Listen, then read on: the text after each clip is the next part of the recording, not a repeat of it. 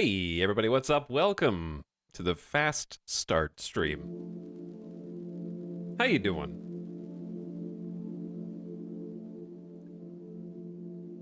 It's finally time. Almost. Just a little while longer. Apologize for the the false start stream. I had to turn it on and then I was like, oh no.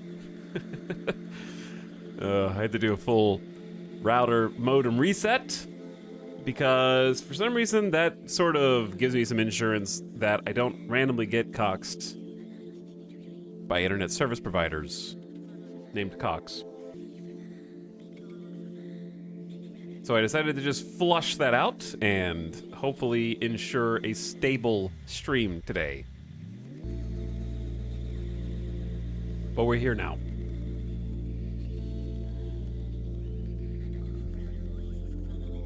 Time to get on the server queue hype train. I'm actually incredibly excited. Chat, we did a 13-hour plus stream yesterday.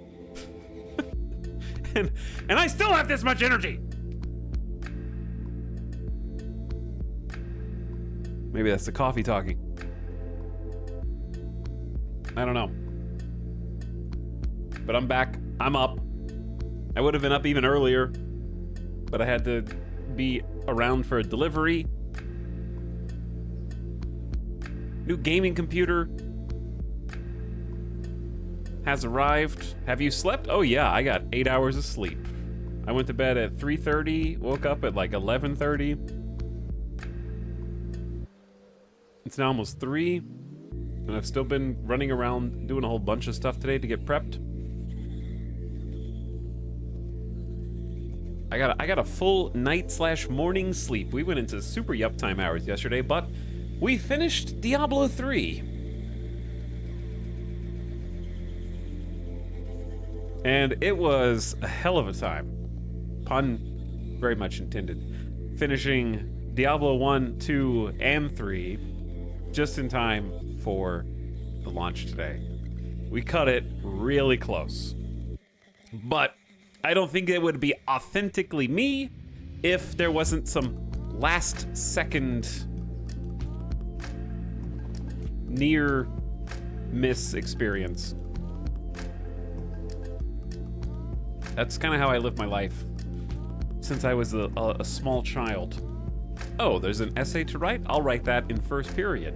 Due in fifth period. That's easy. I have plenty of time.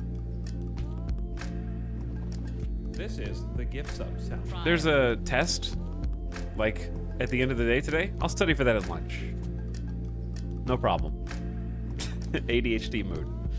It's just being smart. No, it's just being really good at cramming and writing.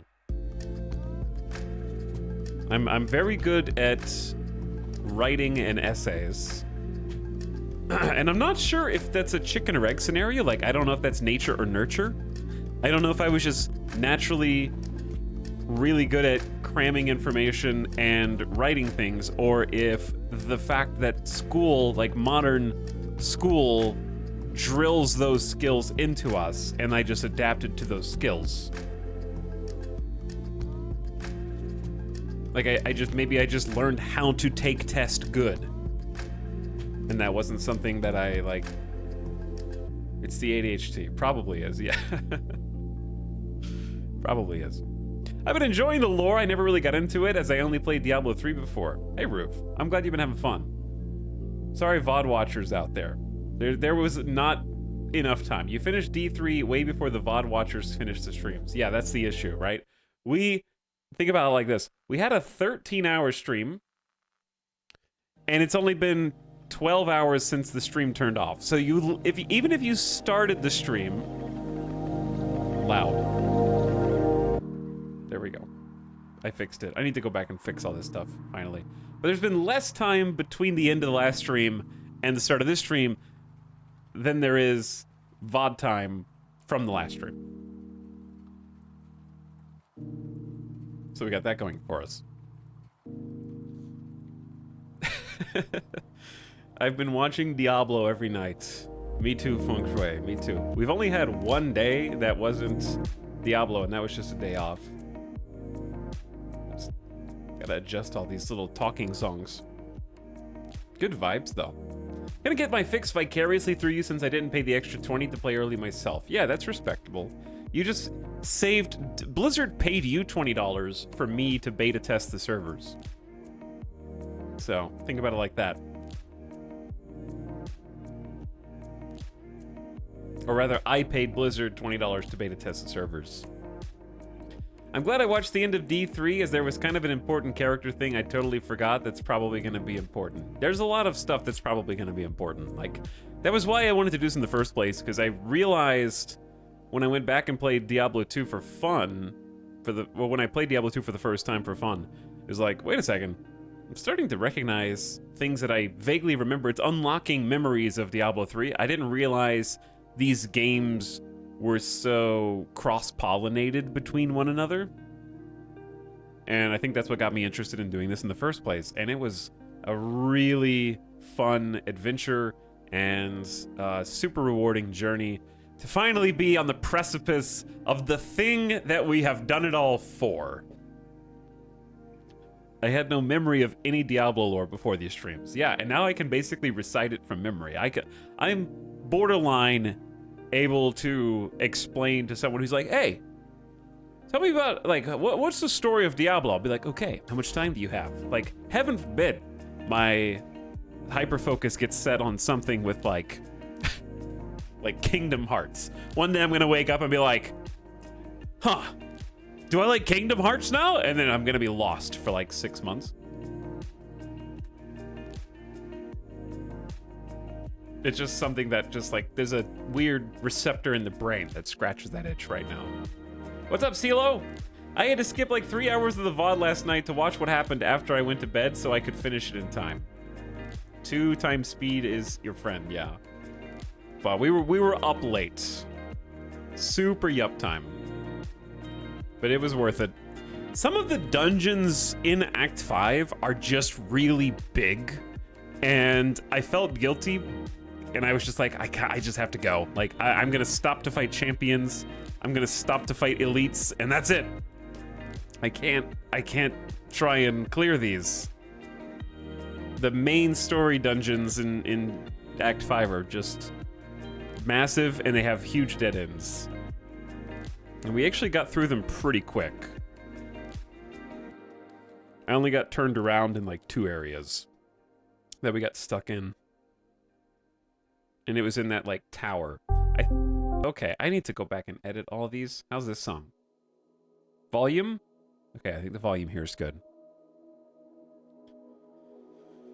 Anyway, that's what I'm actually most excited about today. It's just like, I'm taking a deep breath right now. Just breathe in, breathe out. There is no time crunch. There is no rush. The job is done. We can rest. And by rest, I mean we can kill more demons, but at our own pace. And that's kind of the main thing. Like, I was definitely going outside of my own pace at the end, but I also was wanting to be 100% certain to stop and, like, continue the conversation and talk about the differences between maybe individual games. Like, I remember... I remember last night, Sim came in, and Sim was like, so... which Diablo is better, Diablo 2 or Diablo 3? And I was just like, well, okay. Let me sit up for this one. I got like a 10-minute explanation. So I wanted to be sure that to not get so wrapped up in a drive to, like, I gotta finish. I gotta see credits, that I missed the point of doing all this in the first place. And I think we achieved a nice balance there. That's a cool shirt. This is the Vegas Aviators, their baseball affiliate team for the MLB affiliate.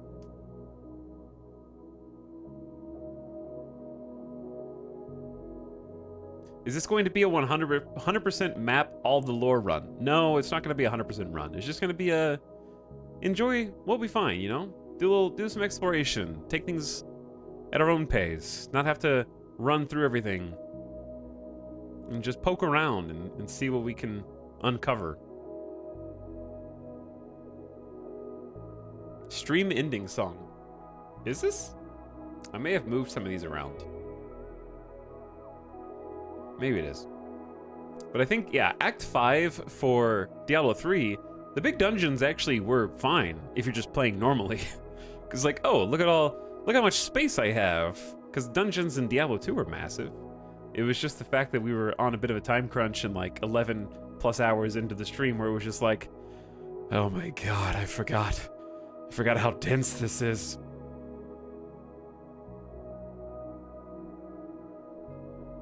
Assassin's Creed full playthrough? No.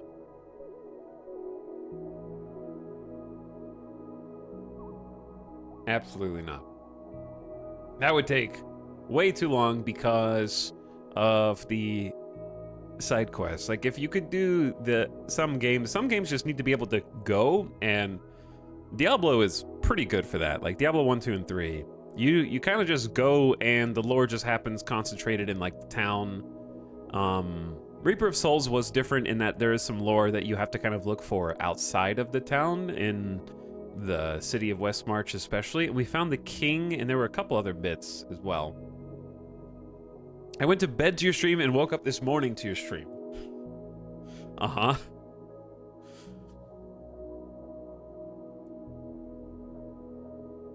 I went to feed Midas at like 12:30 in the morning because I was like, dog needs to eat regardless of how long the stream ends up going. And I went to feed him, and then I saw Alice was like passed out with the laptop with the stream on, and I could just hear the stream BRB music. She made it as far as she could. And I think she caught up today to see the end. I was like, you need to go to bed. You should just go to sleep. You don't need to be staying up for this, because we still got like 3 quests to go in Act 5, and it might be another couple hours. And it was like 2:30 a.m. when we wrapped up. Okay, chat, we have less than an hour, T-minus 57 minutes, and we've got stuff to do. I've given you time to peepo arrive. You had a courtesy 15 minutes. I did turn on, I forgot that there was a few things. One, I forgot mature content filter was the thing. Diablo 4 is more grotesque than the other Diablo games. Which is segueing into what I'm about to say. We're gonna watch the Diablo 4 announcement cinematic by 3 They Come. Like we have to watch that. This is the lore run of Diablo. We're gonna watch that. We're gonna watch the release date cinematic. So we're gonna get started with some nice movies to put us in the mood.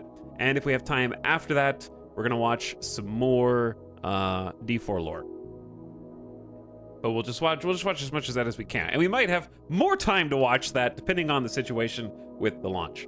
That was one thing. There was a second thing in ADHD I've already forgotten. Oh, I will have drops should be enabled for Diablo 4. Everything's linked up. So I'm gonna need to kind of get feedback from you guys to make sure that's working. There's a few cosmetic drops that you can get just by watching the stream. I am not one of the streams that you can gift subs to get horse, though. Blizzard doesn't know I exist, and I am not on that list. So if you want to get the little cosmetic horse, I can't give you that, unfortunately. Don't drop start the... A new sub for your collection. While you still can. You know what, guys? Being a sub's not so bad. Get that guy. Drops do start on June 5th. You're right. You are correct. And support a streamer is also from June 5th. But I'm just telling you that in advance. But anyway, that's a good point. There aren't going to be drops enabled today. No horse peepo leave. Hi, gamer. I'm here and waiting for release as well in 54 minutes.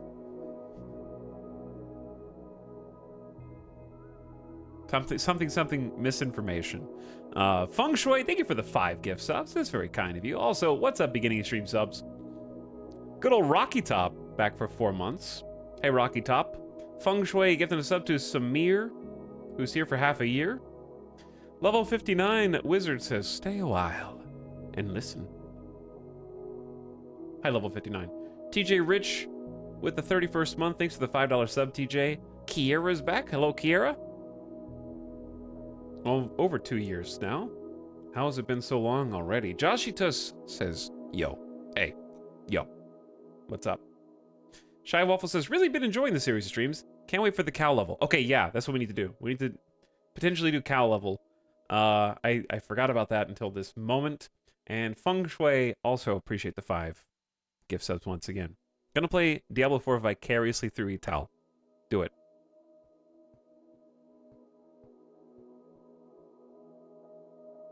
But how am I gonna play without a horse? Okay, let's start with the cinematic. These are long. It's movie time. You may have already seen this, but now you're going to see it again. If you haven't seen it, you're in for a treat. But yeah, I do have the mature content filter up today for a reason.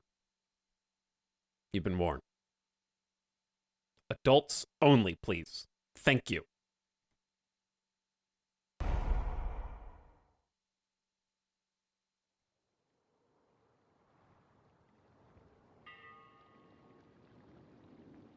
Should we have subtitles on? I don't. Okay, just real quick. Subtitles good. Subtitles that have like action, clashing of swords, bell, like that kind of stuff drives me nuts. I just want like dub only. Yeah, that's closed caption. I know.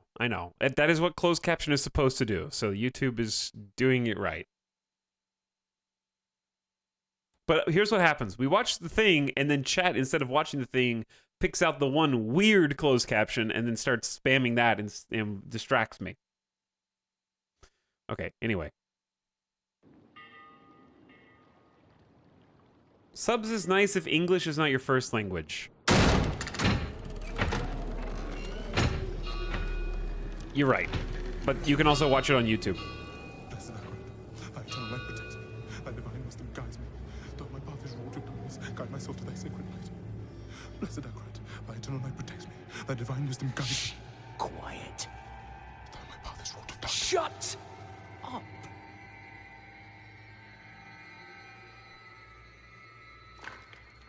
They're talking to you, chat. They have our scent. Run!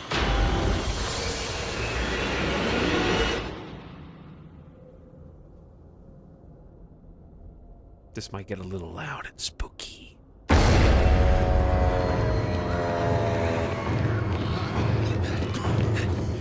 her! Just keep running.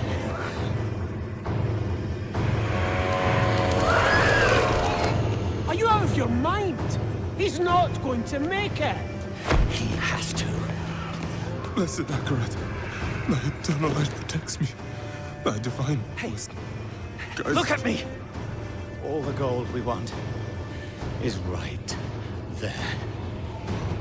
No, I just came here for knowledge. Lore! He wants lore! I know. Get over here! Now, breach the seal. Get us through that door!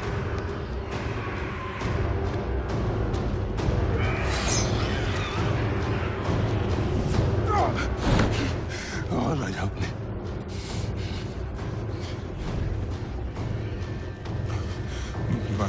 By 3 they come. By 3 thy way opens. Blood show. This doesn't make any sense.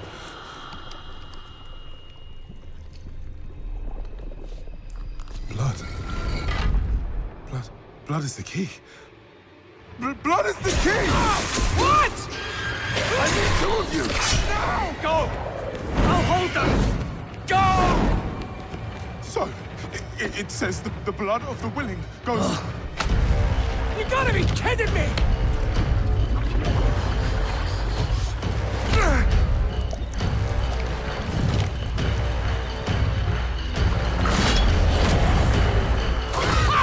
locked! We have to help him! He's dead already.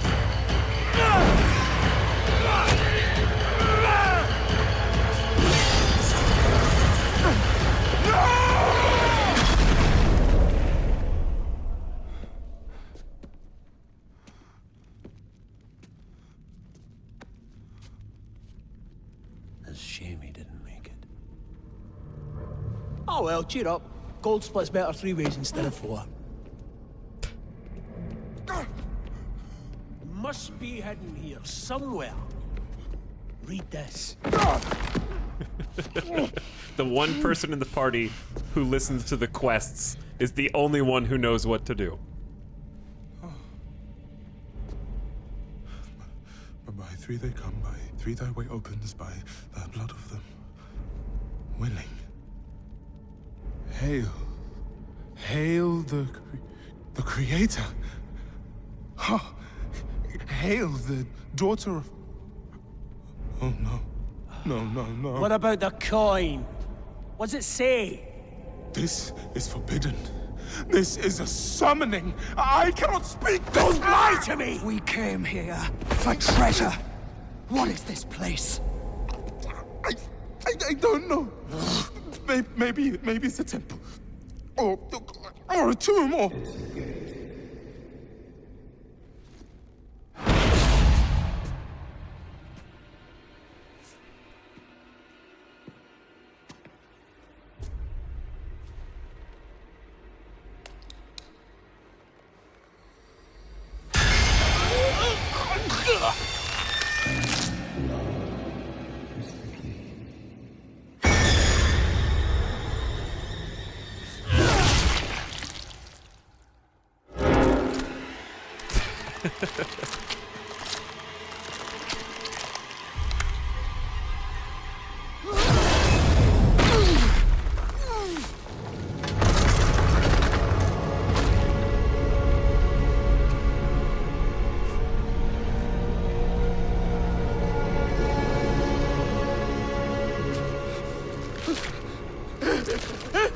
Blessed I cried. Thy eternal light protects me. Thy divine wisdom guides me. Though my path is wrought to darkness, guide my soul to thy sacred place. Only of this we see thy salvation. By 3 they come. By 3 thy way opens. By the blood of the willing.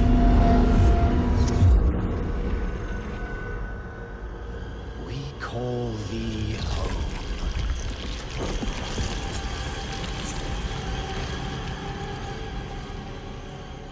Come. Blessed I cried. Thy eternal light protects me. Thy divine wisdom guides me. Though my path is Open wrought to your darkness. eyes. Eternal light protects me. Eternal light protects me. Eternal light protects me. Eternal light protects me. Eternal There light. is no light here. You came to the darkness for knowledge.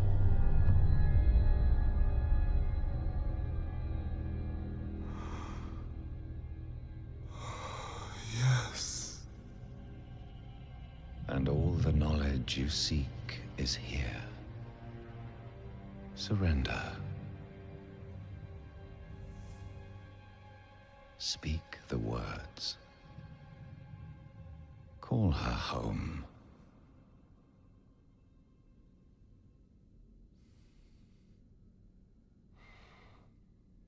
By 3 they come. By 3 thy way opens. By the blood of the willing, we call thee home.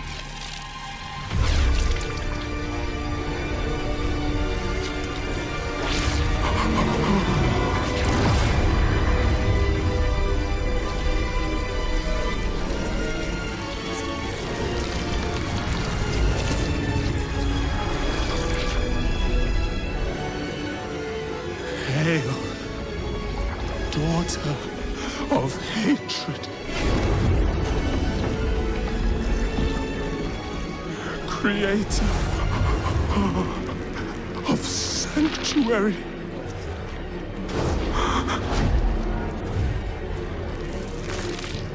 Hail!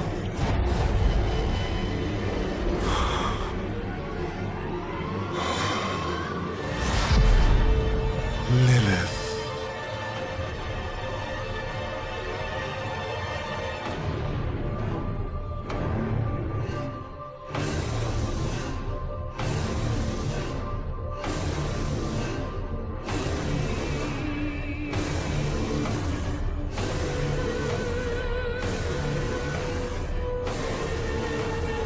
Blessed Mother, save us.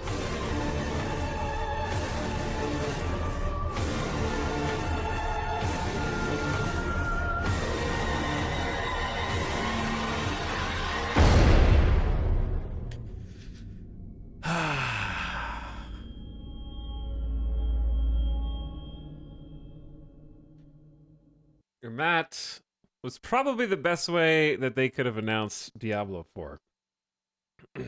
Like, that was a 9-minute cinematic. Thank you, Diablo. Very cool. Ugh.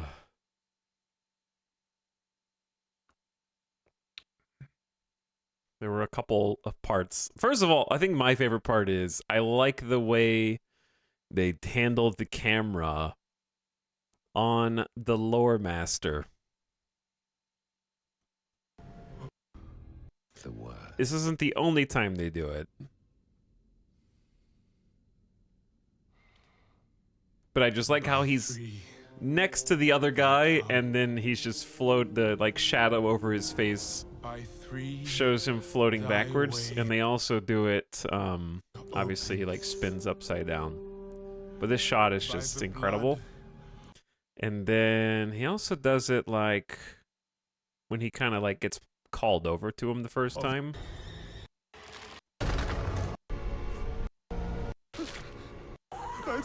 After these guys.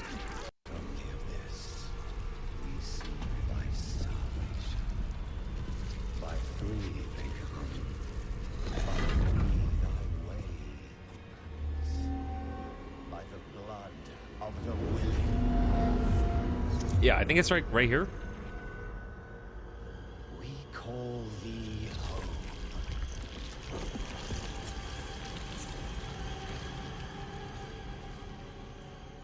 Come. This, yeah, just like that. Zoom forward, but the camera stays totally stable on him. Very cool. Didn't you? Oh, that was the other part.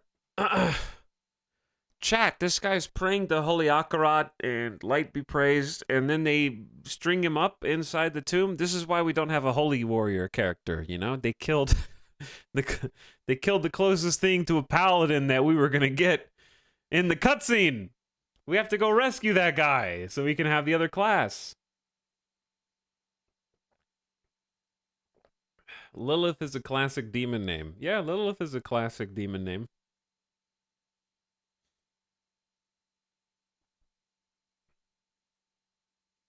Glad I'm caught up on the Diablo VODs.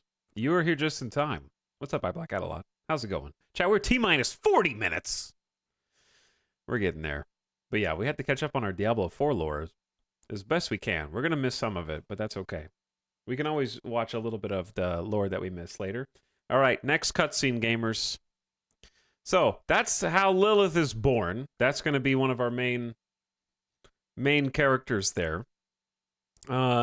They had to do a summoning ritual. 3 had to willingly give their own blood and basically die for Lilith to be resummoned. And then we've got basically the mouthpiece of Sauron as her right hand, who we're, of course, going to learn more about. Do we beat Death at the end of D3? We beat Malthael, who is the former Angel of Fate. Or, sorry, the Angel of Wisdom. Malthael, the Angel of Wisdom. Now, Tyrael is the Archangel of Wisdom, if I'm not mistaken. He has taken up that role. and is no longer justice. Or I don't know, maybe they can be both, but Tyrael is wisdom now. It's kind of filled in the role. Tyrael's still mortal as well. So he basically, by being mortal, he has a new perspective, and that perspective has made him wiser, therefore wisdom. Who's the new justice? I don't think that's established by the end of Diablo III. But that's how the angel hierarchy works. Someone will fill in the spot.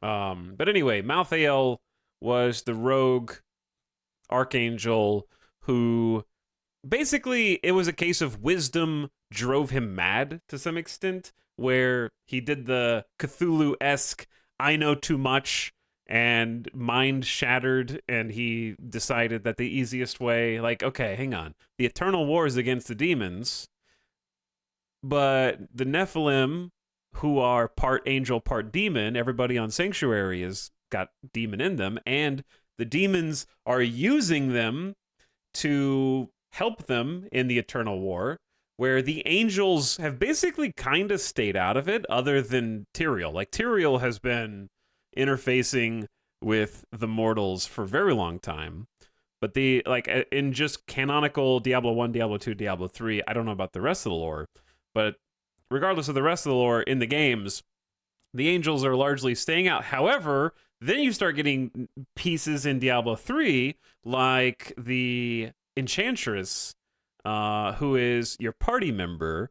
You basically get a whole backstory where her and a bunch of her sisters, who had killed a couple demons, were taken by this mysterious prophet and trained in order to be even better at what they do. And they were put into a specifically deep magical sleep to wake up and prevent demon invasions of Sanctuary. And then you realize at the end of her story that the prophet was actually an angel himself. So other angels have also been sort of meddling in the affairs behind the scenes, but officially they don't really interact in the same capacity that the demons do.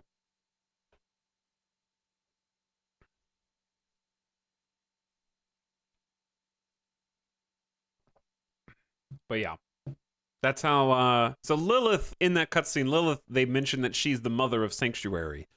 And let's see who is Sanctuary's daddy. Shall we? It's time for another cutscene. This is the release date trailer. Let's do it.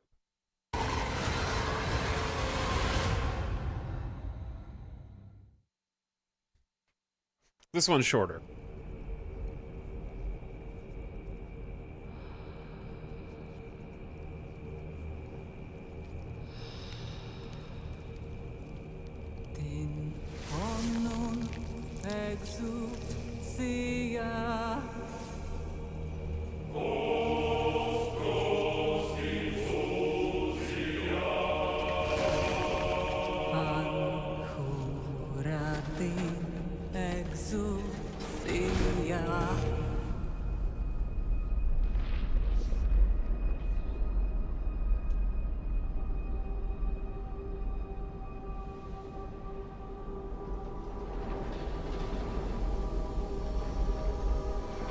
Hold 1 second, chat. I can make this higher quality. Wait, there was a 1440p. Oh, there was a 1440p on the other one.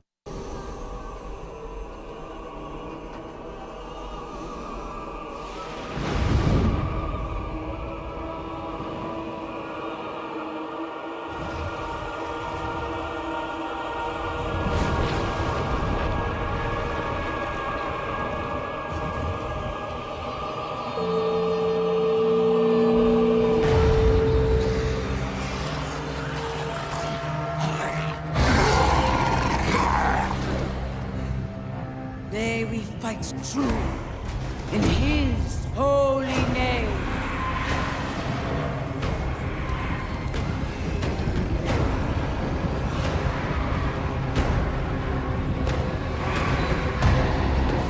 Blessed be the light.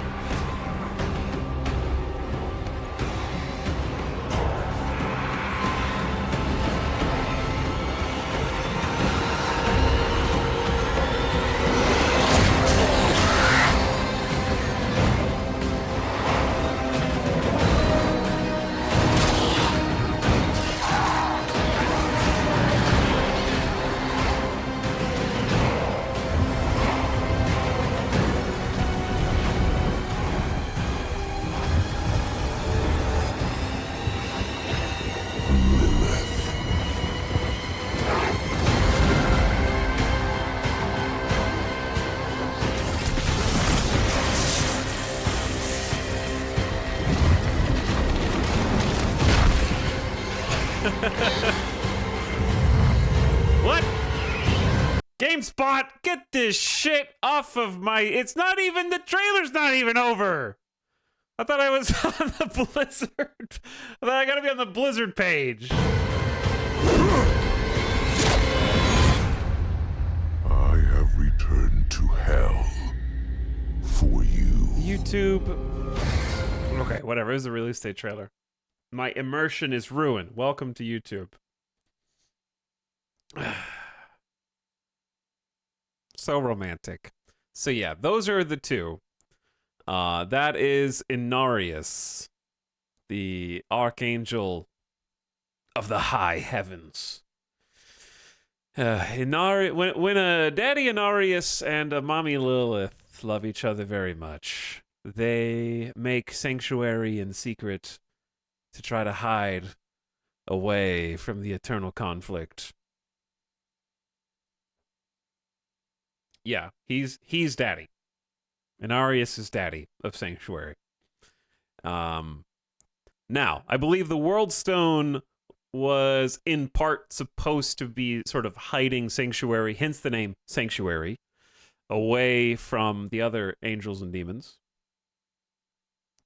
But obviously, didn't work so well, and the demons have been there for a long time. It certainly hid it from heaven, at least. And then the World Stone was shattered at the end of Diablo II, and then everyone was just like, huh. Huh. How about this?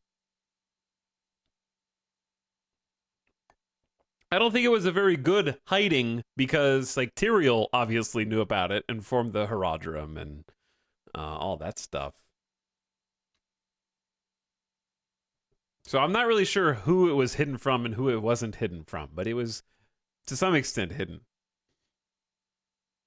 And that's why they were kind of like trying to be neutral and have it be like a separate place.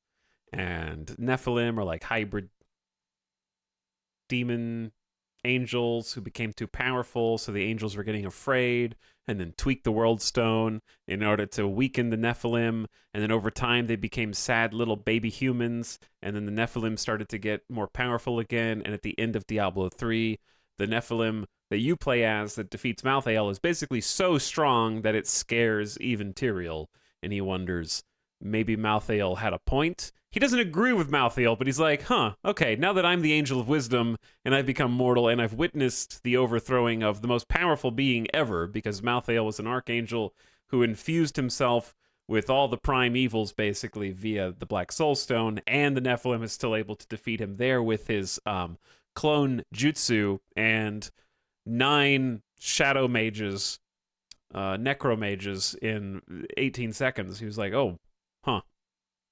Now I can see why Malthael was so afraid of them.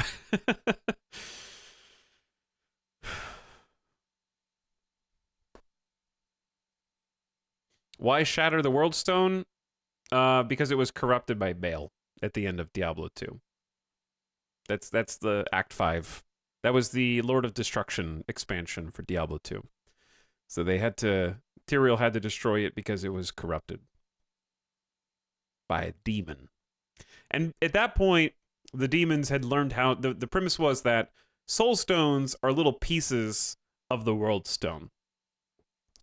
And in Diablo 2, the point is that the demons have learned to not just have the soul stones be their prison. They were trying to make them into a prison.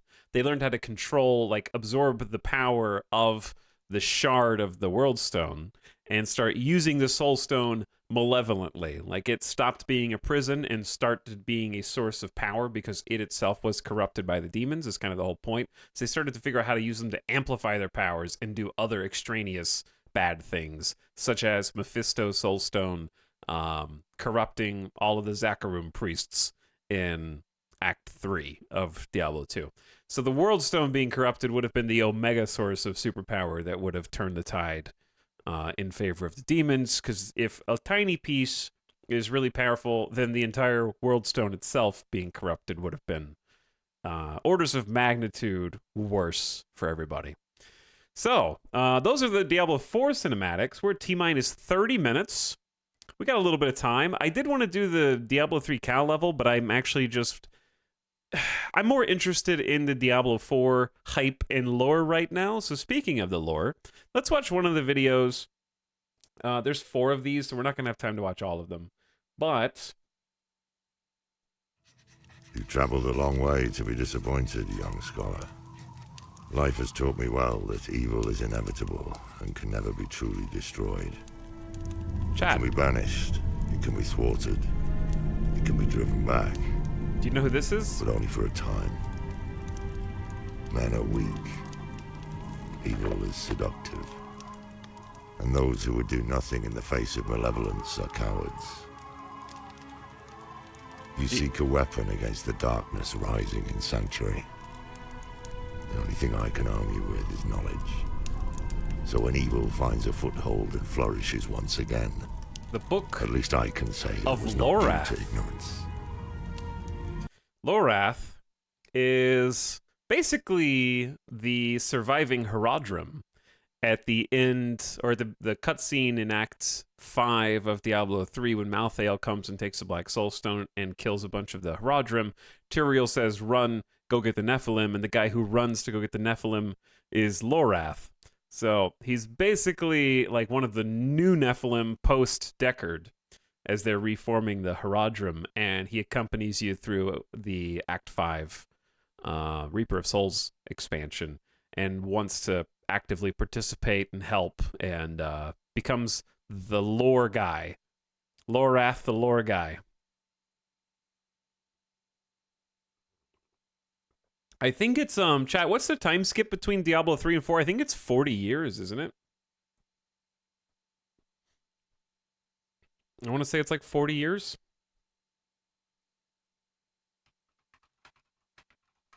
There was actually some confusion that I saw online about that. Let's see. The official timeline of Sanctuary.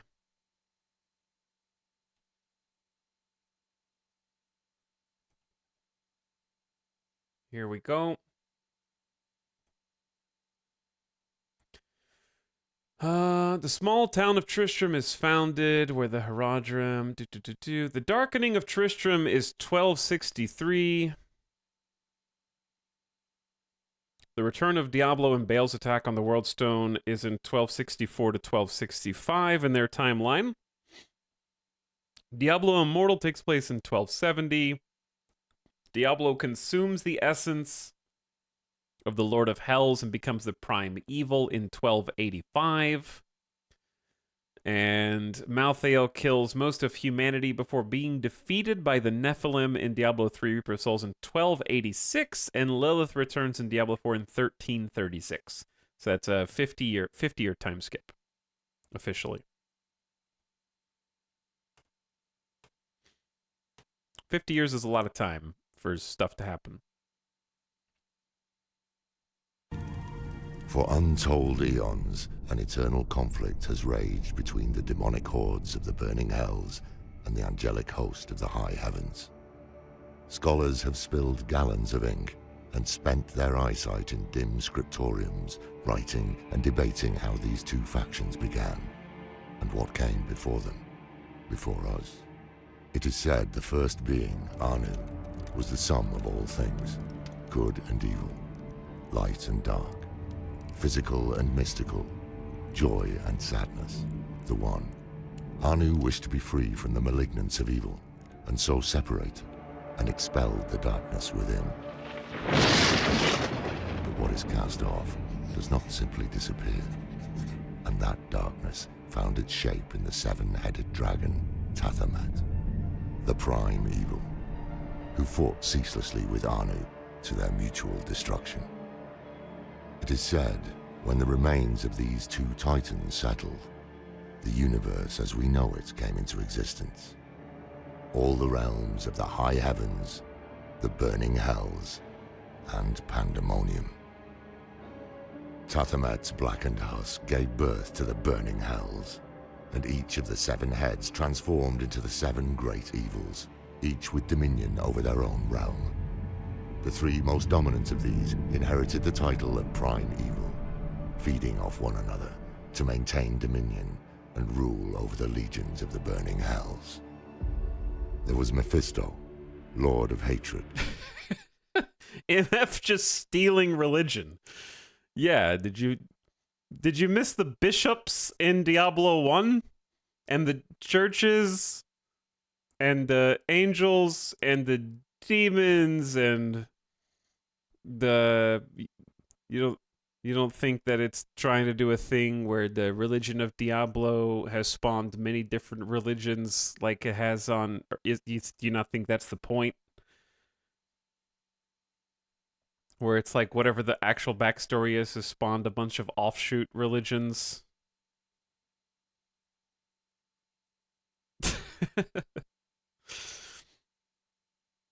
Yeah, all the shrines in Diablo 1 literally have Christian crosses on them. Anyways, chat, I think it goes without saying, if we're watching a lore video, don't spoil shit that's in part 4 of the lore video series. Like, come on. Come on. You know who you are. Bad start to the day. Bad form, okay? We're going to play Diablo 4 with a new player experience. That's me. Intelligence and cunning. Father of Lucian and Lilith, the mother of Sanctuary. Baal, Lord of Destruction, corrupter of the World Stone. And Diablo, Lord of Terror. As Deckard Cain once wrote, for as long as man fears the dark, Diablo will remain the most insidious and, I would argue, the most powerful of all the evils. His name's on the box. So the 4 lesser evils, that's fair, no less dangerous to the people of Sanctuary, are not to be discounted on the basis of their title. Underestimating their capabilities and intentions is a sure path to our destruction. Belial, Chat. Lord of Lies, uses poisonous untruths to create an ever darker, fractious world. Duriel, Lord of Pain. Duriel's back. They made tree nipples. I'm just saying, there are tree nipples on my cacophonous screen. Screams of those in physical agony. Even demons are no stranger to his torment. Andariel, the maiden. I don't remember Andariel looking the counterpart like that. of Duriel. Whereas he delights in bodily torment, Andariel derives pleasure from anguish of the mind and soul. Azmodan, the Lord of Sin, a clever manipulator and master of temptation, loves vice in all its forms, but revels most in the failures of others. Demonic hordes spawned from the vile cavities of the burning hells, a host of ravenous, furious monstrosities that reflected the poisonous elements of their progenitor. There are demons beyond counting in the burning hells. Before they change scenes. But the Before they change scenes, just a quick recap for those who missed some of the playthroughs. Diablo is the only demon here that's in Diablo 1. And also, therefore, in all 3 Diablos. We have Azmodan is just in Diablo 3, and Dariel is in Diablo 2, Duriel's in Diablo 2. Belial is in Diablo 3. Baal is the expansion in Act 5 of Diablo 2. Mephisto is in Diablo 2.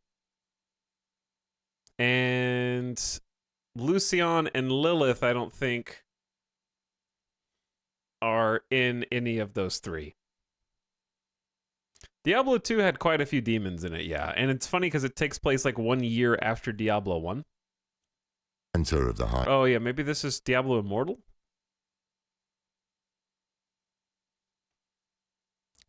Chat. Why are multiple people saying they're in the manual? I'm talking about the video games that we streamed, okay? The things that you can watch on your computer screen. You guys need to get yourselves in check in 19 minutes before this game comes out, all right? Heavens Figure lies it the out. crystal arch, said to be formed of Anu's spine. When it vibrates in perfect harmony, an angel is created. embodying an aspect of what Anu had once been. The purest of these become archangels, and 5 rose above the rest to lead the host of the high heavens. The reason why they're in the other games is because they were in the extended lore of Diablo 1. Well, I'm just identifying which characters are in which game so that you can place it, since we just streamed all 3 of the games. Also, I missed some subs. What's up, Avik? What's up, dude? Thanks for the 35 months. Is now to see which class you go with. Yes, indeed. Oh, let's do a poll. We've already done a poll, but let's do a poll again.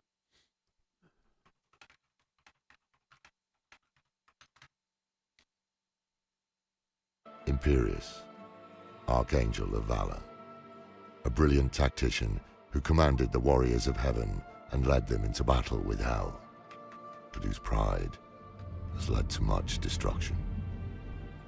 Tyrael, former Archangel of Justice, who abandoned his rigid dedication to justice and took up the aspect of wisdom instead. He supported the many causes of humanity, renounced his angelic nature, and fell to earth as a mortal. Sanctuary would have fallen to darkness long ago without his aid. Inarius, creator of Sanctuary, served under Tyrael and was an advisor to the council until he rebelled. Auriel, the Archangel of Hope, who embodies the shining light of a bright future and sees the potential for good in all things, but who is no less a warrior than the others, dispatching those who spread despair and darkness. She is said to lead the chorus of the high heavens in harmony. Ethereal, the Archangel of Fate, who comprehends the tangled web of fate and time, though the future of humanity I'm gonna remains forget that obscure dude's to name. him. 100%. Unseeable, because we are not of the natural order of creation. Malthael, the former Archangel of Wisdom, who fell to darkness and brought ruin to Sanctuary when he abandoned the aspect of wisdom and took up the aspect of death. I encountered him once, long ago, and barely escaped with my life. Few who met him after his transformation survived. After all, no one can stop death. That's not These true. 5 archangels formed That's the not true. Angelus Council and ruled heaven in harmony until Malthael abandoned heaven. Chat, do you think that Malthael going rogue is just the angels' fault? I mean, if we have this council, the Angelus Council, and one of your council members is a guy with sickles, and he constantly like walks around with his sickles crossed with like a dark hood, I'm just saying that guy's gonna do some bad shit. I don't think it takes like a super genius to figure out that he's the one you need to keep your eye on. The council fell to confusion and dissension. Their unity diminished. Alongside heaven and hell, there is a third realm, and this is where our next story begins and ends. Where Anu and Tathamed slew one another, the violence scarred the cosmos and birthed the plane of Pandemonium. It was here the World Stone, also called the Eye of Anu, came to rest. A mountain-sized artifact of infinite power that embodied the endless cycles of birth and death, destruction and creation. Desire to control its infinite power fueled the eternal conflict, until Inarius and Lilith stole it, and used it to create Sanctuary. What did they steal? Hang on. Oh, they stole the World Stone. Okay. The hour grows late. The fire is dying and the cold is unrelenting. Come back if you're still alive, and I'll tell you the tale of our creation. Come back if you're still Of our alive. creators, Lilith and Inarius, mother and father of Sanctuary, and the long, bloody history of the eternal conflict. For now, we should rest, Okay, next video. and I pray your dreams are not as dark as mine. Chat, You've returned. I've returned. Vote. You've got like a minute and a half. Vote on class in the chat. And with ale this time. Okay, we need to go. Wise choice for this dark story. We gotta go fast. The shadows will seem longer when it's done. Before we talk to Vanu and Tethamet, the high heavens and the burning hells, and all who reside there, embroiled in the eternal conflict. Now let us speak of the creation of Sanctuary, and our creators, Inarius and Lilith, angel and demon, our father and mother. The eternal conflict raged on, endless and all-consuming. Led by the Angeras Council, the angelic forces fought countless battles against the armies of the seven demon lords, who sought to conquer all of creation. Though the high heavens often defeated their adversaries, they also failed to destroy them, allowing evil to return again and again. Okay, I got it. Ceaseless, unrelenting. Ceaseless. Both sides claimed victories, both suffered crippling defeats. The conflict was a never-ending slaughter. Many of these battles were fought in pandemonium. The plain set to be formed from the violent death of Anu and Tethamet, where the heart of creation lay. The mountain-sized artifact. Okay, all right. This part's we'll get to the part. Death of Anu and Tethamet, where the heart of creation lay. The mountain-sized artifact that would come to be known as the World Stone, housed within the Pandemonium Fortress. Any who control the World Stone would have the power to create new worlds, or unmake them with a thought. A desirable and dangerous prize indeed. It became the focus of the eternal conflict. Over the eons, the Pandemonium Fortress changed hands many times. It became a strange place, embodying the warped reality of Pandemonium as a whole. A structural and liminal place, affected by the high Gotta read heavens fast, chat. and burning hells alike. Angels and demons, too numerous to count, have fallen at its gates, over and over and over again. This endless cycle caused Inarius, advisor to the Angeras Council and under Tyrael's command, to eventually conclude that the war could never be won, and he resolved to abandon it. Elsewhere, Lilith, daughter of hatred, was arriving at a similar conclusion. On her father Mephisto's role in the eternal conflict, Oh, her Lilith dad's once wrote, Mephisto. "My father is content to fight the same battles and the same foes, while everything turns to ashes. The war will never be won so long as he and his brothers lead. There is an end to it, but fools like my father are too blind to see it." I think I knew that. Inarius and Lilith, angel and demon. Separated by a vastness in distance and experience that is difficult to comprehend, they came to the same conclusion. They must escape the eternal conflict. I wonder if the cosmos had ever contemplated such an unholy alliance and divine union. I wonder if creation shuddered in horror and awe, as Inarius and Lilith gathered others to their cause. We can turn the game on now. All right, we gotta turn the game on. Obviously, that's the most important thing. What if we just stalled for an extra 30 to 40 minutes after the game came out just to watch the rest of these lore vids?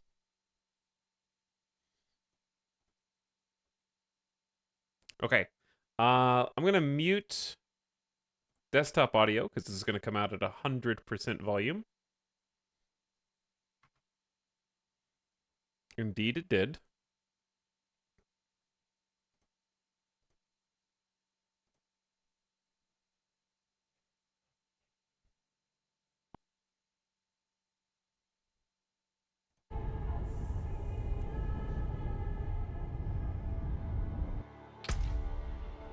Check it out.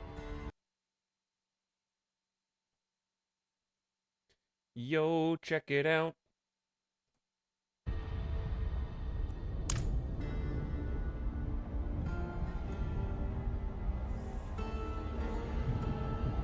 All my recommended channels are playing D4. Yeah, they are, because you've been watching our Diablo marathon.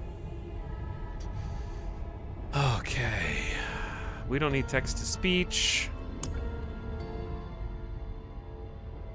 The hype is real.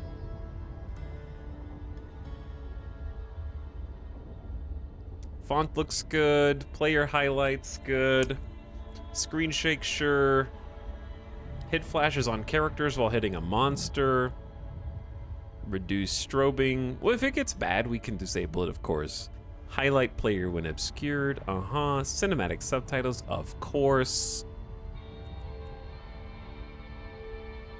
Looks good, right? Chat, run to the bathroom now. Oh, we watched this already. I didn't know they were going to play it right at the beginning. This is also a 9-minute cutscene, so if you missed this cutscene, go back in time. Whoa, already? Hold on. Are we allowed to go in, or wait, are the servers on? They just turned them on 10 minutes early? I thought we were going to be like a main menu. How do you get to graphics?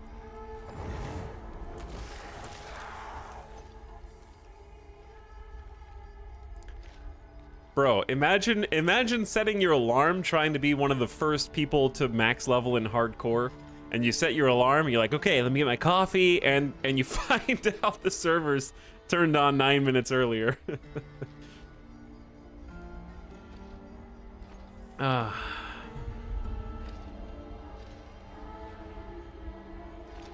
Okay, I don't know if we want sharpen image. We'll come back to that, right? If they defaulted to 6, I'm gonna trust them. HDR, I just don't have a monitor for HDR. Limit cutscenes to 30 FPS. No. Peripheral lighting, yeah. I don't think we need DLSS. That's just boosting frame rate. Sometimes it looks bad. Okay, max FPS. We're gonna do 144 if this is anything like Diablo 3's.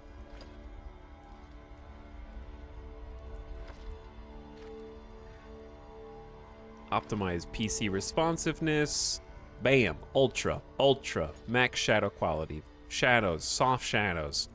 Max shaders, SSAO, fog, clutter. Check. Water, anti-aliasing, geometric, terrain geometry, physics, particles, reflections, screen space. Okay, there's no blur. There's no like motion blur to turn off, I think. Lock that in. Yes, I'd like sound. Boo on not having these default to like 80%.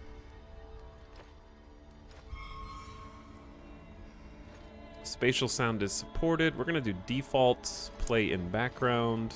Do not auto join voice channels.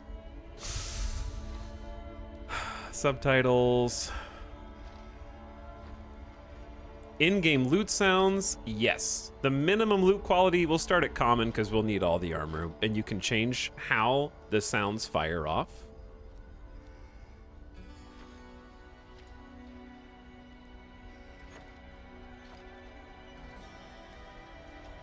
DLAA is a good setting for DLSS, no upscaling, just AA.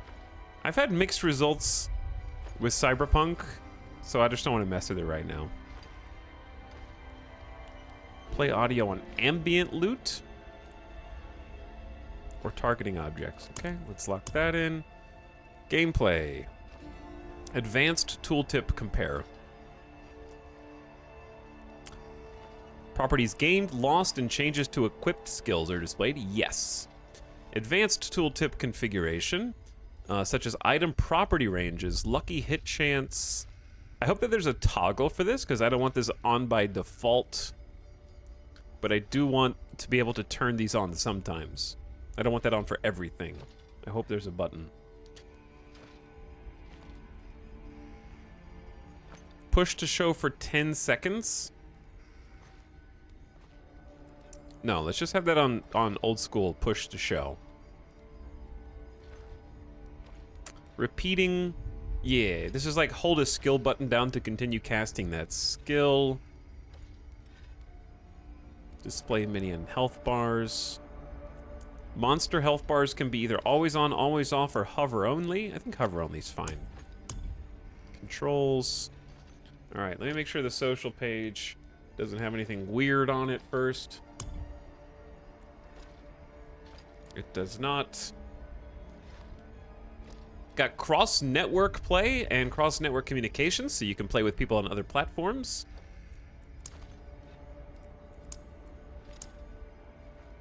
Turn off all these stinky notifications.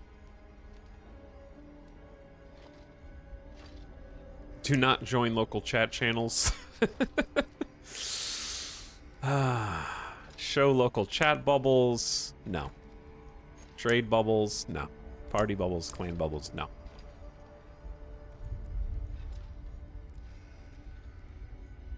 Okay. Looks good.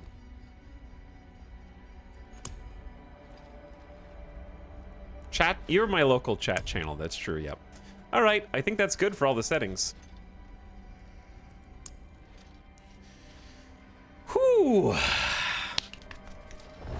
Here we go. It's character creation time.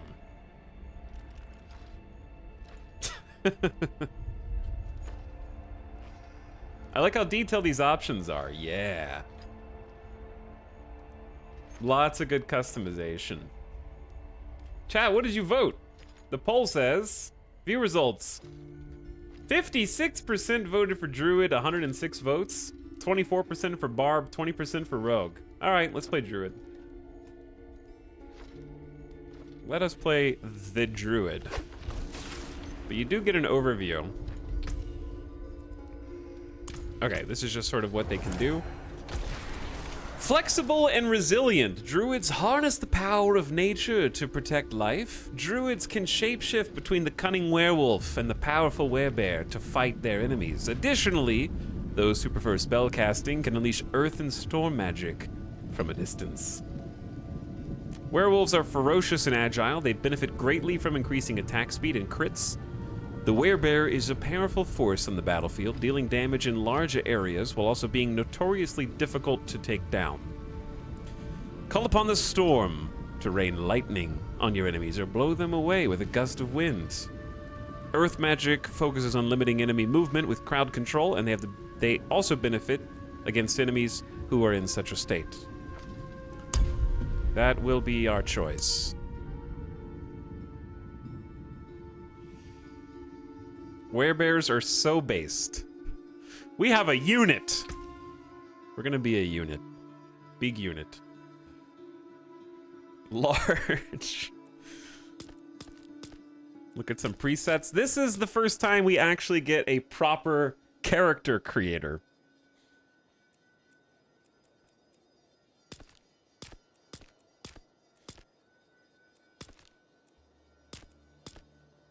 Let's go with a preset. Let's start like here. Hairy, not surprising. Big beard, lots of hair. Okay, we have 4 face variations. Let's do this to just start with. Okay, put the beard back on. Please put the beard back on. I just need to see what your face looks like. So I can pick a good face.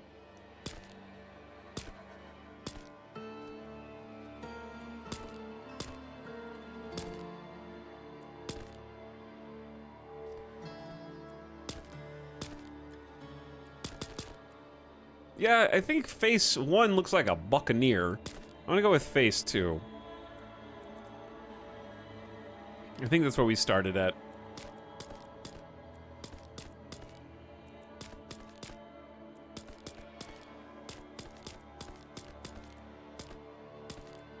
Oh, that's cool. Lots of customization, dude. This is pretty sweet. Okay, a druid is not gonna be pasty white, okay? He's outside, he's an outdoorsman, he's seen the sun. He knows what it's like, vampire druid. Druids have been hardened by the sun a little bit.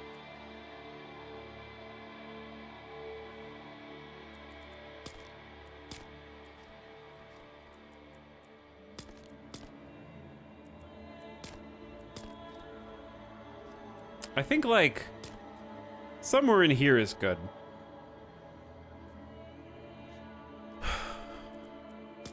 They do have a bunch of different shades as we go.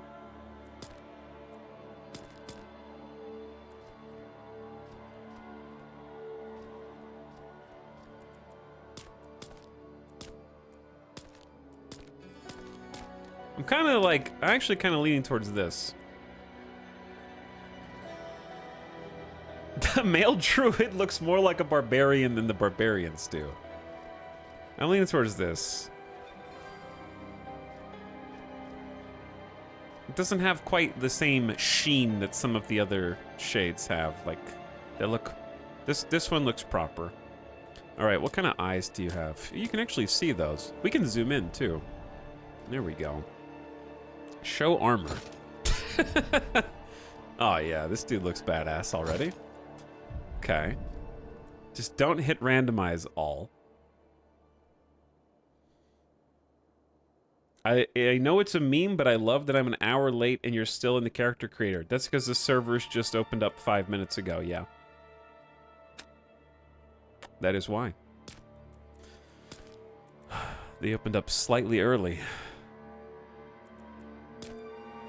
And chat, thank you for alerting me that I could get in and get those settings. Green incandescent. That's the weird one that I actually like. I'm going green incandescent. I want some interesting nature eyes. Okay? Hair time. We got 11 hairstyles to choose from. I'm assuming... I actually have a question, chat. Are there more hairstyles that you can only get from like a town or a barber? Because that would be something that would be cool. Like you explore in a different area and they have some unique trims or something. So you could look at someone and be like, oh, they must have been to this city up north. That'd be pretty sweet.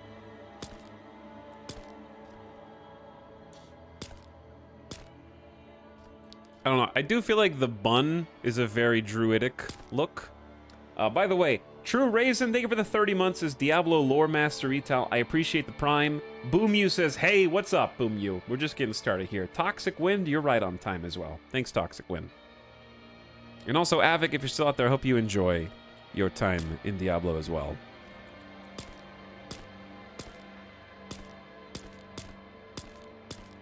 I feel like everyone's going to be doing the bun, though. Ah, nose is running. Hair 8 is my favorite. Dorito likes the ponytail. This one.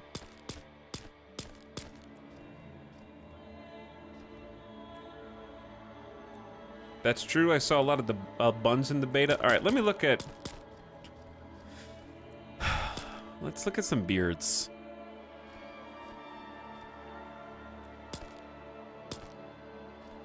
The goatee, classic, respectable. The Jafar, the Mountain Man, the Depp, the Scraggly.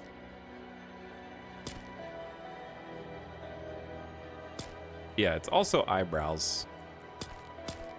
I don't know, do I want to be a Mountain Man druid or do I want to be like, maybe I should be a baby druid who gets a beard later.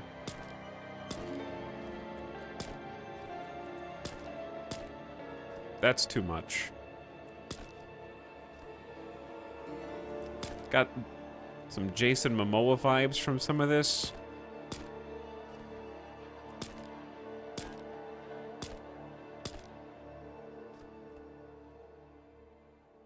Taking some time to make dinner. Hey, nice. Got a feeling it's going to be an all-nighter. Yeah, it's going to be a late one. Man, I loved 10. Aw. Not me. Not me. Bald plus full beard to give him the Kratos vibe. Hold on, let's see what bald plus beards look like here.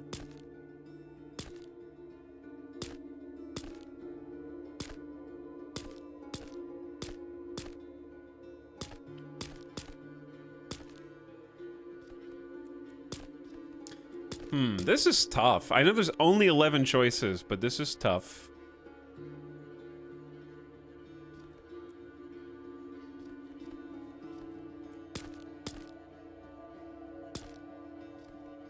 Like, it's the this is the combination that I want to stick with, whether I know it now or not.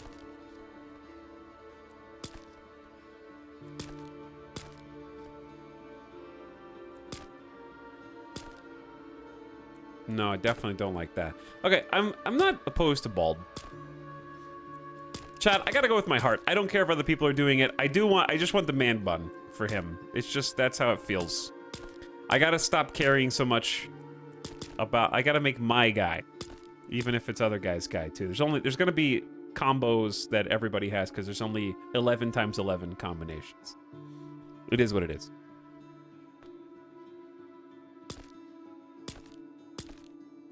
But what color hair? I know. We gotta think about that too. Black and white. Red fire. Teal.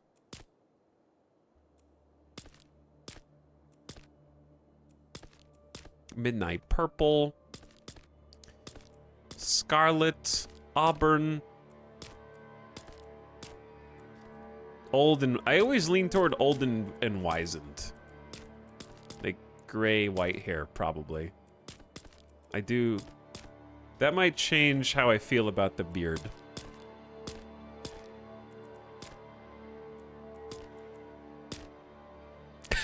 Okay, I kind of like the angry eyebrow, big unkempt beard now.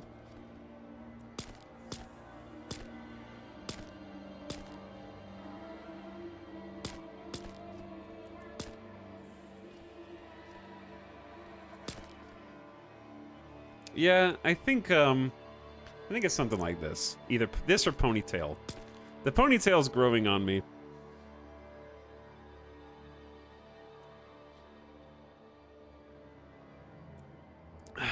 This is my druid. There are many like it, but this one is mine. I agree. All right, we got to get some sweet body tattoos for this druid. I got to blow my nose real quick.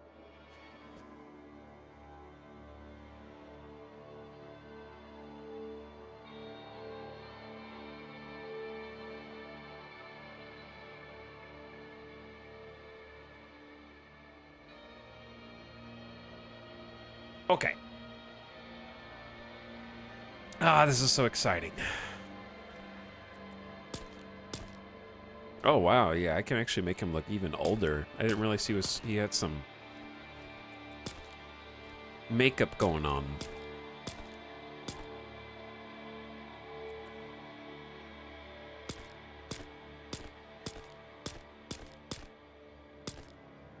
I kind of like this one.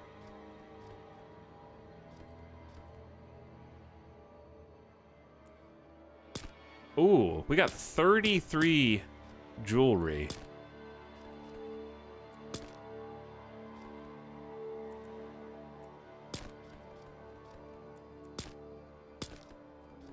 Gotta get something druidic, not the big hoops. A nose ring, maybe? Some bone spikes? I said not the big hoops, but maybe the big hoops.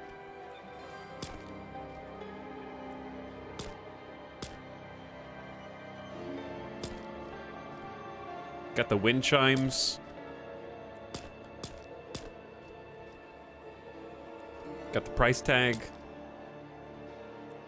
Got the little scarab.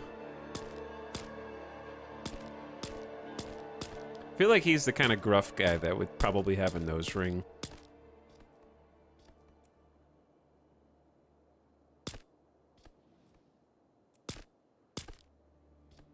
Though I also do like the... this one. I like 21. Not really on the bones.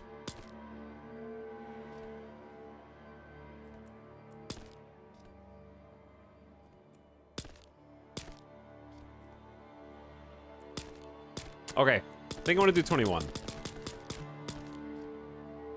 There we go. Markings. So, fun fact about the markings page that I remember. There he is. If you go over, it's different pages, which is really confusing on the console. So, on the console, if you're not selecting the individual ones, it's going to look like there are a lot fewer than there are. This dude looks metal. He does look metal.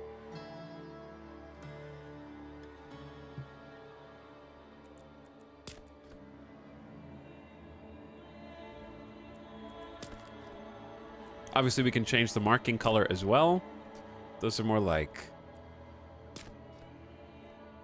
Almost like symbols of like rune carvings or something, you know?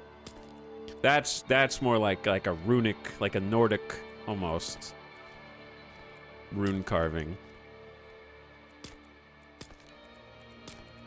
The dagger down the back, the scales of justice, the body sleeve, or the arm sleeve rather. That the shoulder, the pauldrons. Kind of like the shoulders. I want to be like a nature magic druid, you know, something that has that kind of vibe. There's a couple standouts here. I actually am thinking about just going with this one. Just like I like the idea of the druid mage who has like all of the magic runes, like not carved, but painted on his body for extra spell power.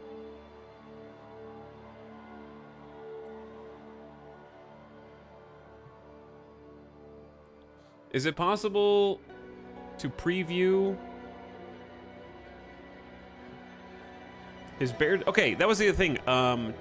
With the transformations, someone in chat told me your hair color choice dictates what color your bear and your wolf are, I think, right? So we're gonna have just like a gray, I guess. That's fine.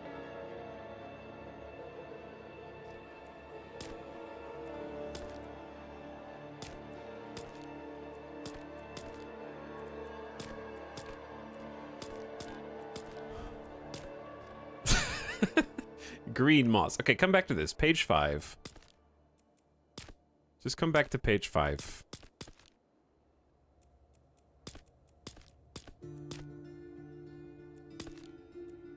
Yeah, I just want to roll with that, but not this color necessarily.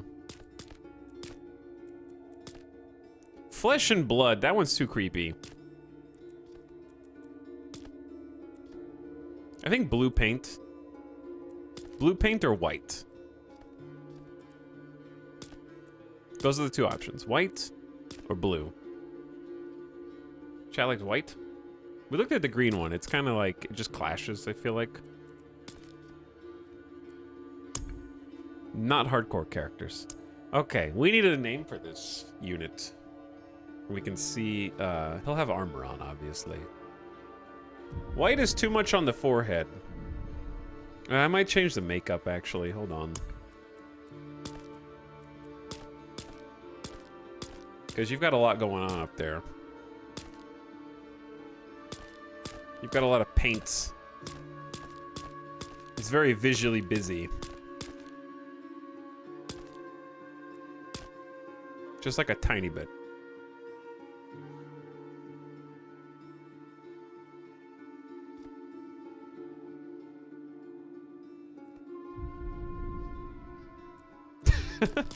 All right, real quick. Chat, are there any other? They're all cool. I think there's some neat options. No, that one's too much. Sleeve is really cool.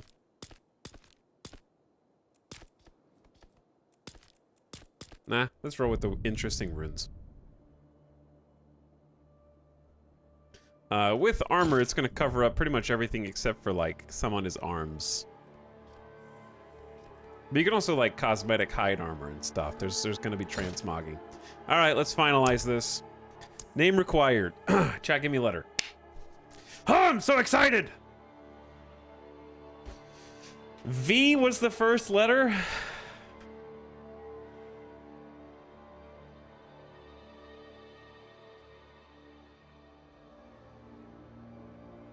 It needs to be a druid name.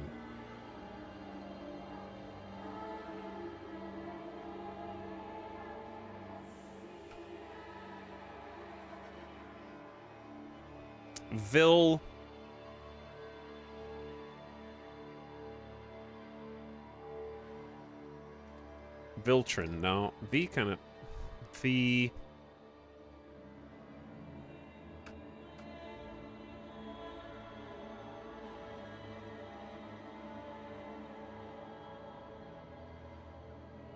Volvo. Voldemort. Okay, stop. Oh.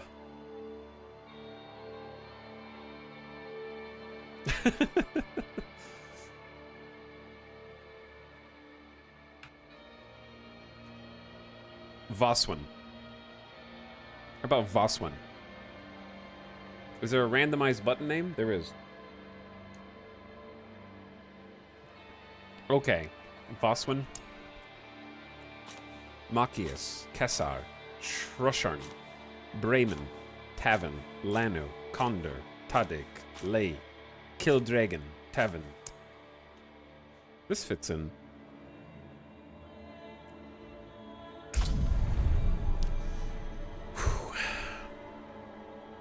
More in-depth tutorials recommended for new Diablo players. We are anything but new Diablo players at this point.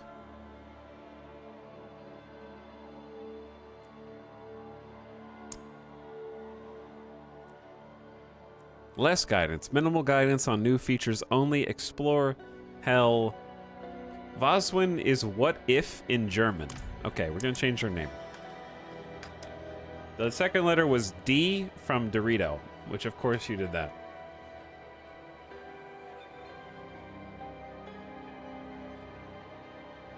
How about some Doswin? Okay. What is Doswin in German?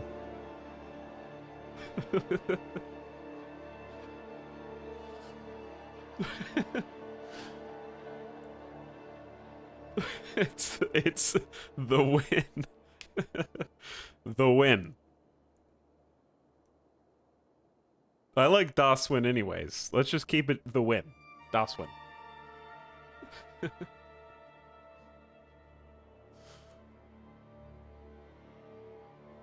Bro, someone's gonna hit 100 before you're done with the character creator. Good. I'm done rushing. I'm gonna let those dudes be their hardcore level 100 speedrunners, okay? When people are in a Reddit thread tomorrow complaining about the Diablo IV endgame in the thread, I'm gonna be chilling. I'm just gonna be like, hey, what's over here? Oh, this character's so interesting.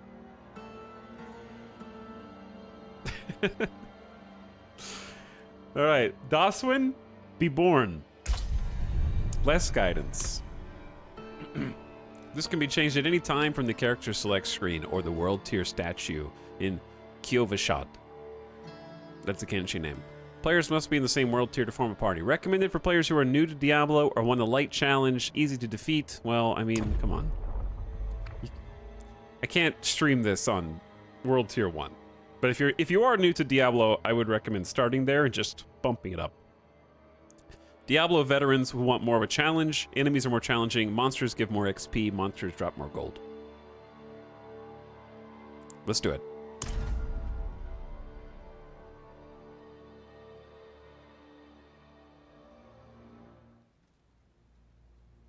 Hold on, I hope this doesn't skip.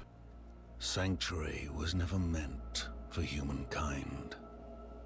It was forged as a refuge from the war between the high heavens and the burning hells. We get lore right from the beginning. Instead, it became a new battleground in this eternal conflict. A secretive group called the Haradrim has kept mortals safe. But now this once powerful order is a husk of what it was. And Sanctuary's ancient creators have returned to claim the hearts of humankind. This is the story of their downfall. We're gonna need a larger horse. That's like a pony, dude.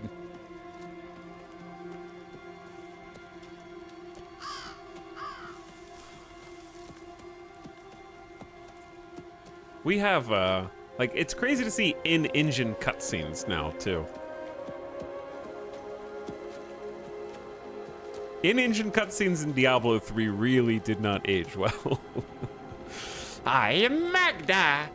And Deckard Cain, you fool! You won't help me recreate the sword. You will perish.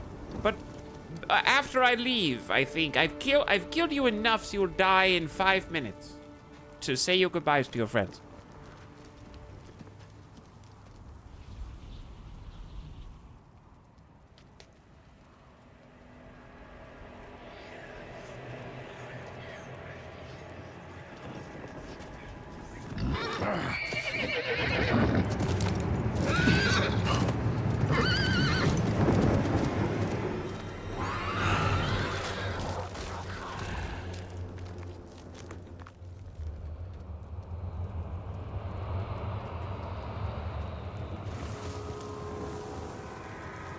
Well, I guess we're gonna get our new horse.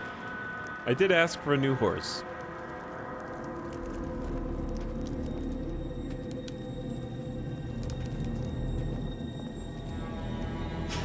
I have already failed my duties, my sacred call as a druid. Chat, I think the audio's delayed. I'm getting like, it's not you, it's me. Like, it sounds like the audio's happening separately from the cutscene.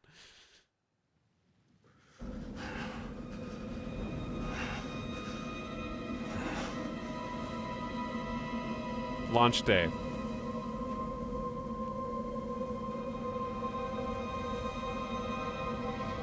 No, it definitely is.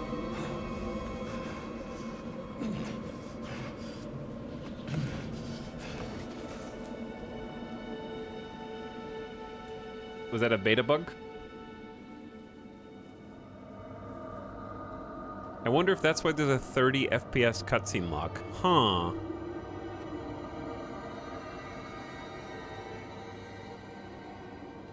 Yeah, I wonder if that's the 30 FPS cutscene lock.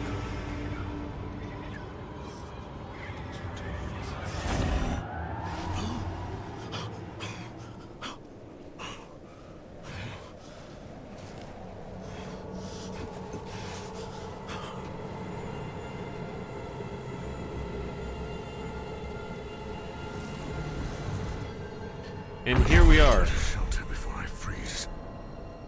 One of the first entered Kyovisha during open beta or early access.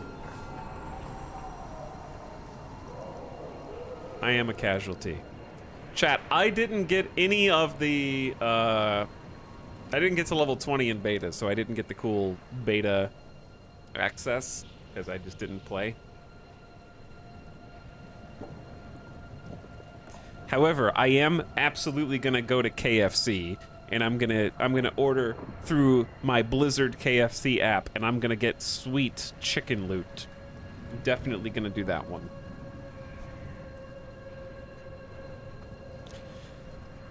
Welcome to Diablo IV. I'm not joking, I'm gonna go to KFC. I just have to find some time. How long do I have? How long do I have? You can't just go. You have to like order it specifically through KFC. I want to know what my KFC random loot is. This feels so weird because I played this on console first. I might need to switch to the other side. The UI is much more condensed. Like, I have a lot more space right here between. Don't poke me. Stop. There's someone's knocking on the edge of my camera frame. Probably some idiot with a clipboard. I got 4 weak healing potions. We have a dodge now. Whoa. I must wait a moment. Okay, so they fixed the character talking to player is way louder in Diablo 3 for some reason. That's nice. So they just always dodge toward my mouse. We have a basic attack. Okay, I need to learn all the hotkeys and stuff. We can have 6 skills, just like in Diablo 3. Check the character sheet. No title selected. Chat, if you add me, I will block you. Profile public, set to private. Wait, no. My, this is just like the ability to look at my character. I don't think that that is private information.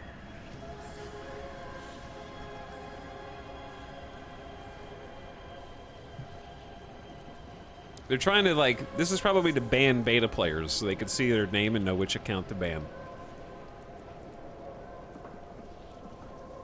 We have a simple club. What is this? Yeah, I'm carrying like a 2x4. This is my totem. Just an offhand with a teeny bit of bonus damage and some cooldown. I gotta get used to all these new tooltips, huh? I have advanced tooltips on for comparison's sake.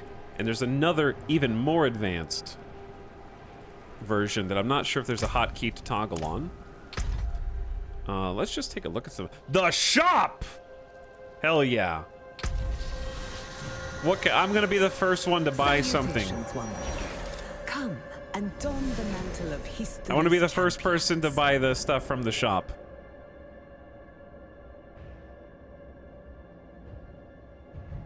Okay, let's actually see this. I want to make sure that if I go to like the currency thing, that it doesn't show any actual information.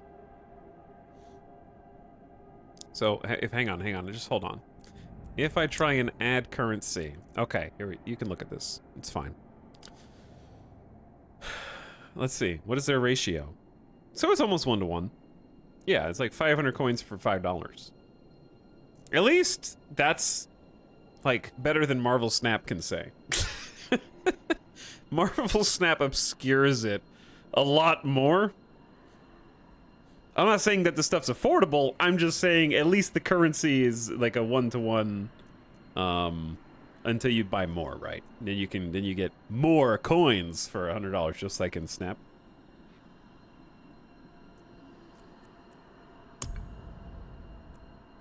So roughly a $28 cosmetic set. That's a bold choice. This one's like what, a $24 full set? Chad, how does this compare to Path of Exile? We actually looked at some of them, but the same? I feel like this is cheaper based on what we looked at. Path of Exile doesn't cost $70. Yeah, but it's a one-time purchase of $70. Are you only ever gonna buy one set, Dorito? Like if every set in one game is always 50% more, or every item is 50% more, then eventually you eclipse the first purchase.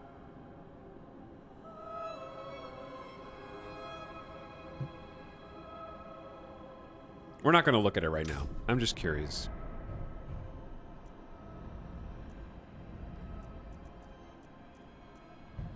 So, we have armor, equipment, and legendaries. I know that this is the content that you came here for. I'm actually just looking for context of what the shop has in it. And we got the horse armor DLCs. We do have horse armor DLCs. I'm mostly just curious. We have cosmetics, and we have add-ons. So that's just Ultimate Edition and the Crypt Hunter horse. And then that's the money. So yeah. If the store stays like this, then this is fantastic. In terms of like, as long as it stays cosmetic and it stays just like mount or armor, I have literally no problem with this. If people want to buy this stuff, go for it.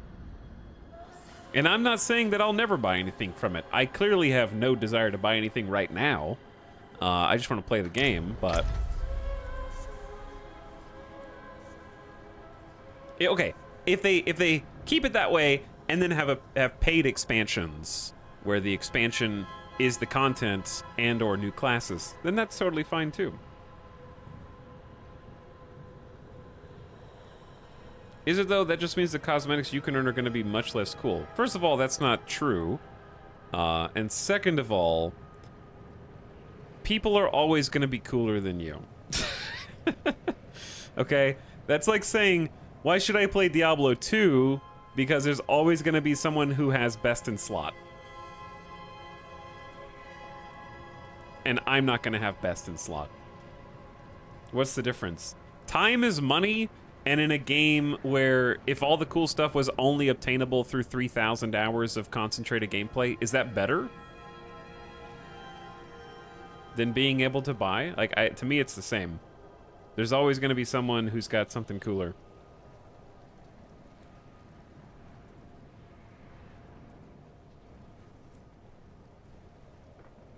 You have an extra add-on than I do. I only have the Crypt Hunter mount. That's because you have the Ultimate Edition, and I have the one below that. The extra thing is the upgrade to the super version. Okay. Collections. 0 progress. Yeah. Achievos. Alright, stuff to do. My map. This is why I've been so excited to get into Diablo IV, chat. We're gonna take it nice and slow because I have been rushing through hell through Diablo 1 through 3 to make sure we were done today. So I'm just gonna chill, soak it all in, and enjoy the ride. Alright, so thanks for being patient and letting it just wash all over us. Let's start breaking some things down, though. That wasn't a cold, snowy joke. I just want to savor the flavor. We only get to experience the launch period once. All right, I need to adjust some volume, and we're going to continue to adjust volume as we go. I also need to adjust the Diablo command because I want to say, do we have a world tier? Oh, we do have world tier 2 on the screen, but people may not know to look for that. Look, a little crow. Oh, they're eating the remains of deceased creatures. And yes, I just want to walk around and break stuff. I am aware that this is the tutorial. I just want to click things and pick them up. I can't get over that bright green 4x4 chunk of wood. Oh yeah, I wanted to push all the hotkeys and see what everything does.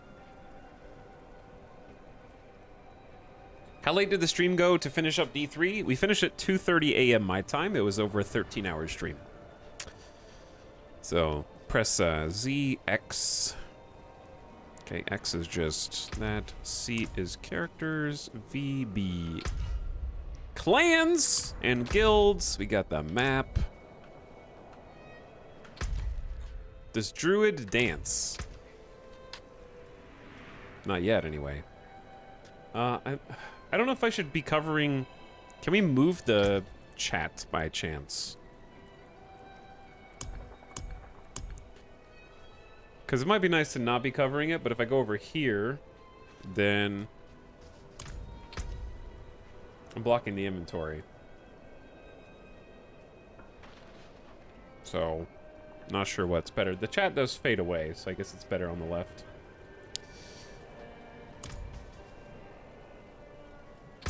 Top left cam. I feel like there's gonna be menus over there too. Ooh, the skills and abilities. All right, I actually haven't looked deeply into the druid skills at all. So that's A for abilities. Paragon at level 50, and we go from Paragon level 50 to 100, if that is that correct? Oh yeah, we got a new expandable skill tree to scope out.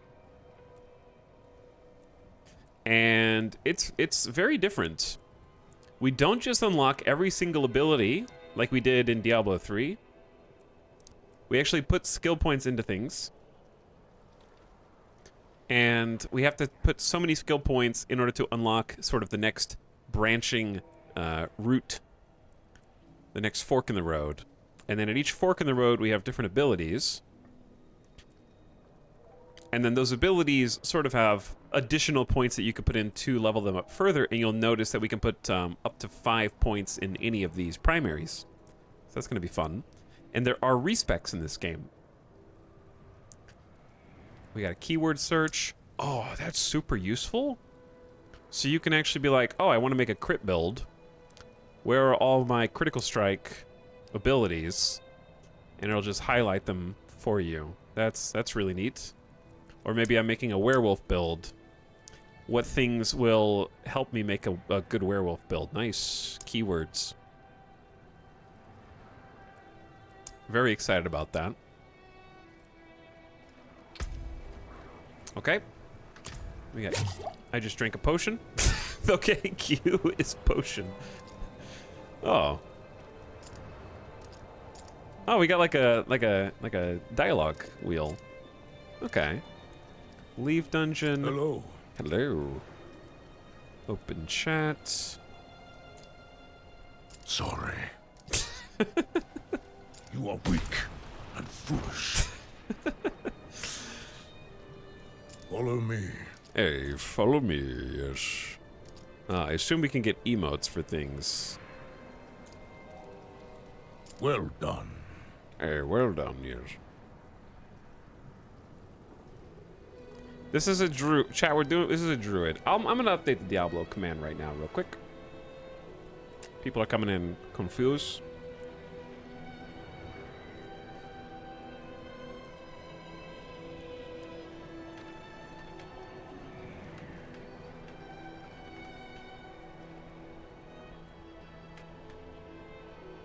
There we go. All right, exclamation Diablo is updated with class and world tier, but we're playing a druid. Hey, what's up, Sim? Sim lurk in chat. I'm just pushing a bunch of buttons and figuring out what's what. We just created our character, and somehow it's already been 40 minutes since the servers went live. But that's just the way it is, you know? All right. How... There we go. I can't even log in on PS5. I'm sorry, Wolf. I didn't want to kill you. They're wargs. That's different. That's not a wolf. That's a warg. I'm carrying my lucky totem around with me.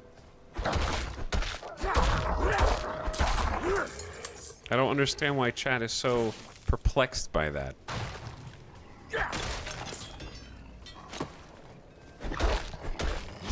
You guys don't have your character's lore be that they're incredible fans of Ed, and Eddie, and favorite character is Plank?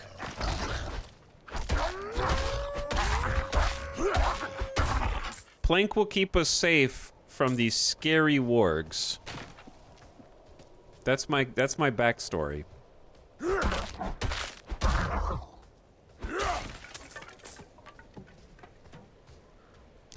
All these dead people everywhere. This is kind of a forest of no return, huh? Roads blocked. Should clear up when the storm has passed. Okay, let's go ahead and do, you know what we're gonna do. I wish they could have separate combat sounds from other effects. One day a game will understand how to do that.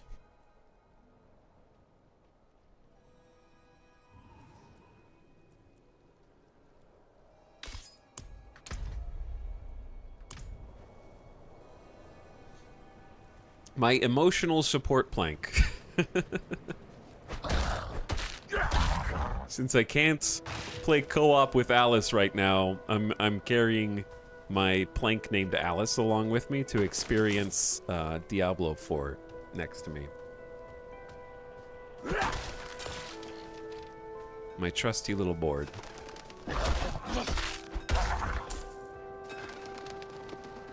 Is that a jump or a sprint button on the spacebar? That is a dash. So Diablo IV actually has the ability to move out of the way of oncoming effects and a combat dodge.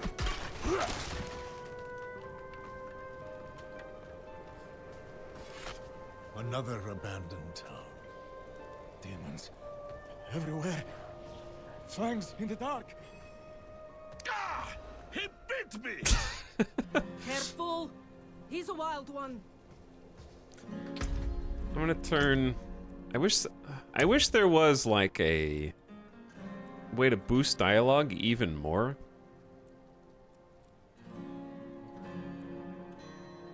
I'm just gonna turn everything down and then boost the overall game volume up.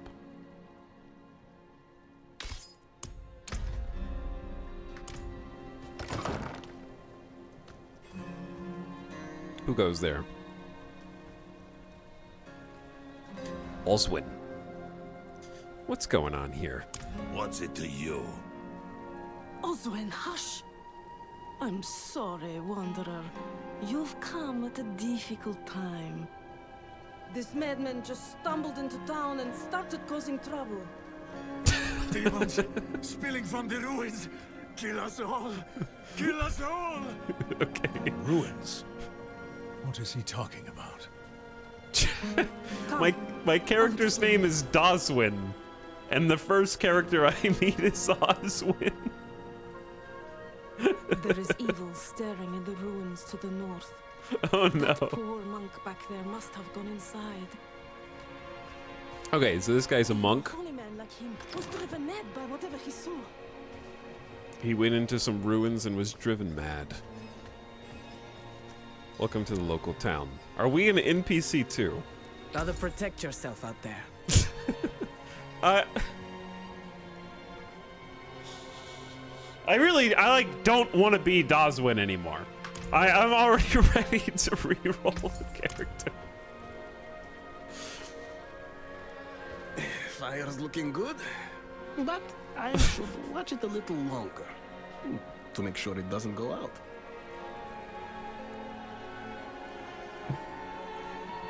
The first character is Oswin.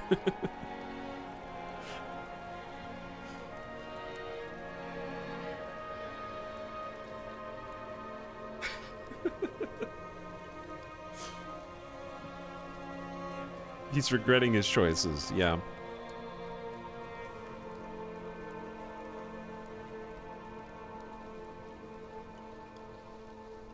More character creator.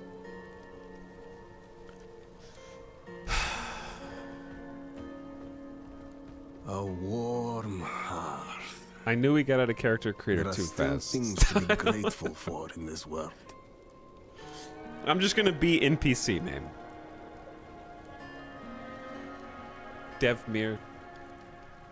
He can't stand having a name similar to the peasants.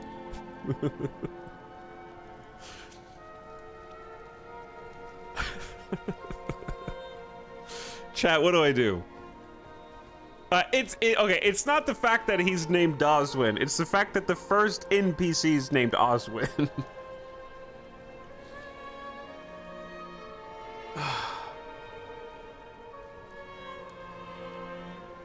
It's just going to eat away at you. Stick with it, it's funny. Yeah, okay, fine, let's just stick with it. What's that? You say something? Oh, you poor thing. Traveling in this awful weather. Okay. My character forgot his name, canonically. And then upon meeting the first two humans, he meets Oswin and Vani, and gives himself a new name, but all he can come up with is a variation on one of their names. What's that? You say something? Fire's looking good, but I should watch it a little longer to make sure it doesn't go out. If Devmir's taking up all the space by the fire, just give him a shove. Let me help you out. Oh, thanks for healing me. And you refilled my potions. Potions are like Estus now. Heals 17 life instantly and 35% of your max life over 3 seconds.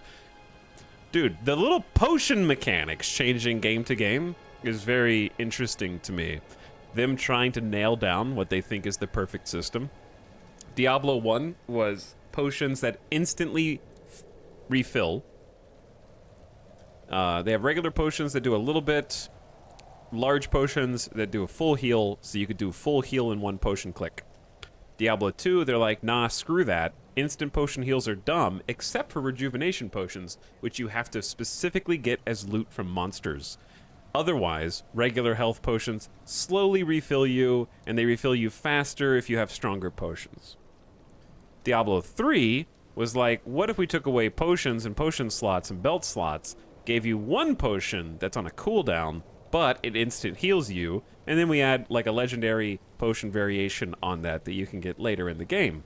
And now they're like, what if we just did a hybrid of those two things? I only have 40 HP, we get nearly half of that instantly, and then 35% as a heal over time. It's like right down the middle, and it's just, I think, indicative of how Blizzard has handled Diablo in general, where they're trying to constantly find that perfect line of tweaking the new and the old. And I think that Diablo IV is going to be self-evident that that's what they're trying to do. Whether they succeed or not, we'll find out, right? All right, let's talk to our new friend here. Hello, Vani. Some shelter from the storm. I'm sorry, it's a bit cramped. Still better than a cave. What can you tell me about the people here? Alenta went a bit deaf last winter. You might need to speak up around her. Where are we? Nothing special about our little town, but it's home. What about the monk? We'll do what we can for him. Might have to keep him in the shed for now, though. He tried to bite off Osman's fingers. He tried to... Hey, it's not safe here. There was a scary rune wolf outside my cave. Could you protect us from whatever is out there? We have nowhere else to turn. The evil stirring in those ruins is an affront against nature. I will make things right. Truly? Oh, thank you. Level 2, our first skill point.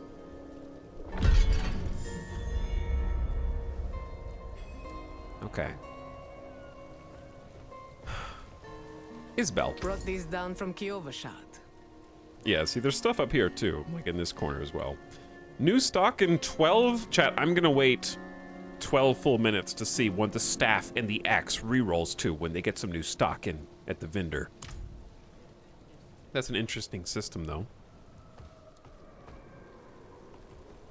Alright.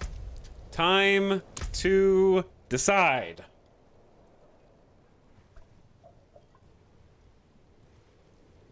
We get to put our first skill point in. Let's take a look at the skill tree. I played a little bit of Druid, but I barely played. So this is going to effectively just be new to me again. So we're just going to take our sweet time here. Earth Spike. Sunder the earth, impaling the first enemy hit for 5 damage and generates spirit. So that's our spender. Then we've got Wind Shear. Conjure a piercing blade of wind, dealing 5 damage. We've got Storm Strike, 14 spirit. Electricity gathers around your weapon, dealing 6 damage to your target, and chaining to up to 3 enemies, dealing less damage for each chain. You also gain 25% damage reduction for 3 seconds. Claw, shapeshift into a werewolf and claw an enemy. And Maul, shapeshift into werebear and maul enemies in front of you, dealing 6 damage. We also have special effects, such as Stun, Fortify, which is a keyword of taking... They even explained the keyword, which is super nice. Take 10% reduced damage. You become fortified when you have more Fortify than your current life. So it's just damage reduction. Like an overshield. Summon a second Earth Spike when hitting an immobilized or stunned enemy, so it kind of combos with itself. Each enemy hit by Wind Shear increases your move speed. 20% chance to make enemies vulnerable and take more damage. Gives you 3 extra spirit for the additional enemies you hit. Storm Strike can immobilize all enemies hit. 50% chance to make them vulnerable. Chains to 2 additional targets. And then Claw can increase its attack speed. 10% chance to attack twice. Apply poisoning. The Maul Bear form can fortify you. Increase the range and radius of Maul, so larger hit. And a chance to knock down. So 5 damage, 5 damage, 6 damage, but you have to do it melee. Werewolf, Claw, and Maul. I'm thinking I actually want...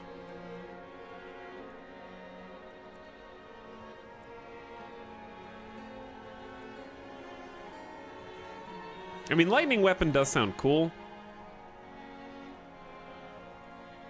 We can also do a free respecs, maybe. Oh, skill assignments down here. Oh, that's just our toolbar. Okay, never mind. I kind of just want to see what they all look like. Let's start with Storm Strike. 6 damage and chains to enemies. You gain 25% damage reduction for 3 seconds after dealing damage with it. So, I mean, that just seems like very reasonable. Oh, wait, yeah, that's going to be my left click by default. I would like to just see all the animations. Because I believe we have free refunds for now. All right, volume. Put a little electric enchant on our mace.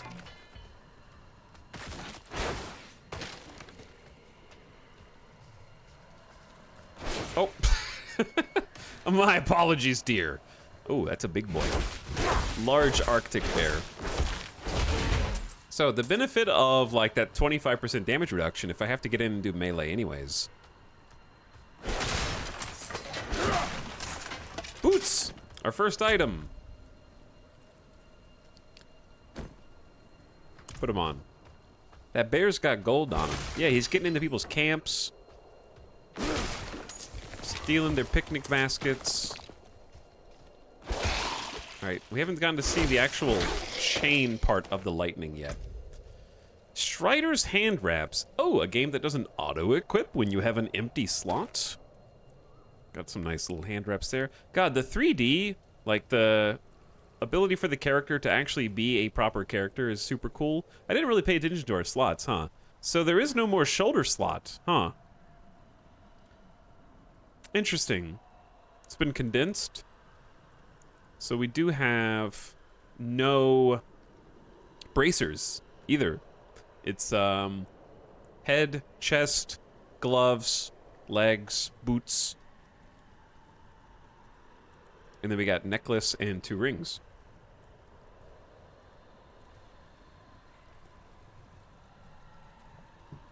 Didn't think about that. It's probably honestly easier to balance that way because it's just hard to make things like bracers that you don't really see interesting. Shoulders, you can see. I'm not seeing the chain. There it is. They just have to be really close. Healing potions can drop from enemies, so we've maintained sort of Diablo 3's potion drop, like the health globes, but instead of automatically healing you, you use a potion and then you can pick up a potion. So it's still like a quantity of potions. You can't just roam around and walk over them anymore. And have them automatically heal you. So that's cool.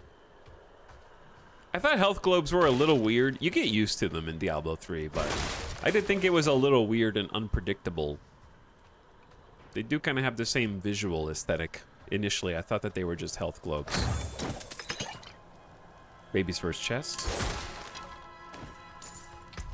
We've got a tunic, plus 14 armor. I will simply remove my clothes to become stronger. This necklace will protect me from the elements in the ways that fabric never could.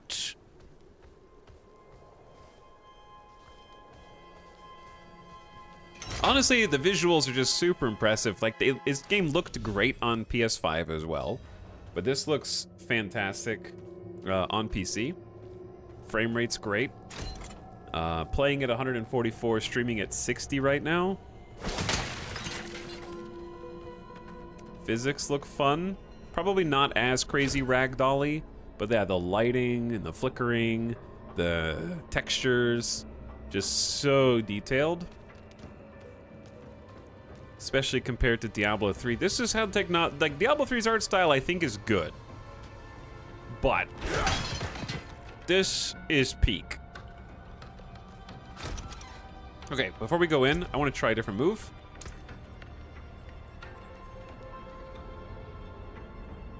Chat, is it still free respecs until 20, or is the first one free and I'm gonna get scammed? Nobody knows, probably. Was that just beta only? Yeah, I think that this will age well, visually. Well, let's just see. Refund is free for the first 8 levels. The cost increases as you level up. That's unfortunate. I wish we had more than 8 levels to experiment with. Gonna have to actually make some decisions. I'm hoping that the monetary cost isn't too crazy. Let's try Wind Shear.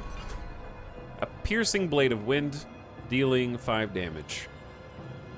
I think the other unfortunate part about this is there is no confirmation if you click on one. Oh wait, yeah, there is. It's fine until you leave this page. You have to right click. Okay. I didn't play this on PC in beta. I played on PS5. Briefly. Search the depths of the Icehowl ruins. Oh. Yeah, I'm a ranged boy now. That's honestly pretty good. And I've already got another point. Aw, ding, dude. Oh, this is a cool bar for picking which skills go where. Okay, we'll probably just want to stick. We can either increase his damage or have a 20% chance to make enemies take additional damage. Let's just power it up because we need an extra level here, and then we get a actual ability beyond just our left click.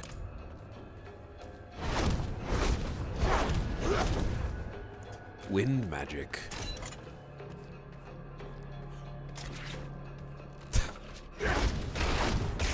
Oh, it even does like a highlight when they have a status effect applied to them, so you actually know when your abilities are doing what you want them to do. Okay, I like that quite a bit. So it's not like a question mark. You can actually physically see how impactful those status effects are. There it is again.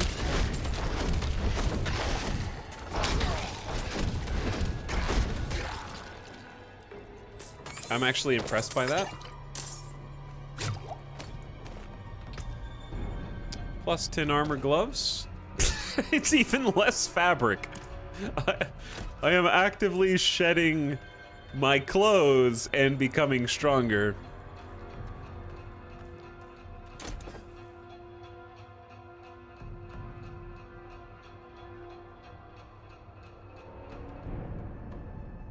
Chat has said 6, 8, 10, and 15. Yeah, it changed over the course of the beta. Oh, hell yeah. I forgot that we have an evade. Okay, spacebar is evade. I'm gonna have to learn how to control this game on 2 completely different platforms. So that's gonna be fun. See, for me, this map is perfectly fine, because I've just been using tiny baby map throughout my Diablo experience. Anyways, but I understand people want to have like a overlapping. There's the quest log. Ooh. Quest journal. The wind has some nice knockback, which makes sense. It's wind.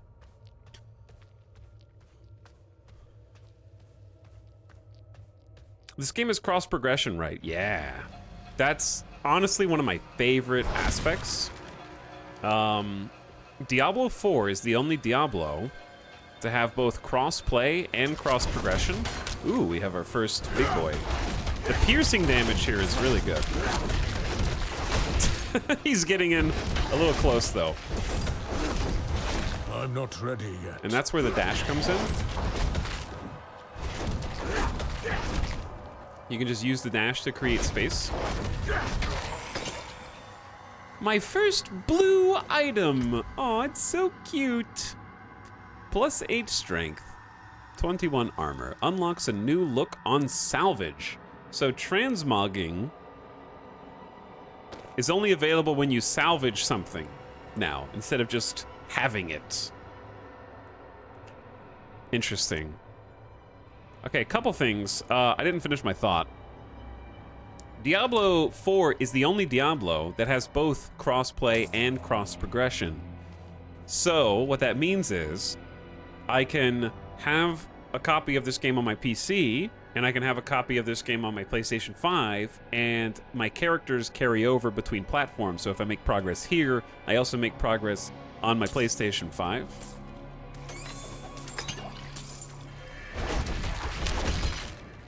And secondly, what that means is, if you have a friend who has a copy on PlayStation 5 and you have it on PC, you can play with them from different platforms, which is crazy. The skeleton captain. Sit down, nerd. And indeed, people from different platforms will be appearing in your games. You can turn that off if you really wanted to, but... yeah, we're about to level up and have an actual ability that does damage. There we go.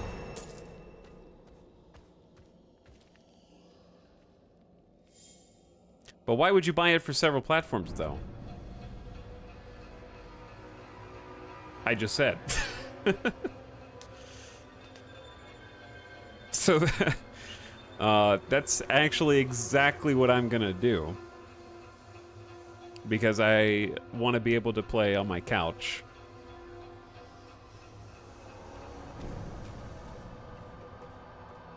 Whereas, for example, you may have heard of this thing called mobility.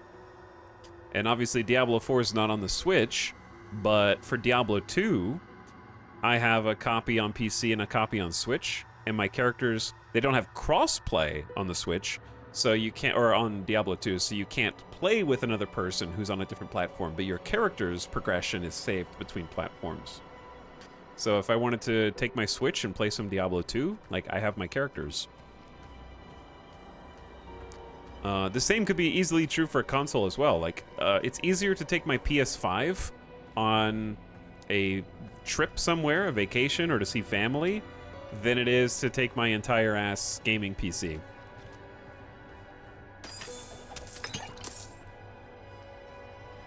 So mobility is definitely one, but the second is just convenience. Oh yeah, my ability point.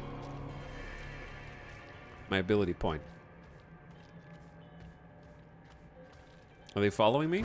They are. Alright, the reason we kind of suck right now is because this move is supposed to just build spirit, and we don't have anything that spins spirit yet. So let's get something that spins spirit. My husband was in the hospital for 3 months. He legit wanted me to bring his PC and didn't understand why I wouldn't.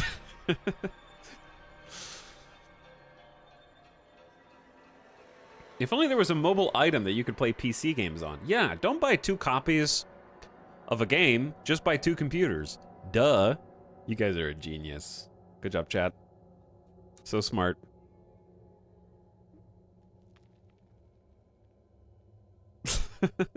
Big savings. There was also something else I wanted to... There was a question that I saw in chat.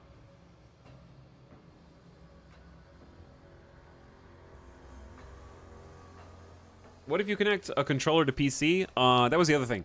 There is full controller support at launch, too, for PC.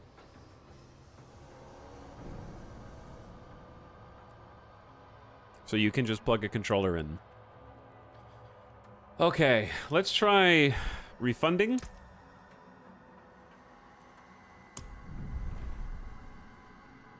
And try a different move. We've done Storm Strike, we've done Wind Shear. Let's try one of the transformations. It really doesn't seem like there's any benefit to switching into bear form unless you get one of the things. If an enemy is hit by Maul, then fortify for your base life. Chat, do you want to see Earth, Wolf, Bear?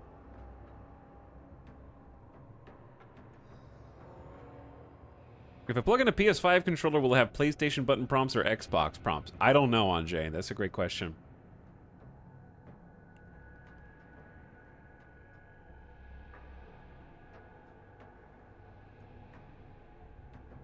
Chat says, I think mostly bear. Okay, let's try bear.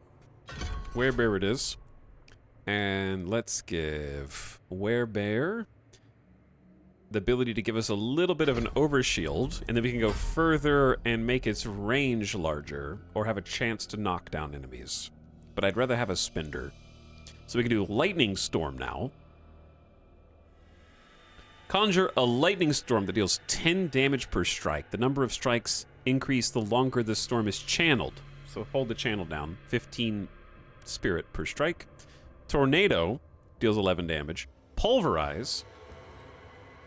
Shapeshift into a werebear and slam the ground, dealing 16 damage. So we can have a werebear attack here and something else here if we wanted to. Shred. Werewolf does a trio of attacks. Dash and deal 8, deal 11. Perform a larger finishing move for 20. So it's a 1-2-3 combo. We also have passives for a crit strike chance against close enemies. We have landslide, crush enemies between 2 pillars of earth for 25 damage. And then we have max spirit increased. Mod check werebear. Werebear. I'm really interested in, let's try landslide. Crush enemies between 2 pillars of earth. All right. So now we can do this. Seems cool. And then there's my bear. I'm a big gray bear. Where the heck have I gone? I gotta say, each of the moves have felt really kinetic so far. And like the transformation between these feels pretty smooth.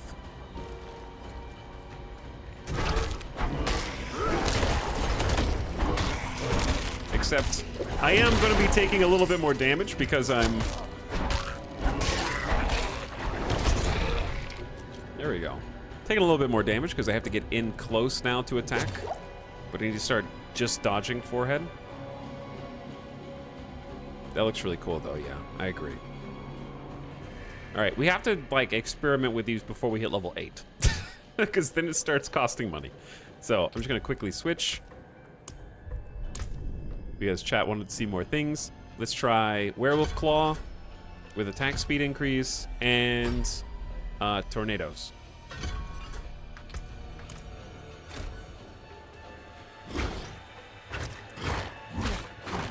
Tornadoes? It do be swirling. Little healing well. Let's go! We're heading down into the hell-touched corridors. Oh man, this place looks sweet too. Little runes on the ground.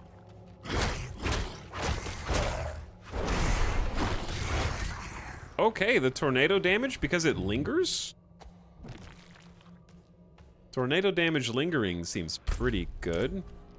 By the way, yes, I know this is a tutorial dungeon, and yes, because I am not being rushed anymore to try to finish Diablo 3 before the launch, we're here. We're in the game. There's no queue! Is there a queue? Is there a queue?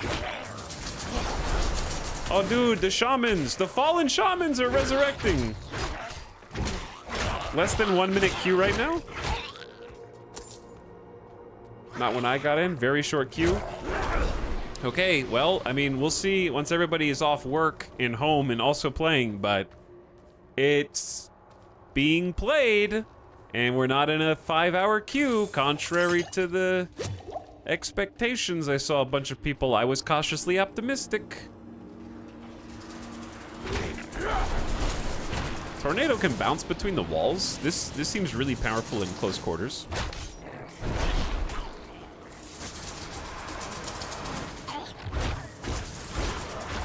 Oh, I gotta kill the guy.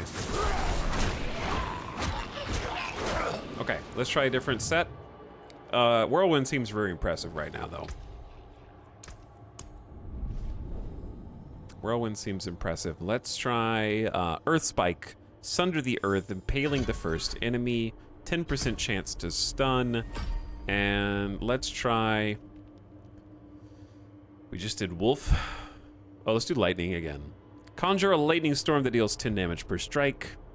You can channel it, and the damage goes up.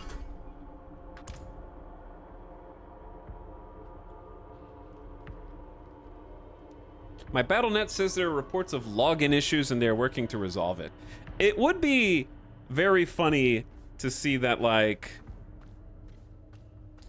BattleNet servers were the weakness and not the Diablo servers themselves. They were like, oh no!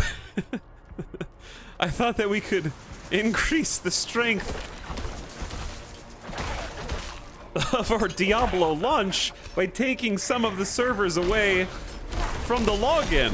Ooh, that is flashy.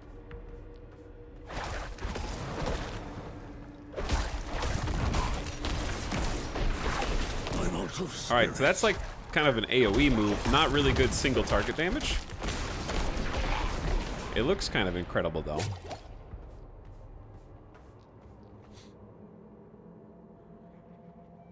Does the reset cost more? After level 8, the respec will start costing gold, apparently. We'll have to be a little more cautious about our choices. Right now I'm just getting a vibe for the different types of abilities that we can do.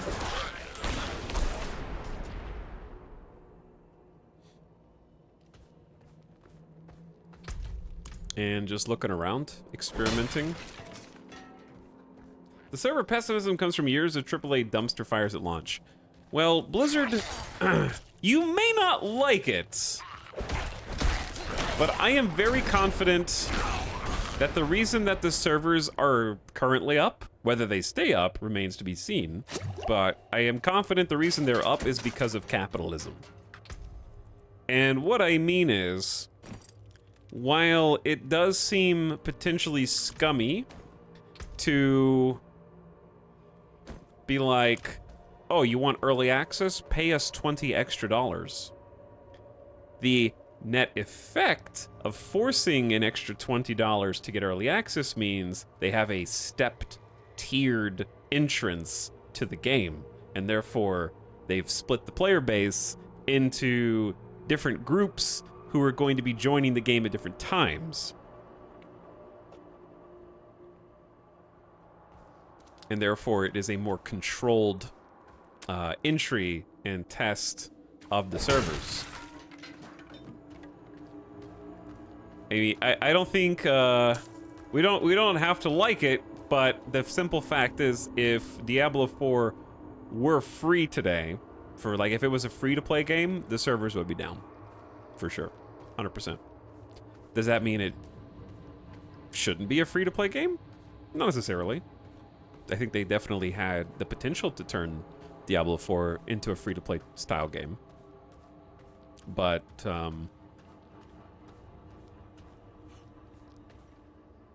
also, they have an expected number of people who are going to play the game. Yeah, I mean, that is what pre-orders are for.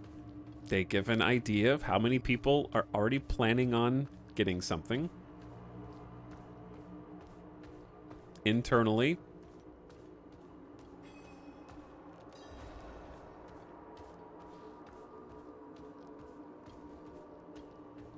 This place looks spoopy. There haven't been any lore books down here. I don't know if lore books are even a thing in this game necessarily. And this looks like a place we're gonna fight. Yeah, Decapitated Priest is right in the middle of this. So hold on. Let's do a little skill refund. Try some different abilities. We have tried all the basic abilities now.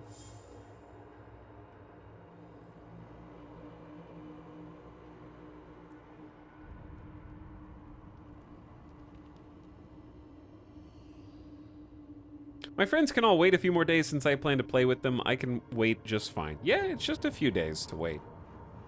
But I think that early access via this kind of system is probably just smart business because, again, the servers are just going to be more stable than they would otherwise because fewer people will be playing. And two, you can just wait 4 extra days and if anything, it'll be a better experience than launch day. Like, it's not going to get worse. Actually, well, assuming the game's not going to get worse, I mean. The servers remain to be seen when actual release day happens, right? But the game is still going to be just as fun a few days from now. It doesn't matter if other people are playing it before or not.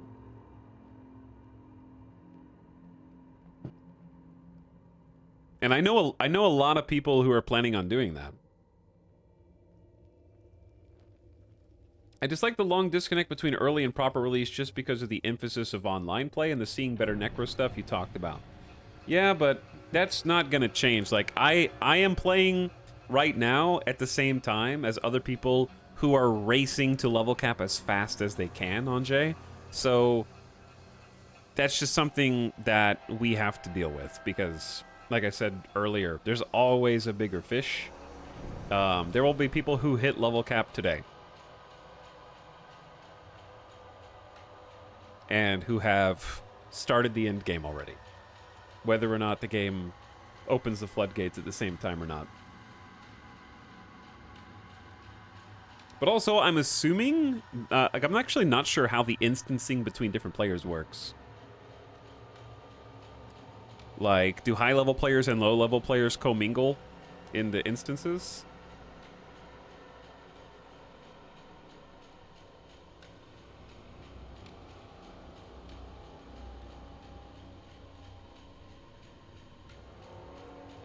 All right, what's our favorite ability?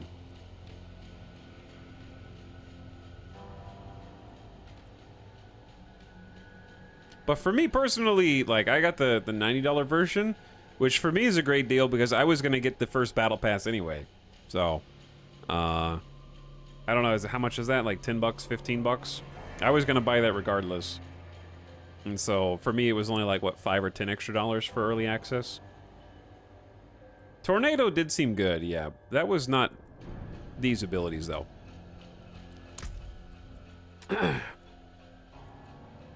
Storm Strike was okay. Let's go back to... Which of these generates the most spirit? 12. Does this generate spirit per hit? No, I think it's just in total. Storm Strike generates a lot of spirit, but you have to melee, right? Let's try Storm Strike with a 15% chance to immobilize. And then let's give one of the shape-shifting forms, since that's probably going to be close anyway. Shapeshift into a werebear and slam into the ground, dealing 16 damage to enemies. Yeah, let's give that a try. I wanted to explore a little more. Enjoy the dungeon.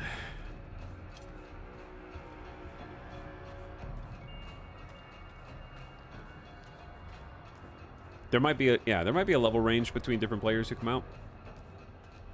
I wasn't planning on playing anytime soon, but my wife is currently talking herself into buying D4, so probably sooner than I thought. Well, Spoonska, if you do end up wait. Oh, I thought that there was like, oh. Ooh. There are a few people back here. Okay. I thought that there was like a tunnel, but there's not.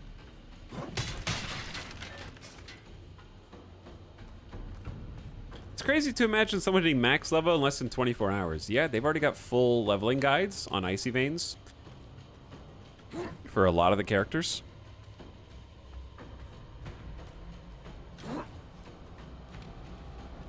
So people definitely got some pro strats already for sure. What is this? X-Fall the Scarred Baron. He's chunky. Okay. I don't know if this is the best build for this guy. What the hell? What are you... Oh, he makes weenies.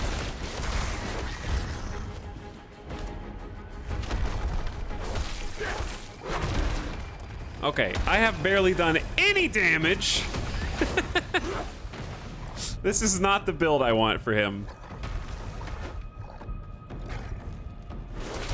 Okay, let's potion. Yeah, this bear melee is not it, bro.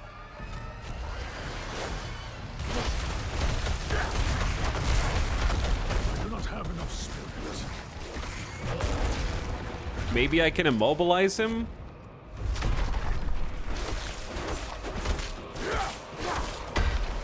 I gotta start dodging more. I gotta remember there's a dodge button. I'm not ready yet. I think my best time to do damage... Okay, so he does a front swing. This is my best time to do damage. And then once the enemies come over... Ooh, we got potions. Potion drop. Hell yeah. Good dodge. I need more spirit. I'm not ready yet.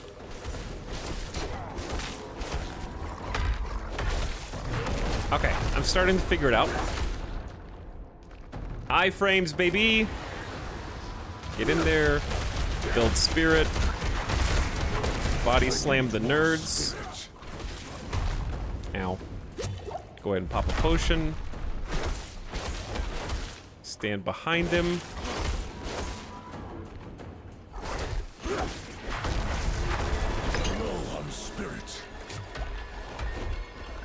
I would have liked to have one more move, or one more point, or just something spicy and ranged.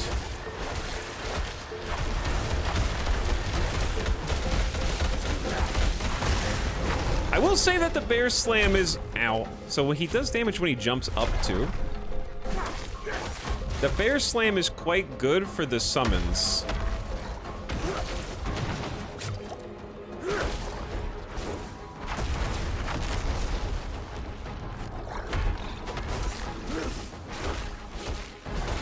Almost got him to the bottom third. Wait for summons. I need more spirit. I think we got this.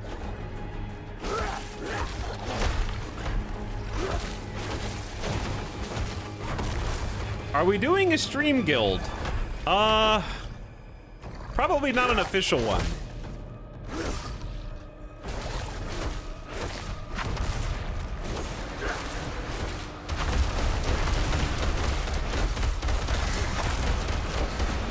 I'm just gonna sit there and tank that.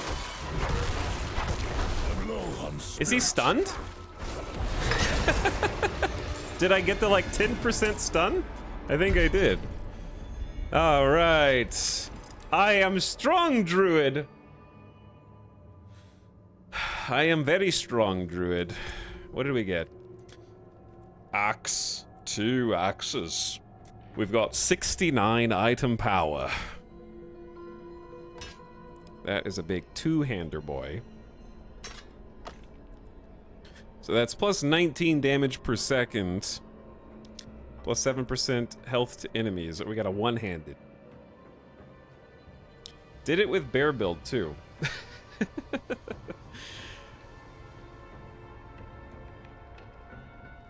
This is the first Diablo game to actually look similar to the cinematics. They have in-engine cinematics that actually look good now, too, huh? And that matters a lot. Okay, return to Nevesk. And we have the level up ability point, too. We probably should respec now.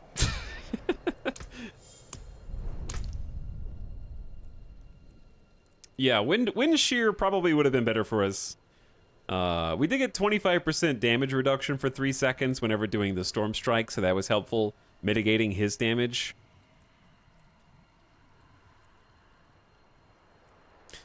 You do get a lot of spirit with the melees. The claw is faster attack speed, so it generates less spirit. Anyway, the reason why probably not like a official guild or clan is, I would say probably just so I can enjoy the game off stream in peace without chat being like, oh, I see you didn't stream today and you were playing Diablo all day. I was watching the clan window and I saw that you leveled up 15 levels. That must have taken 12 hours of grinding. So I can kind of just like play in peace.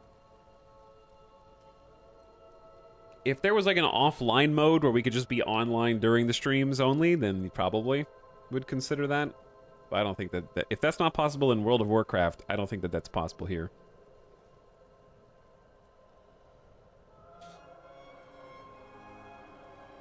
That being said, I do think it's a good idea, and it would be nice if people had a place to like group up and play together like that, which I would highly recommend at least the Discord multiplayer server for. And possibly if one of the mods ends up playing Diablo 4, then we can have them set up something. Okay, let's try... Out of the things we started with, I have kind of liked Wind Shear as a generator, okay? And the vulnerability to give them a take 20% increased damage. I saw that proccing a decent amount. And we haven't tried Shred. Pulverize was good into groups. We haven't tried... Yeah, Shred's the only one we haven't tried. So let's try shapeshifting into a werewolf for a trio of attacks. The third one is kind of the finishing move and does the most damage. And then we have one more point to spend. Shred gains 30% attack speed and heals you some of your max life if the enemy is struck. Okay, let's give that a try. Return to Nevesk.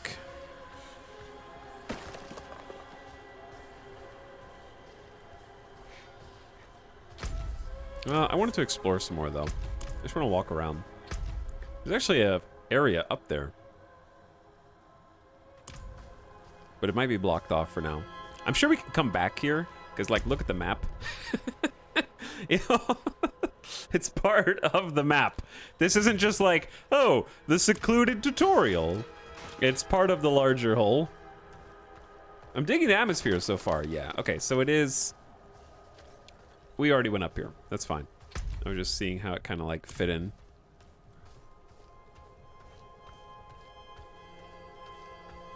By the way, thanks Jammin' Ben for gifting the sub to Impocticot. I appreciate it, Jammin' Ben. Swoosh says, finally, the game begins. Also appreciate you, Toxic Wind, for the 5-monther as well. All right, I got some things to sell. Let's get our baby pants on. Maybe just keep the axe.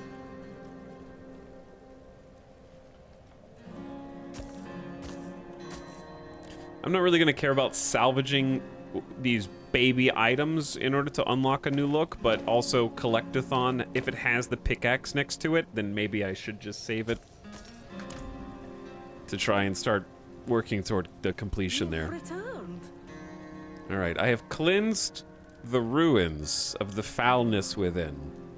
The old ruins are clear. Your town should be safe now. Truly. Ha! By the light, you are heaven sent. Oh, I'm so sorry. We haven't any coin to offer. But we have hot stew, good company, and... Stay for a pint. Wash out the taste of the stew. We'd be honored if you'd join us. To our saviors. Skeleton, please.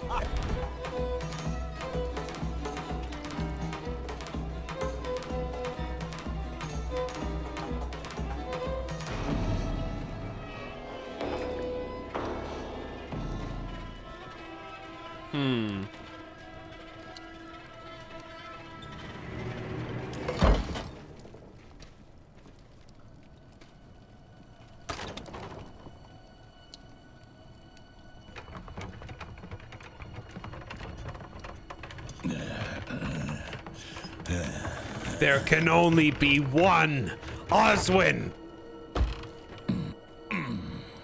Take this imposter out of our fair village. This guy's trying to replace me, the tutorial NPC.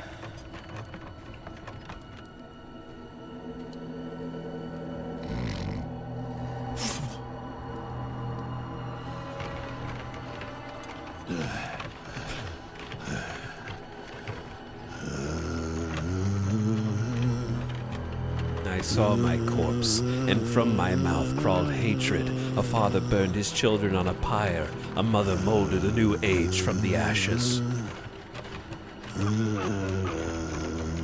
Dog, don't eat that.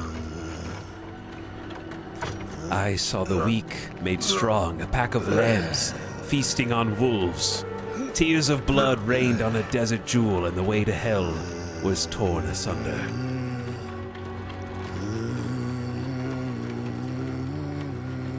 Then came a spear of light, piercing hatred's heart, and he who was bound in chains was set free. Rothma's prophecy, the necromancer.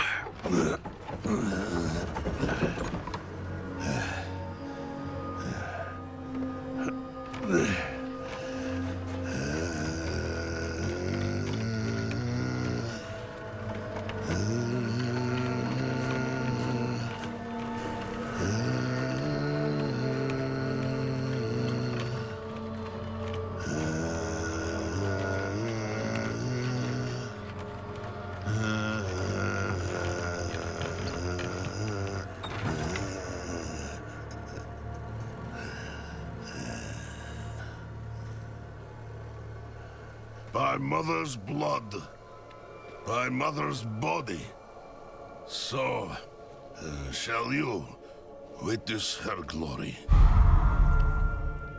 before you die. There's a lot of torsos in this room. Not ready yet.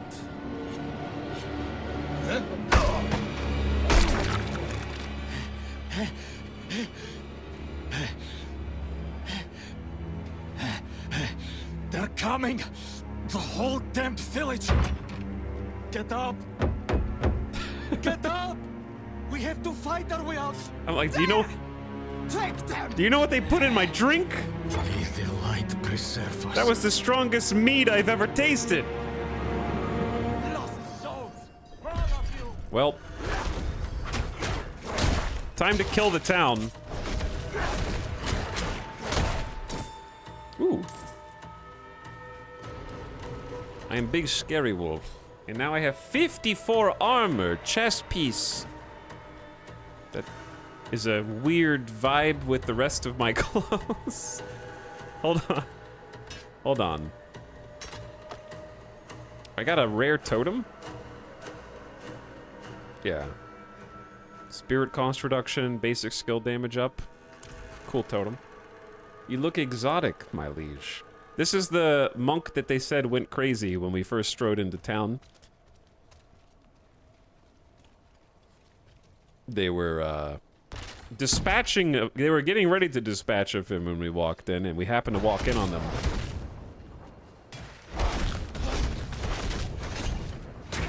Ooh, the dash is kind of nice. You are blessed like us now. Oh, that was funny. That was all of them. Light willing. You're the madman from the shed. Madman. Those heretics drugged me after I returned from the ruins. Just like you. I came to my wits and escaped. Tried to get inside the chapel, but it was locked and...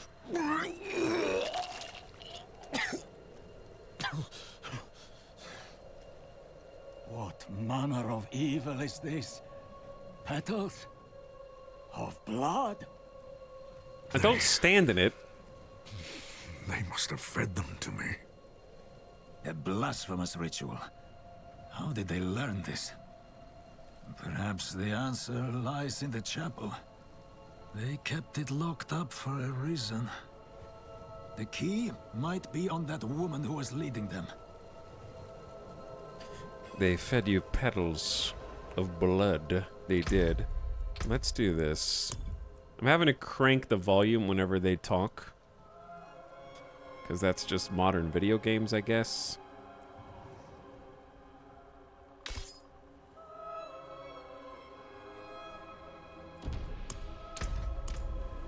The music doesn't seem too bad up here, though. Is that still too loud? Chat, is that too loud if I'm talking right now and I'm doing background? Is this just annoying? You're not going to want to listen to this? Is this going to give you a headache? The chapel key.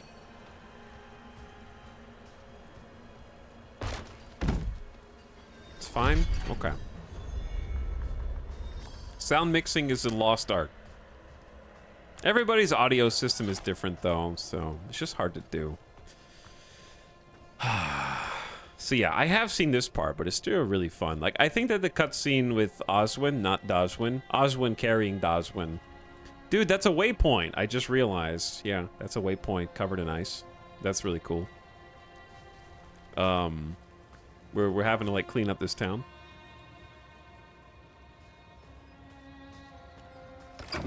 Blood petals. Like the ones I was fed. Is this real? Darkness in this place. But yeah, just seeing the I'll like look inside, but hurry. I will prepare the the torch. one long take cutscene will never get old, where the camera just like follows you across into the shed out back. What are you doing in the Vesk? Looking for the town priest. He stopped sending tithes, and I came to find out why. As I neared the village, I sensed darkness around the ruins. I went to investigate. Found the priest's body. Demons. Foolishly, I took shelter in the Vesk and ate their food. You know the rest.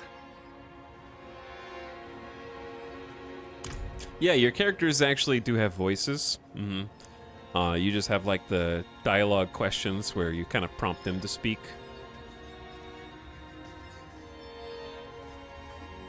The strange petals.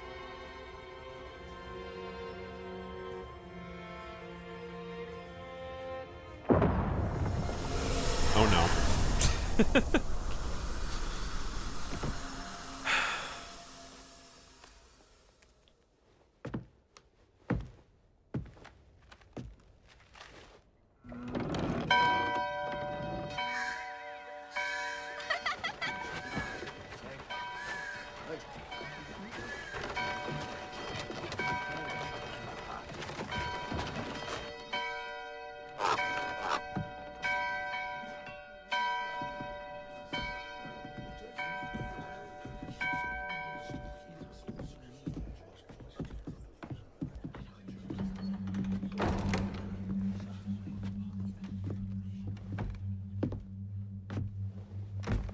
GTA 5 main character. Shameful. Our Father has granted you a path to salvation. And yet, you stray from it at every opportunity. You drink and gamble. You covet and steal. Shameful.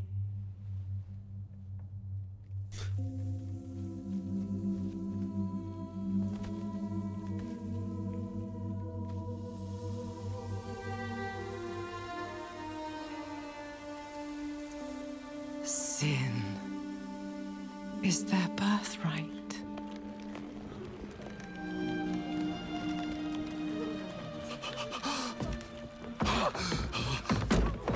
My children. The lords of hell are coming to devour our world. Salvation lies not in the light, but in you. The faith has taught you to deny your heart's desire and turned you into a prisoner within yourself. Break the chains and discover who you were meant to be. Break the chains and be beautiful in sin.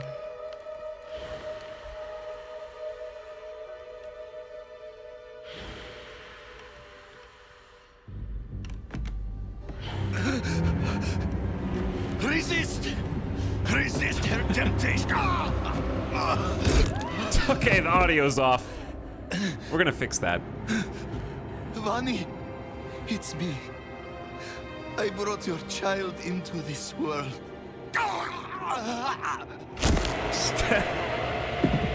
It's like very delayed.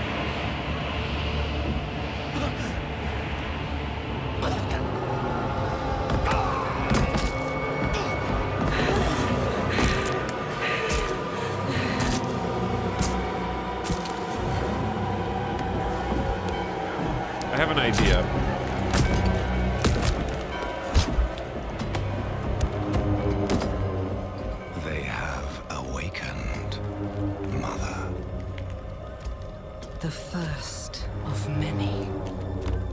Go to the dry steppes and continue your preparations.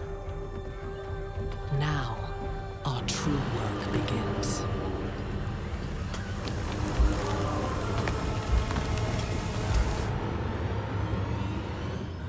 You came to thank the light. To the east. Okay, so it's funny reading chat. We can tell who are the observant chatters and who are the unobservant chatters. Yes, it appears the dialogue is synced, but the sound effects are not synced. And I'm wondering if that is because of this right here. Limit cutscenes to 30 FPS. I turned it where it was unlimited and uncapped. I'm wondering if that messed with it. So we're just gonna have 30 FPS cutscenes and see if that fixes it. So yeah, if you thought the audio seemed fine, you just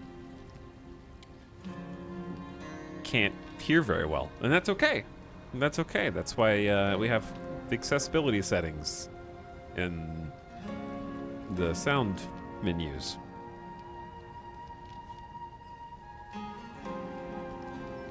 But yeah, all of the effects were like, they would do a stab and then the stab sound would come like a full second later. Luckily, most of us have already seen probably that cutscene before. But chat says that was a bug during the beta too. I saw a few people mention that. But yeah, the voice lines are perfectly in sync. How did I get here? You collapsed inside. I thought the darkness had swallowed you. I dragged you here and put this cursed place to the torch. What happened to you in there? I saw a vision. A horned demon. She said the lords of hell are coming. She wanted to help the people survive. Help them? She called them her children. And they welcomed her like a mother. Mother? No. It cannot be. I must report to the cathedral. Listen, there is a hermit to the northeast. A man of questionable loyalty, but he knows of the forbidden. He might be useful to us. Bring him to the cathedral in Kyovashad, and you will be in the light's favor. I can't wait to play as the monk character in the first expansion for Diablo IV. Very excited. Okay, I'm still gonna mess with this because it's just like... We're getting closer. Who is the mother? Do not call her that. It is a demon, Lilith. The gospel says that she will walk among the people, posing as the mother of sanctuary. If she is here, it is humankind's own sin that has brought her.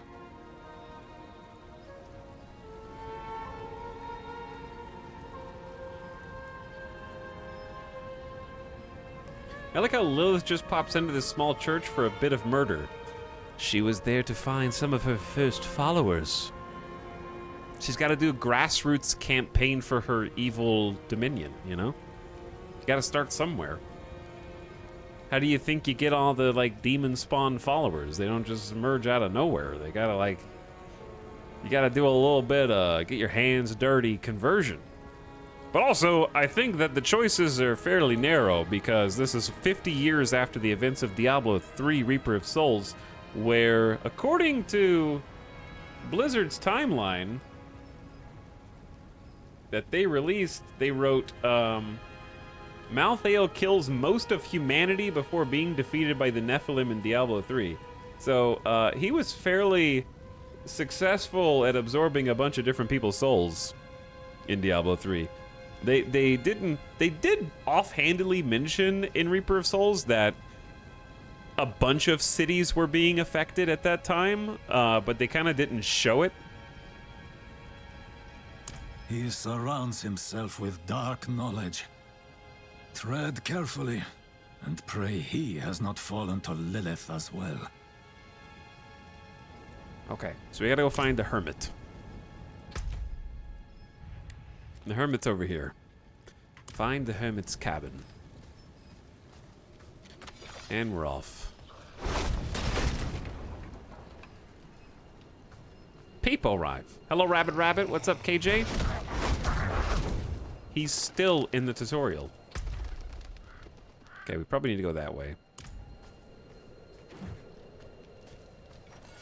Dude, we've got snow that deforms around you while you walk, leaving footprints and boot prints.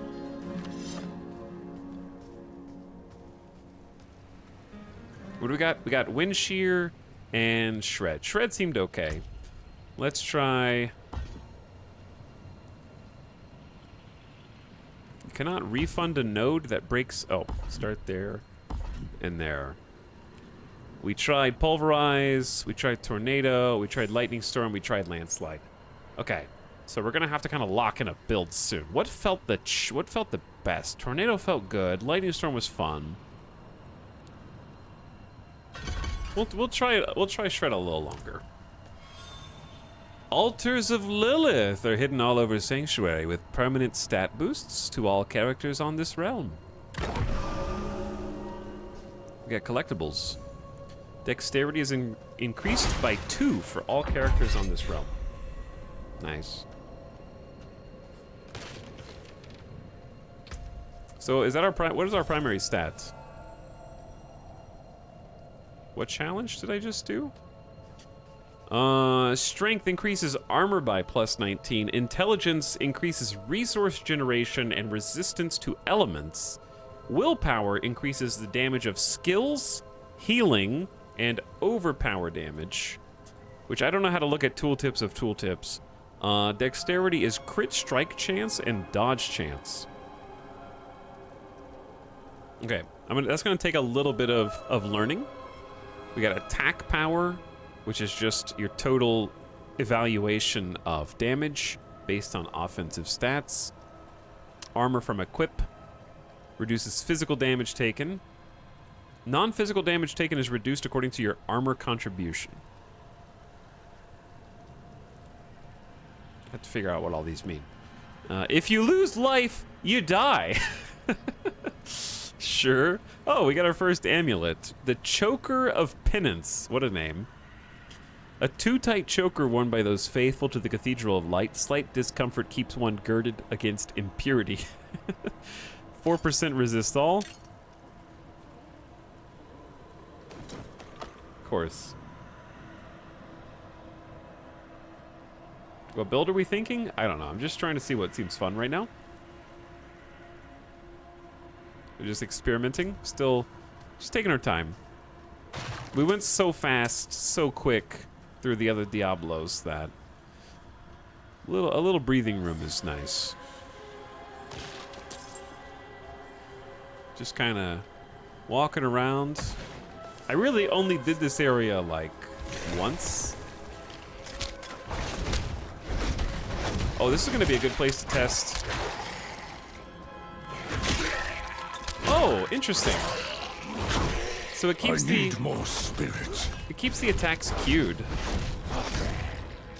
So like, if I do with Shred, it's like a 3-move combo. So the first move is always a dash. Well, there has to be an enemy there. Then the second move is always like the uppercut, and the third move is always the spin. It doesn't reset between enemies, and the third attack does 42 damage. So it's got a little bit of utility with the dash. Interesting.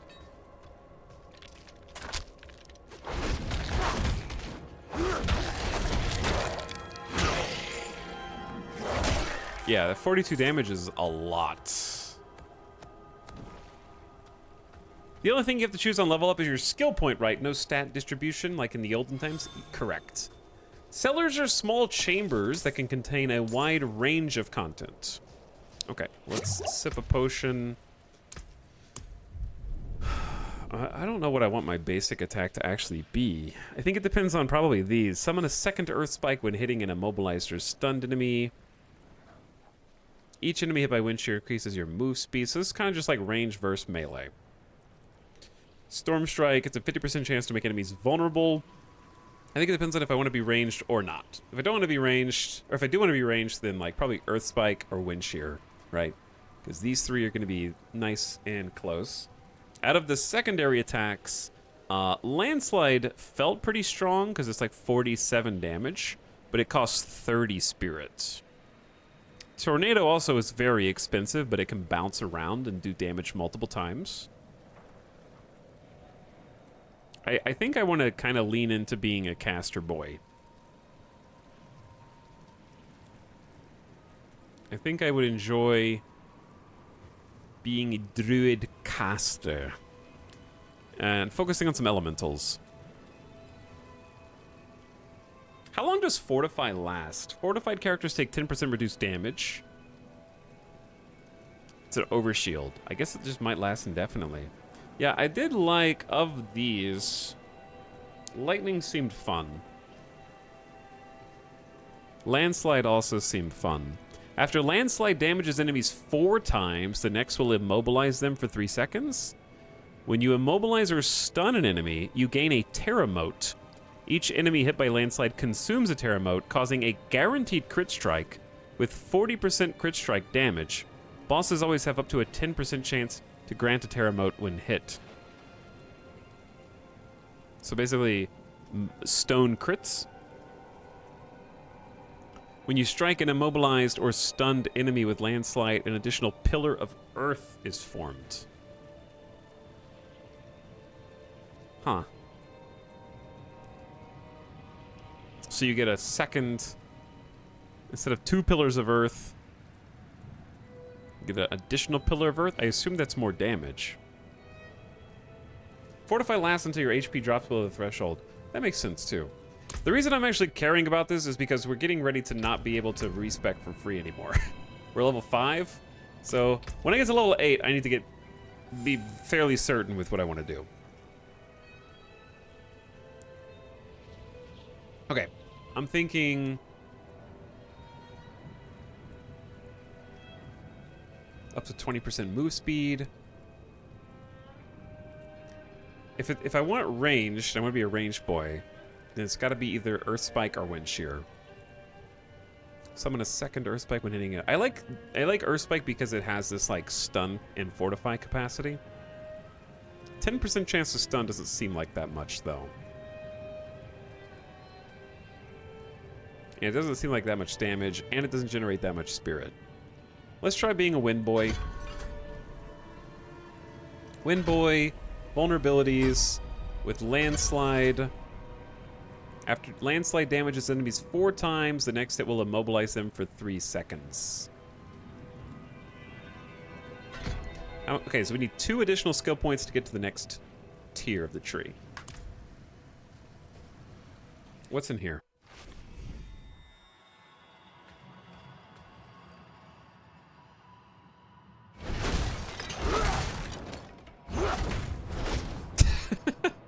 First instinct, go in, destroy everything. A skeleton captain. Oh, there's the immobilize. Maybe take out the rangers first. Oh, he can summon some ice. 1, 2, 3.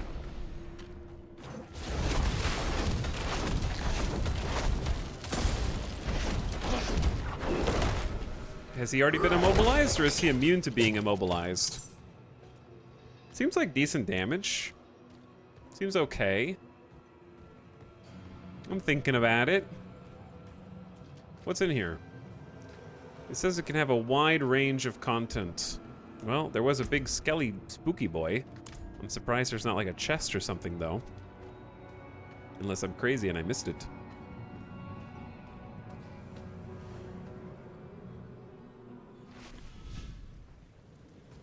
Very, just small dungeon. Just small dungeon.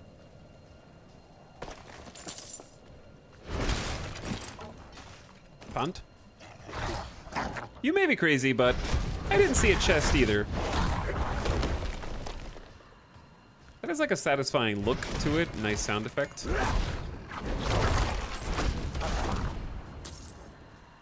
I think I'm gonna move the dash to my mouse.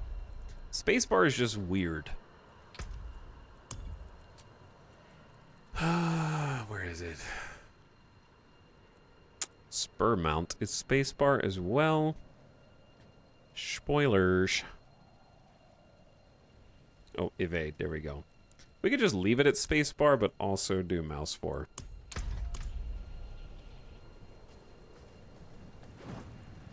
Yeah, mouse 4 is nice. A wretched Arctic bear. Yeah, that takes a bunch of spirit, but has like pretty consistent damage. I'm a little confused on... After it damages enemies 4 times, the next hit will immobilize. I wonder if I can see that queued somewhere. Is that what... Like, what is the 1... Is that number 1 for it?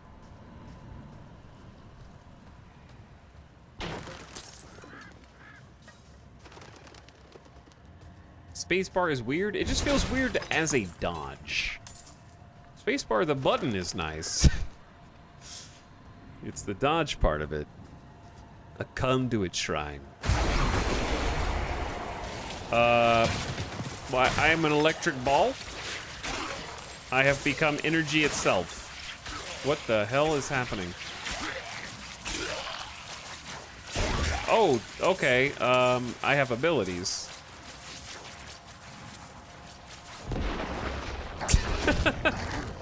Interesting.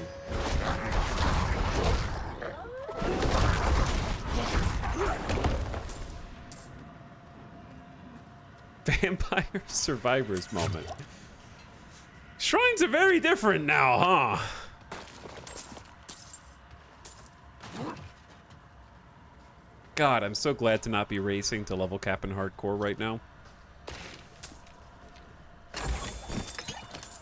I actually get to look and see like, ooh, wow, I got blue loot, 26 bonus armor. I look very interesting.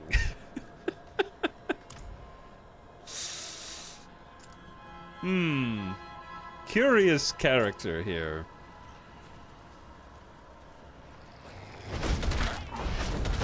Oh, I just killed the deer. I guess we're gonna eat good tonight. Sorry, deer. You got in the way. Okay, level up. We can also like go back and buff the primary. 3 additional spirit for each enemy you hit beyond the first. Increase your movement speed by up to 20%. That one just sounds really good. Oh, this is an either or. That's an either or. They're mutually exclusive. Primal Landslide. When you immobilize or stun an enemy, get a Terra mode. So that's just like stun build. And this is when you strike an immobilized, stunned, or whatever enemy, a pillar of earth is formed. Show me lightnings again. The size of your lightning storm is preserved for 4 seconds after channeling. Lightning size queens. Lightning storm gets an additional lightning strike or 8% chance to immobilize. What does tornado get? 20% chance for an additional tornado. Enemies damaged by a tornado are slowed, stacking up to 40% or 10% chance to be vulnerable. I think if you do one of these, you really need to lean into the stuns. And Wind Shear doesn't have any stuns. Like, that seems very Earth. Now, Storm Strike having a 50% chance to immobilize for 2.5 seconds. You could do Storm Strike plus Landslide. Because whenever you immobilize or stun an enemy, gain a Terra mode. Each enemy hit by Landslide consumes it. Guaranteed crit with bonus 40% strike damage. Let's try being punchy with Storm Strike. 13 damage to your target, chaining up to 3 surrounding enemies. Deals less damage. We get damage reduction. Give it a 15% chance to immobilize.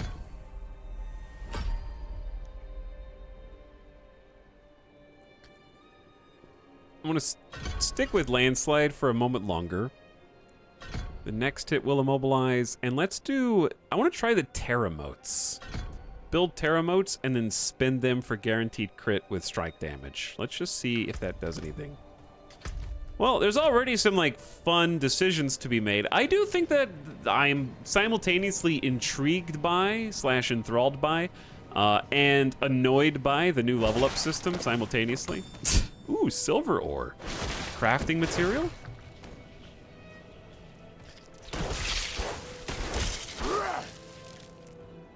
Chad, how the hell's it been 3 hours already? What the hell? Seriously? Okay, there's the immobilize. And there's the... Is that the crit? Time flies. Okay. To be fair, the first hour was waiting and watching lore, because the game wasn't out yet. The second hour was settings and options and looking in the shop. Ugh, disgusting. Chat, am I getting Terra motes consumed? Oh, they're right here. I have 2. Guaranteed crit for 40% increased damage. Oh. Yeah, yellow numbers are crits. Yellow numbers are crits. Because this is immobilizing fairly frequently, it feels like. Very cool. Ow. Yeah, I need that. The mobility and the movement of the wolf was really handy too. And I kind of don't have that anymore. Spider tunnels? Ugh. Yeah. Oh yeah, I have a dash.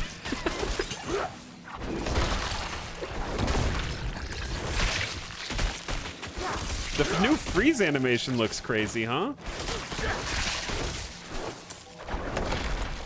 Okay, this is starting to feel pretty good. Because the fact that it's like a chain lightning and each lightning chain has a chance to immobilize as well is gonna build a decent amount of the motes. This is why I said,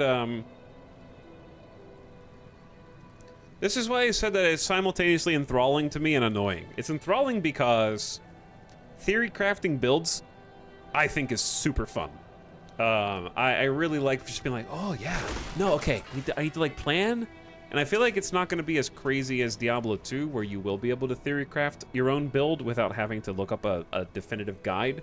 If you don't want to, because you can respec, and I think that the prices aren't going to be prohibitive to respec at the beginning, because you can do individual respecs. So when we have the little skill tree here, you don't have to do a full refund. I can just be like, I don't want that one, right? And that'll be refunding just a single point, so the cost will also scale based on how much you're respecking, if that makes sense. So it's not going to be as prohibitive as having 3 respecs, Act 1, 2, 3, and then having to grind resources from bosses for more. So it's striking a nice balance. But I also am the kind of person who, especially after we just did a full playthrough of Diablo 3, I'm like, I want to see every ability, I want to see every animation.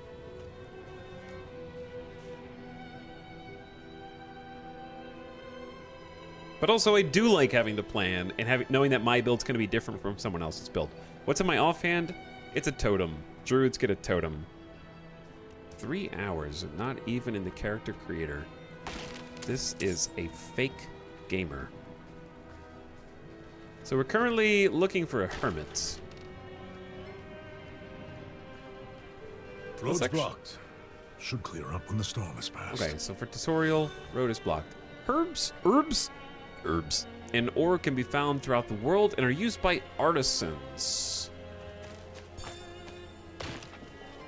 We've got crafting, bite berries,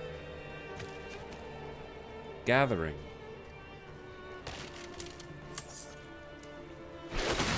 Chad, how many of you are just gonna go around the tutorial area and just be like, I don't care if 1 bite berry is worth literally nothing, I will have every bite berry. The bite berries are mine. I will never want for bite berries again.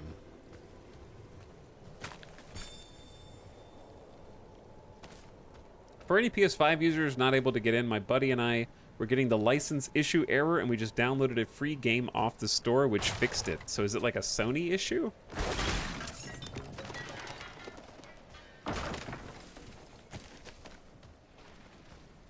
I have already taken all the berries. Is there like a Sony problem with D4 at launch?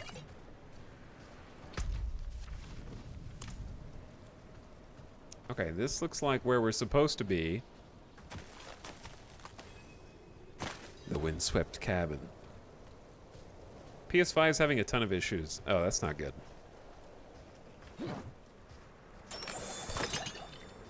Ooh, a helmet. Antler helmet. And with that, we have all of our gear except for rings filled in. Looking good. So many potions.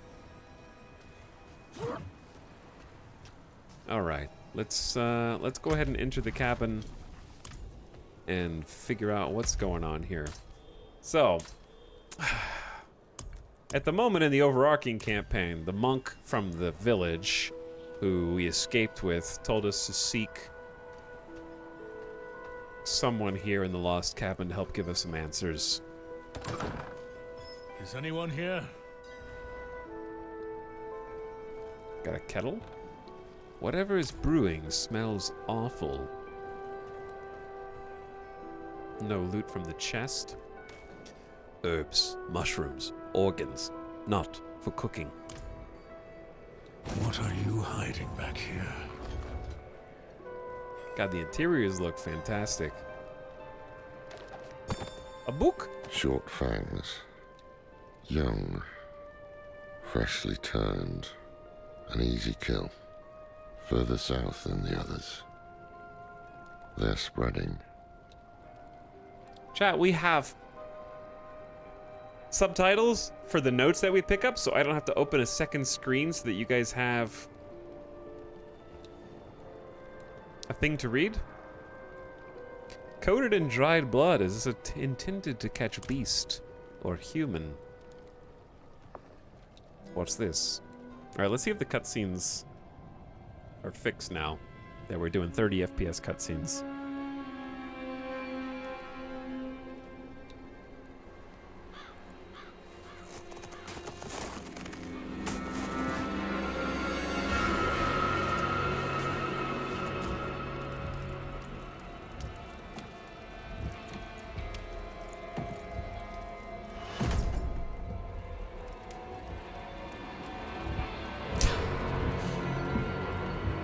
If you're going to trespass into my home, rifle through my things, then at least have the decency to join me for supper. I'm bloody hungry. He's back. Now I actually know who this character is. That's quite the story. I wish it wasn't true, but it is. Why did I have that vision? Thank those friendly villagers. They gave you the blood of Lilith. The blood of a demon? Not just any demon. The daughter of hatred. The mother of sanctuary. She was banished ages ago. But this world is her creation. It was prophesied she would come back. What does she want? That's the question.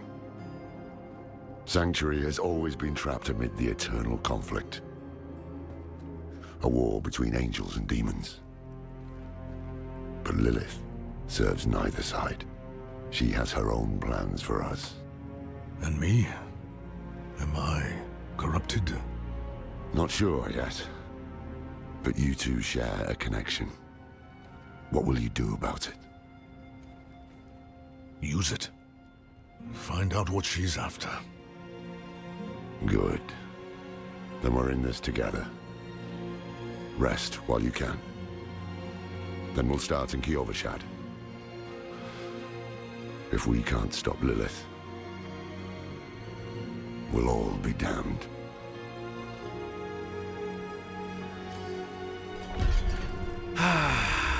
Lorath is following us.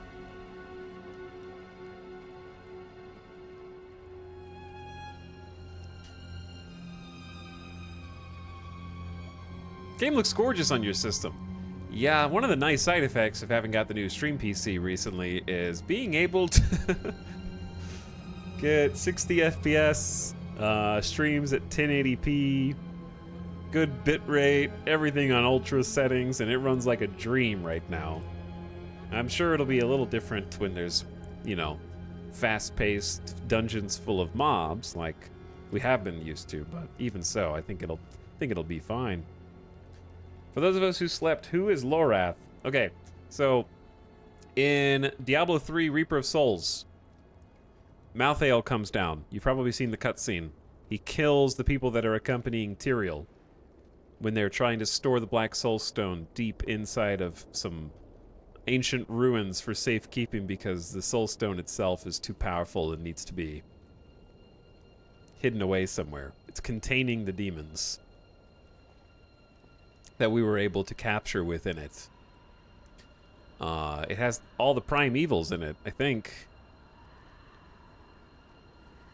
Anyway, Malthael comes down and kills a bunch of the people that are accompanying Tyrael. That's the new Haradrim.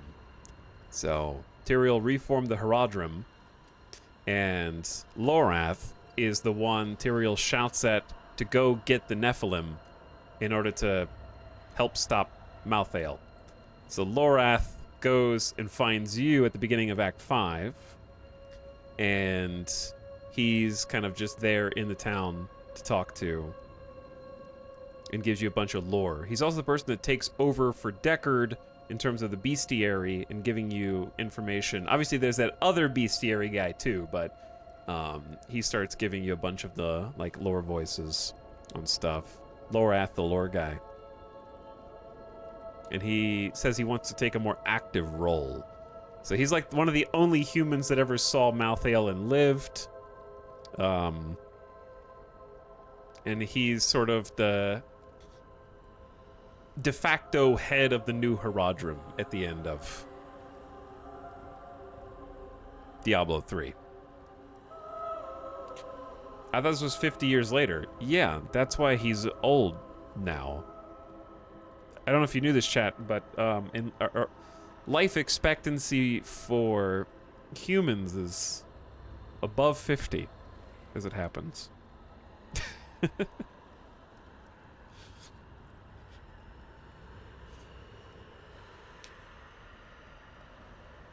He didn't look like this or sound like this. He was a young, strapping man with a youthful voice and energy, and now he's kind of old, seen enough of this shit, different character. I think that Lorath now is probably, without looking up any wiki information, I would say he's in his 60s.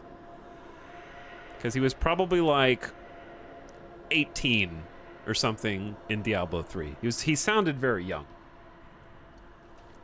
So he's probably like 68, 69.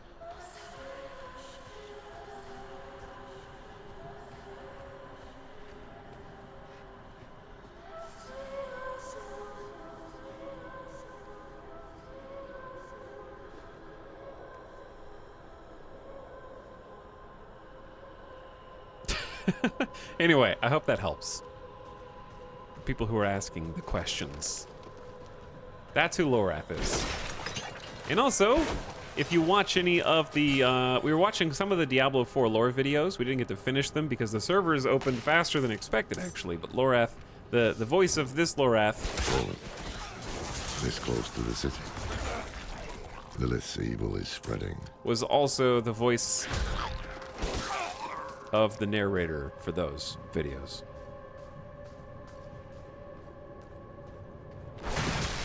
With the World Stone destroyed, humans may live longer too. Yeah, basically, or they may live shorter, because the World Stone was kind of the source of their power to some extent, and I think it remains to be seen what the absence of the World Stone means for Sanctuary as a whole, I guess. Why are you running? Get back here. Okay, we can probably just go north. Sort of just scoping things out. We can climb? Oh, there's a chest.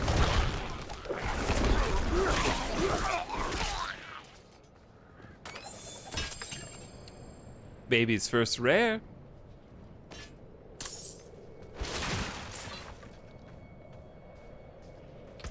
We've got our first rare. Okay, so shift is compare, and it's a toggle, which is convenient. You don't have to hold the button down. Heroic Legion. Two-handed axe. 126 damage per second, plus 7% damage to healthy enemies. I don't know what threshold healthy enemies is. Like, I don't know how much health they have to be healthy. Damage to distant enemies, which is good for us with the Earth ability. 24 willpower, which is skill damage, healing received, and overpower damage. I'm trying to learn what all the stats do now. And then extra crit damage, which we do crits now. So that is fabulous. Nice find. Didn't know we had this emote. Yeah, you do have Etal loot. Often underutilized. Rarely used. Ooh, good helm too. Different horns. Different horns. I do love being able to just pick up crafting materials that happen to be on the ground without having to left click them after you've already revealed them. That's super nice. Totem is dead. Long live Totem. Axe feels good. The animations are solid. The combat, even though we're doing the basics right now, feels nice and chunky. Dash feels pretty good. Father's Cross.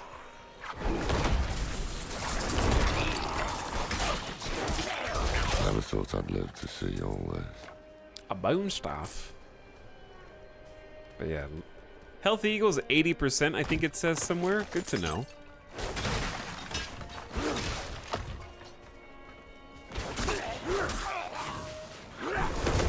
But that's exactly why I'm glad that we got to experience the other Diablos for stuff like, oh, who the hell's Lorath? I don't know. Ooh, event nearby. Let's go check that out. It's fun to be able to put, I'm kind of liking this. Oh, he got rezzed? Stop doing that. You can stop him mid-res too. Anyway. It's fun that they're already, like, taking some familiar characters that were just introduced at the end of Diablo 3 and being like, okay, well, what do we do with this character? Caravan under siege. Slay the enemies. Help! Is that it? I beg you. You're not looking so good here. Be careful. Oh, they've got, like, a health bar. Go back in your hole.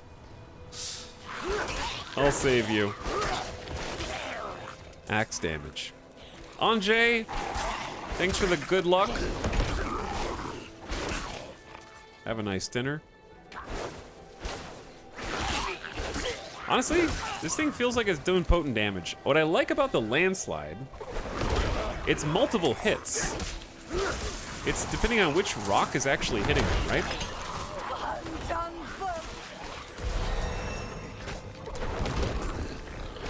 So like the different pillars that come out of the ground are hitting independently of each other.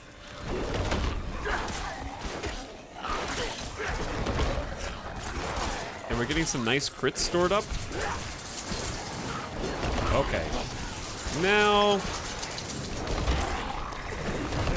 things are starting to get a little spicy. Oh no! Because I like being able to do this pretty sweet, like, chain lightning that can immobilize. It's not actually chain lightning. But then I have the rock. Landslide for range. You saved my life. Oh yeah. Big chest. And it wasn't even close. 35 murmuring obols. I don't know what that is. Sounds like a quest reward. I mean, sorry, crafting reward.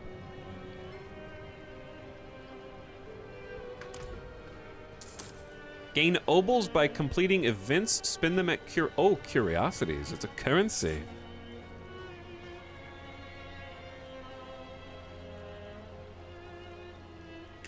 That event length was just right. Yeah, I agree. I napped through launch. What's up, Rapid Recline? It's going fine on PC so far.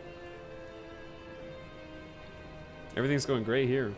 Thanks, Omnium Gatherum, for the 52 months. How you doing, Omnium? Thanks for subbing. Crispy Games with the Skelly, please. Welcome, Crispy. Feng Shui also gifting a sub to Angela's Folly. I appreciate it. Oh yeah, what level are we? Oh, we're level 7. We're level 7. We need one more point to get here, and then respecs are gonna be interesting. So I can make this do more damage. It'll go up 11 damage. We can have another spender, or we can make our basic stronger. The basic can do a 50% chance to make enemies vulnerable for 3 seconds or chained to 2 additional targets. I think the vulnerability and making them take 20% increased damage is good. I'm just going with the flow right now, Faberate. I haven't looked up any guides or anything.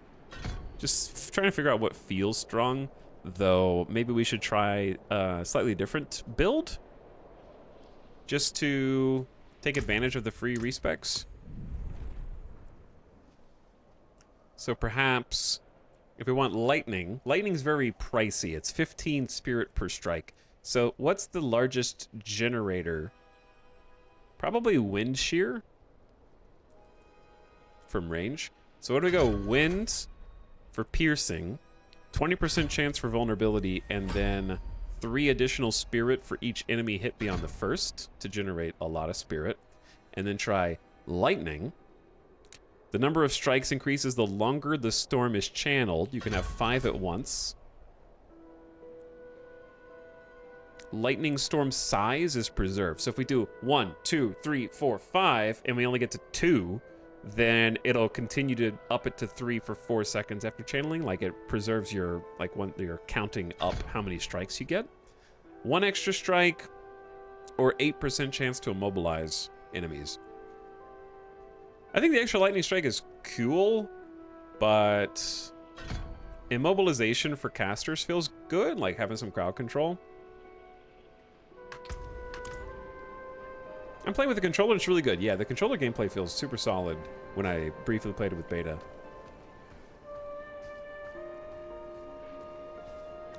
I quite enjoyed that as well.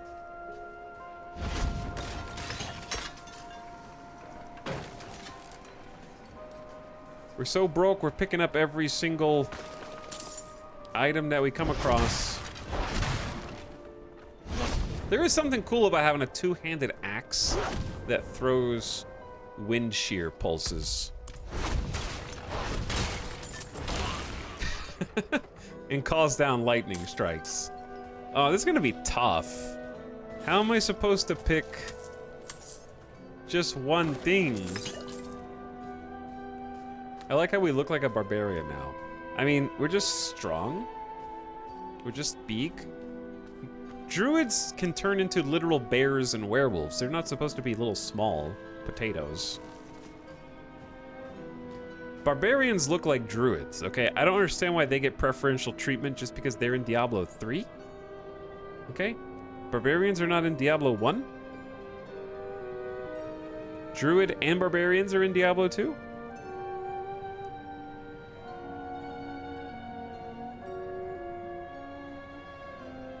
Also, were the horns not enough? Okay, anyway. What is this statue?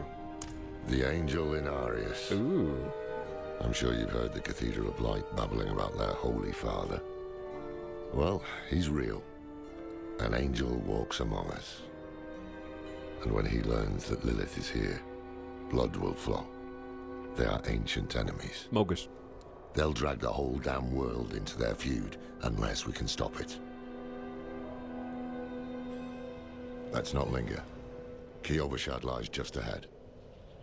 Druids are DLC for D2. Counterpoint. No one remembers D2 before rune words. So that makes them better because they came with rune words.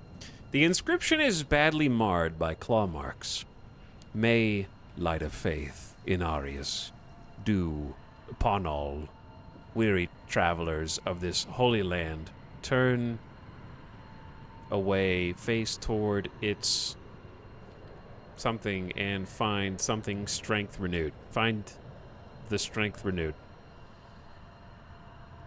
May the light of faith, may the light of Father Inarius, what is a 4-letter word for something? Shine. It's not shine. Shine's 5 letters. May the light of Father Inarius look down upon all weary travelers of this holy land. Turn away, face towards its radiance, and find something strength renewed.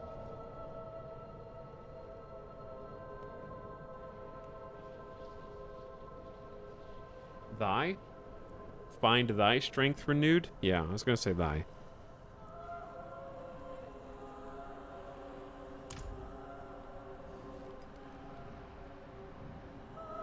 Turn your face. Okay, turn your face towards this radiance and find your strength renewed. I feel like this is a puzzle. Doesn't this scream do something because puzzle?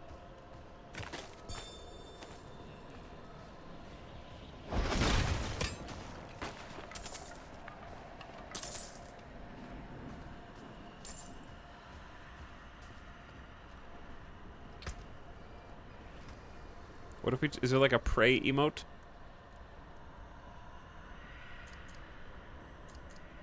Impressive.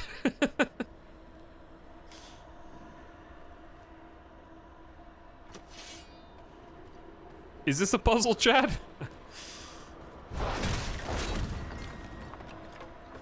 Impressive. Well, maybe, but maybe we can't do it in the tutorial. Who knows? All right, let's try build. That seems pretty cool too. Damn. I'm gonna be so indecisive. I don't have much more time to be indecisive. There's some interesting abilities here. Hold. To enter the city, you must We first... have no time for this. Don't mind me, Lorath. I know we've been in a rush. I've just been, like, picking flowers. To enter Kiovashad, you must perform a cleansing ritual. Meaningless gesture, but some people take comfort in it. How dare you? Just let him through, lad. I've tried for years to get Lorath to do the ritual. Fine, but this one stays. I'll meet you inside. Take a piece of holy cedar wood from the shrine and inscribe it with the sin which troubles you. Holy cedar wood. Cast it into the brazier. As the fire burns the wood, so too will the light burn away your sin.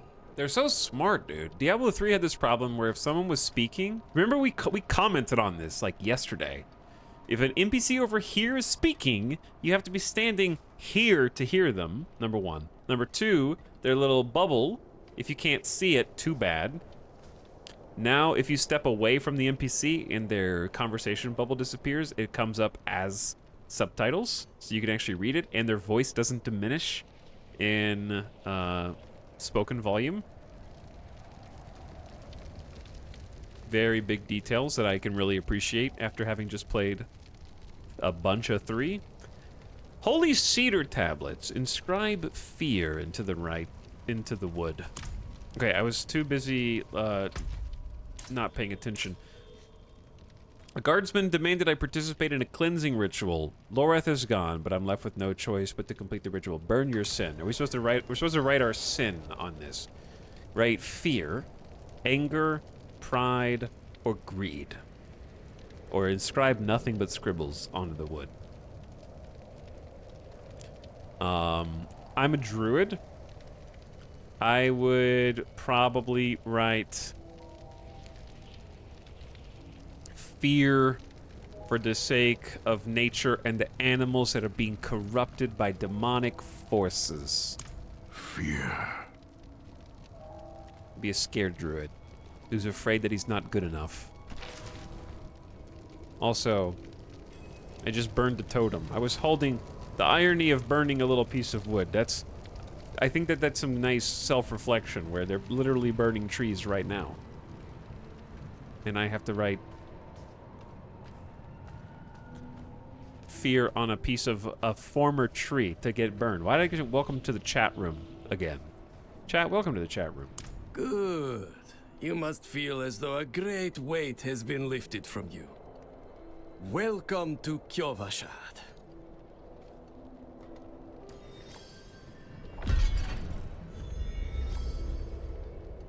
Quest progress has been saved. Can I talk to... Ooh, I can talk to you. Do you know Loreth?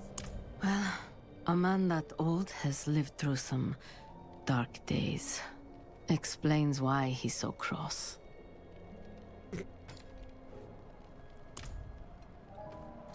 I like the dialogue bubbles so far, or just like how you choose what you want to say next. Dude, this game looks crazy. Priority quests introduce or unlock new features and systems. This is almost as far as I've played. More or less. So, what did you write on that piece of wood? Something about fear or cowardice, perhaps? Were you looking over my shoulder, Loreth? It matters little, I suppose. Yeah, I put fear on it, okay? Don't bully me. You going somewhere? I'm off to the dry steppes in search of that pale man from your vision. I must know what part he plays in all this. But first, I need you to retrieve something of mine while I finish my negotiations. A merchant in the center of the city has it. Just tell him I sent you. What were the villagers doing in those ruins? Sacrificing. Summoning demons. Honing all the wonderful gifts that Lilith gave them. Tell me about Inarius. The cathedral loves to go on about him. His imprisonment in hell, his valiant escape, his glorious return here, the world he created. But they never mention how being tortured in hell for a few millennia turned you into an arse. There was a prophecy. There was a prophecy, yes. It foretold the rise of the primevals, the return of Lilith and Inarius, the doom of our world. Inarius adopted the prophecy for his own selfish purposes, put it in the Cathedral of Light's gospel, and made it seem like he would be the hero to save us. Welp. Stable master? Horsies! Shop. Shop, shop, shop, shop. Give me the shop. I don't want to write it. That's disgusting. Spooky flesh horse.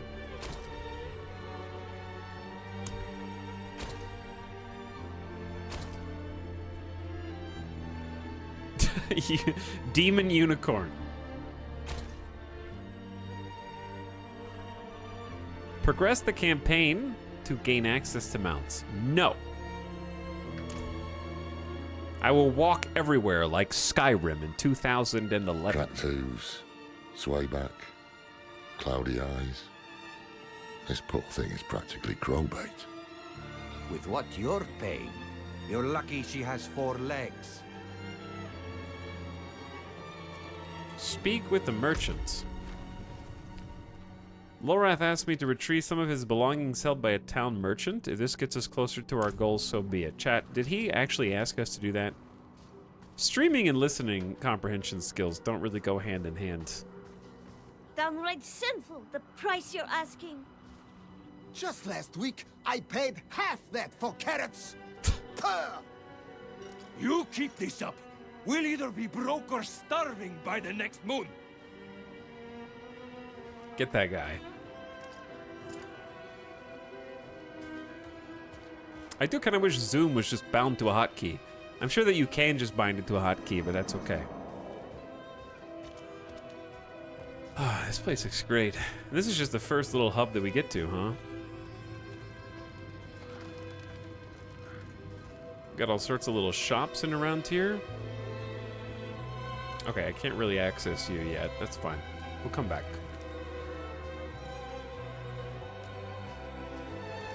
Just cut through the middle of town. It's a waypoint!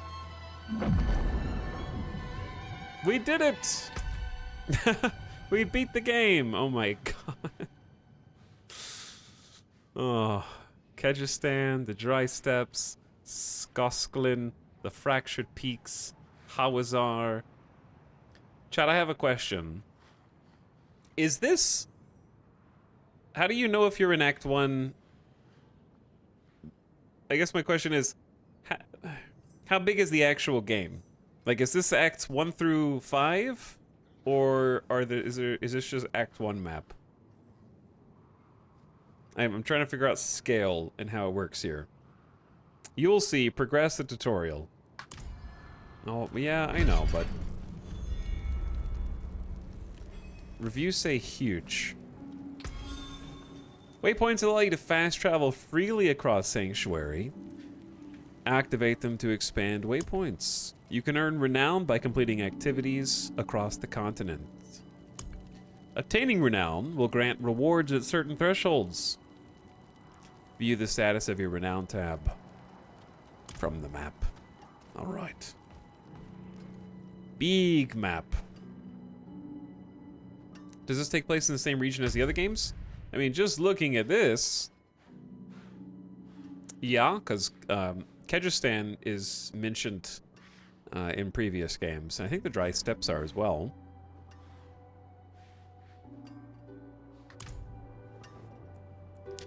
Lorath sent me. Ah, so the old man's finally decided to buy it back. The old man wants to buy Knowing back. him, he didn't mention coin, did he? If he wants his weapon, you will need to pay. I have to pay for him. Loras, super legendary polearm. Wait. The old man sold me this too. He said he didn't need it anymore, but I think he'd want it back all the same. A No charge. strange amulet. All the just sound effects are good. All like the UI clicky sounds. I have a good feeling about this game. I do too, Roof. It just like exudes quality around it. It's very impressive as far as just like the initial experience, like the tutorial guiding into town. You've got like a dungeon. You've got a nice boss fight that actually has some mechanics to start out with. The pacing is good. You've got some like an interesting story that kind of gets you invested. I would say that just that initial little story beat of the town and its people and Lilith at the church, that was enough to kind of like rope me in and be like, I want to play Diablo. I want to play Diablo now. All right, we need to figure out how to salvage certain things. I'm gonna sell. Anything else? the stuff that doesn't benefit us. So the beta was really good in that sense, like from a business standpoint. Arms for the light.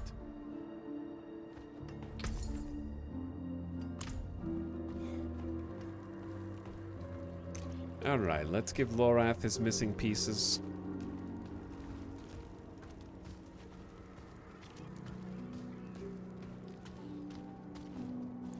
I had to pay for your weapon.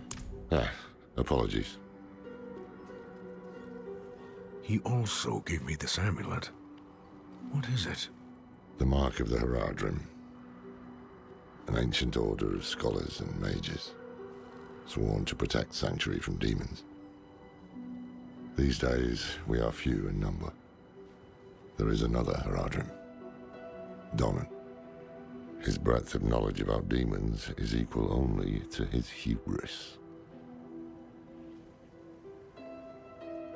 Sounds like he could help us. You should seek him out in Skosglen. But don't forget about the cathedral. They'll be expecting you, and they might prove to be useful allies too. You're not coming with me? I'm going to the Dry Steppes to find out who that pale man is.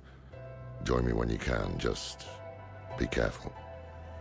Your ties to Lilith, the visions you see, you are the key to finding her and stopping whatever she has planned. Background music is solid. Sometimes our paths in life are set to collide. We just don't know it. Whether it is by accident or fate's hand, there is nothing we can do about it. The Wanderer He's lost got in the storm, spear. Yeah, that's the fed spear. the blood of Lilith. Saved by a lone monk. Okay, I understand now. Different lives and incidents drawn together. By what? Destiny? Or some greater power pulling the strings? I did not know. But at the time, God, the lighting. I thought I had the chance to protect humanity from the daughter of hatred. The Wanderer's connection to her gave me hope. Imagine that.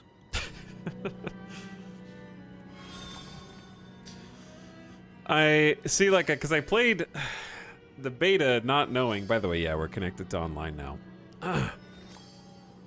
I was like, what's a Haradrim? And now I get it. He has us go to the weapon shop because he's basically given up on his entire calling to the point where he sold the Haradrim spear to get some money. So that's why your first objective is to go get him his weapon so that he can be a proper Haradrim. Because all the Haradrim have that same spear. And he knows he's going to need it to fight some more before it's all done. Now I get the significance. Okay. Contain new purchased items. Purchase armor, weapons, and other character cosmetics are in the wardrobe. Mounts are in the stable. Emotes on the wheel. Complete the prologue. Good job. But yeah, chat, we're a 1% gamer now. 1% of the way through all of the challenges. We keep our stables clean, dry, and warm.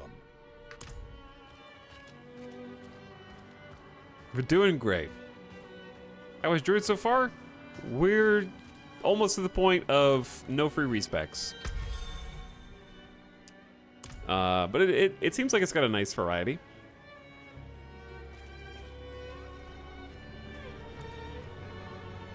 Oh, you can just go. Bye. Quests, never heard of them. I will simply go destroy monsters now. This feels so big. This feels like... Oh my god, they're begging. I barely have any money. This feels as big in a like good overwhelming way as Diablo II probably felt to 1, just in terms of like the absolute size of this unit. Because Diablo 1's just like, here's Tristram, go into the cathedral, chop, chop, chop. Diablo 2's like, wander the world a little bit, why don't you? Do some exploration, go outside, touch some grass. In the previous games, did the player know they were a Nephilim from the beginning? No. I think that was a Diablo 3-ism. If I remember correctly. I think Diablo 3 introduced it as a way to explain... Nephilim, I'm not trying to be negative, because I think that having them be Nephilim makes sense, because Sanctuary was created by angels and demons, so it makes sense that the people that live there would be their offspring, so I think that it's all rational. However, it's kind of like trying to explain why the player is able to defeat these incredible powers.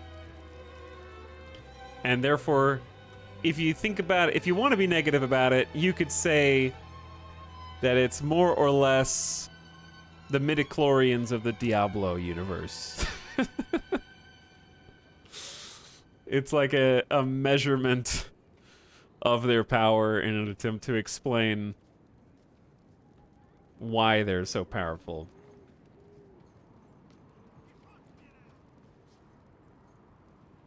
But unlike Star Wars, what can make it interesting is taking that knowledge and doing something with it. And having the Nephilim become a threat to the beings that be because of their power, and therefore targets, and therefore interesting story can arise out of that. Instead of midichlorians, which was not an interesting story. It was just kind of like introduced and then dropped with as an attempt to try to explain something that didn't need to be explained.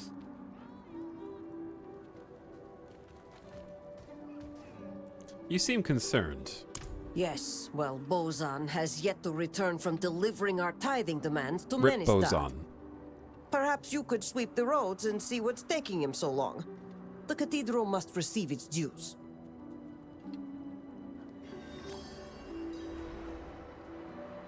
Investigate the road to Menestad for Monk Bozan. I miss Balzac and Feltaint, Peepo said. But yeah, I think it was just like, okay, in each Diablo, we start by fighting one demon. Diablo 2, we're fighting a bunch of demons. Diablo 3, we're literally fighting all of the demons as the prime evil imbued into a single entity. How people aren't just people anymore. Like, I think that the story naturally, because of the nature of who you're fighting and the power-ups, the Dragon Ball level power-ups, they just had to have a way to, like, make that make sense and to keep a story going. So it's fine. All right, I want to explore this city. I want to look around in the town, and I want to see the things there are to see. We got level 21s already. We got level 18s already. And we're going to see people beyond that hit level cap today, which is hilarious. Chat, I'm going to be right back. Smurg, thank you for the brand new Prime sub. Hope you're having a nice day. Thanks for hanging out with me tonight. Omnium as well. Once again, thanks for the 52 months. But I know there's a lot of Diablo streams right now, understandably. Thanks for hanging out here. I appreciate you spending time with me. And I'm having a lot of fun so far. But I need to take the doggo out. Stand up, stretch. So, we're going to mute the game, pop up the BRB text, and then it's time to really sink our teeth in here. But if you're playing Diablo, if you're planning on playing it today, hope you're having fun too. Having a nice time with launch. I'll be back shortly.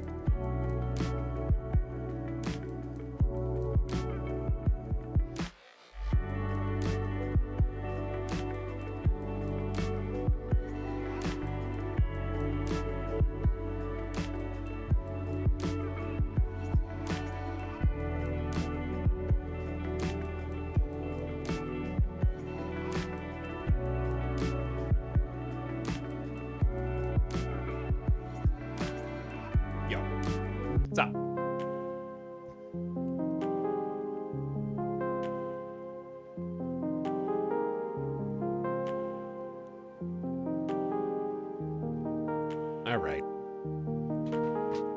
We're back.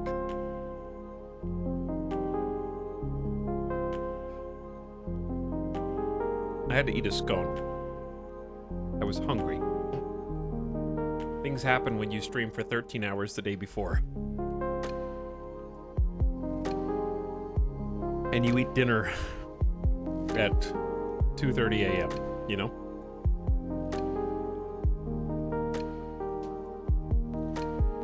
It happens.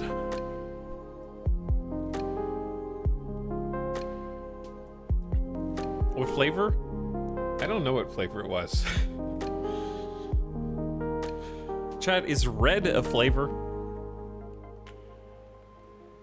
I think it was red flavor.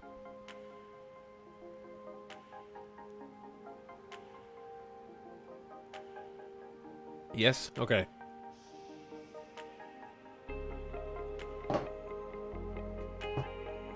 It was like purpley red. Are cranberry scones a thing? Somewhere Alice is probably laughing. Like, I don't know. It could have been blueberry. It could have been... It's some kind of berry. There was a berry in there. And then bread. Berry bread. Berry bread flavor. Okay. We're back.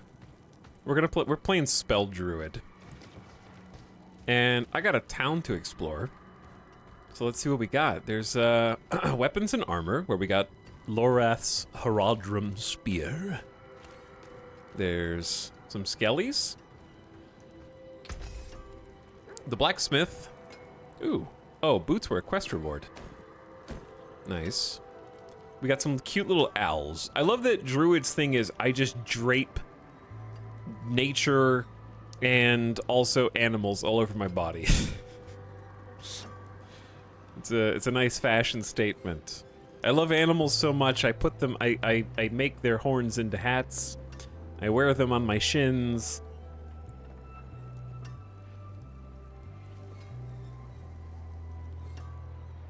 Can we see Druid's mechanic yet? Not yet. I'm told that the scone is cranberry orange flavored, so I actually did suss out that it was cranberry, but I didn't taste the orange, I guess. Cranberry orange flavored scones. But yeah, I actually don't want spoilers on the Druid's mechanic, because I kind of haven't paid it. I haven't looked at any of this stuff. You can take what's left. Pre-release. And I really didn't play the beta. So I kind of just want to see what it is when it happens. But I do know that every class basically has, like, unique mechanics that differentiate themselves from each other. To give them some unique qualities. Found a new boil on my hand that makes 17 so far.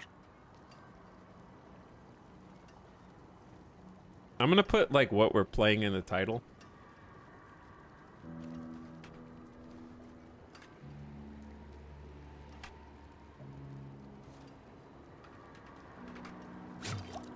Diablo 4, that way people, because people kind of come in and ask. Spell Druid lore run. There we go.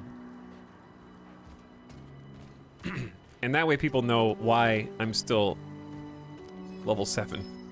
I'm really enjoying just walking around and looking at everything, though. This is where I'm gonna be for the rest of the game. So it was actually red and orange flavored, yeah.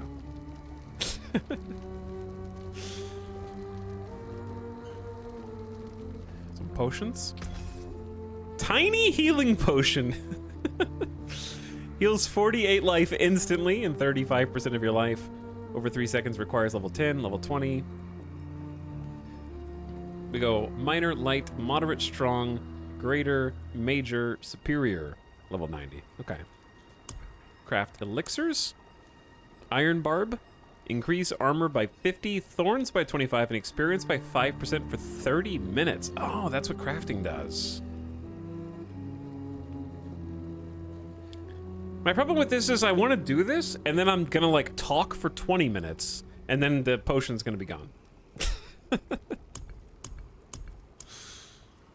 And we can refine resources into other...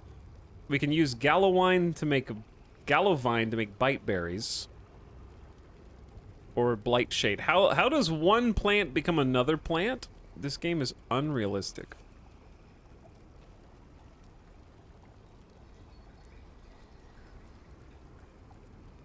Iron chunks can become silver ore? What? Magic. The power of alchemy. Okay. It's a trade. But it says refine resources. It doesn't seem like a trade. It states refine or craft. You want to make this, chat? Boom. Let's make it. Where does it go? Consumables tab. Quest. Oh, we have like quest items tab. Oh. And then aspects. Okay. Very cool. Say, where are those girls of yours? Finally ran off to play knight, have they? They left for Corvalar this morning. They'll have food, training, more than I can give them. How does she get out from behind the counter? Also magic.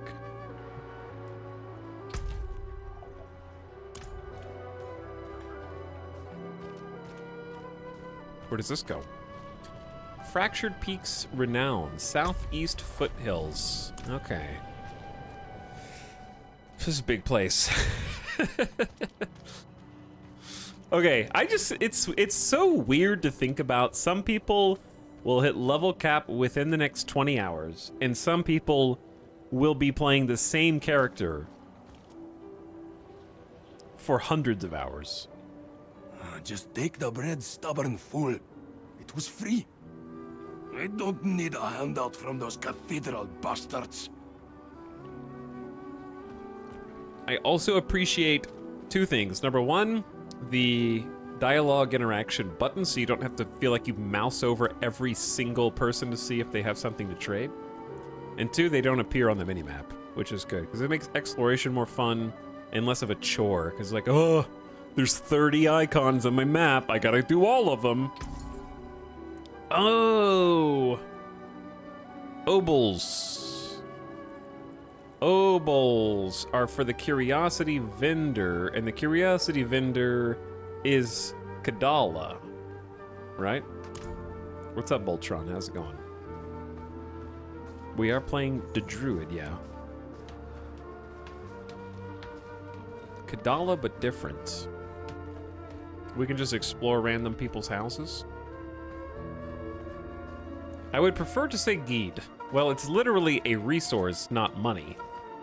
And blood shards are the closer equivalent to obols than money is. I tell you, my neighbor is bewitched.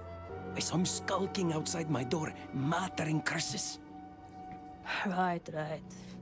This wouldn't have anything to do with the money you owe him, would it?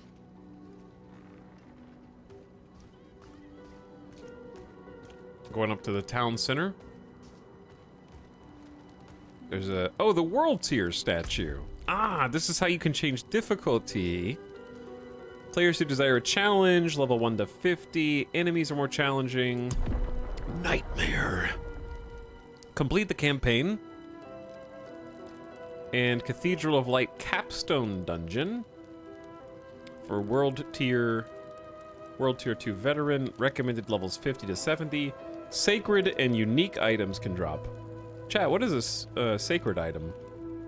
Nightmare sigils can drop that unseal nightmare dungeons. Hell tides can appear across sanctuary. Champion monsters with damage resist auras can appear. So they're bringing that back from Diablo 2? Is it as big as Diablo 2? Sacred Legendary Plus? Are there legendaries in Diablo 4?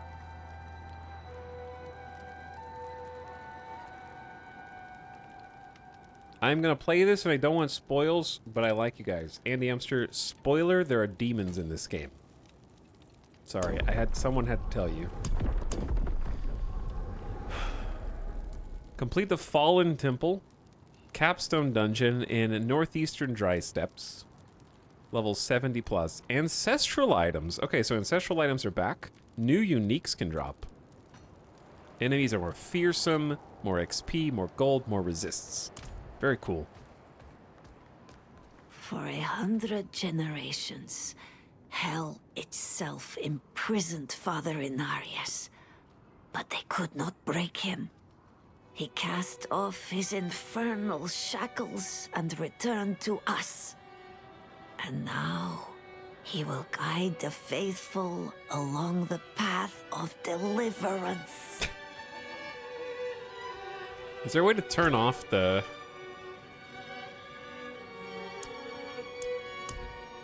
Oh, maybe. Maybe... Oh, wait! Oh, that just makes it big. I thought I could resize. But maybe it'll go away there. Boom.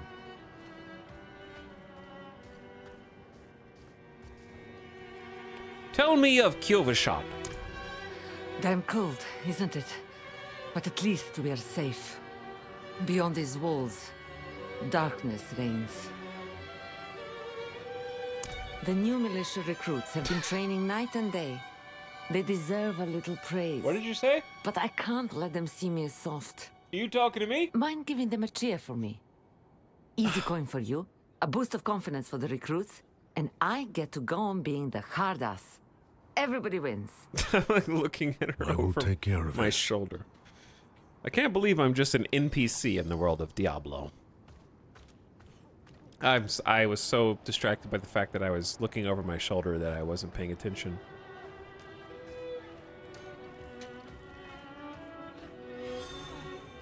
Emotes! I think we're supposed to cheer for them. Impressive. Wait. Well done. Wait, what am I supposed to do? Oh, speak with the guard. Yeah, I did it. Impressive. How to communicate with other players. Thanks. I hope they don't get used to it. Get some renown. Okay, it said that we could look at renown on this page. View rewards. Total earned 100. Claimed by each character. Unlocks for all okay, so the icons indicate what it unlocks. So if it has just this top icon, this is per character. If it has this icon, it unlocks for all of your characters.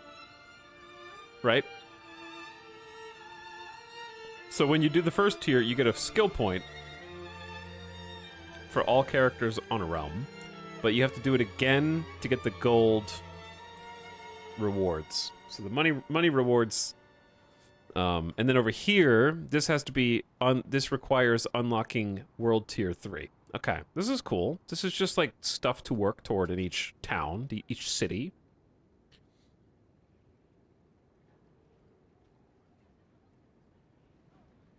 Seven waypoints, 3 strongholds, 35 side quests. That's just in this, that's just Fractured Peaks.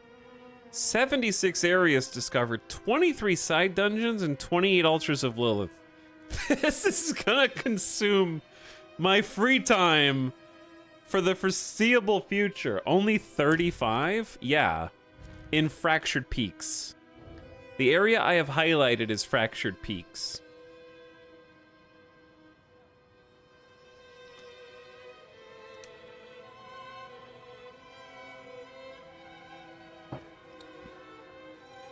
That's not grand total of the region. That's just this.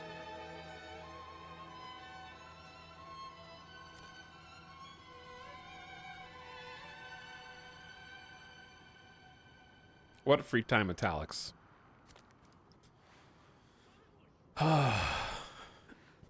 Okay, well, okay, it's slightly larger than that, but it's still very big, because this is Hawazar, or very small. This is Hawazar, and this is Fractured Peaks, and then Dry Step starts here. Then Skosklin. So Fractured Peaks is like this. 23 side dungeons all in here.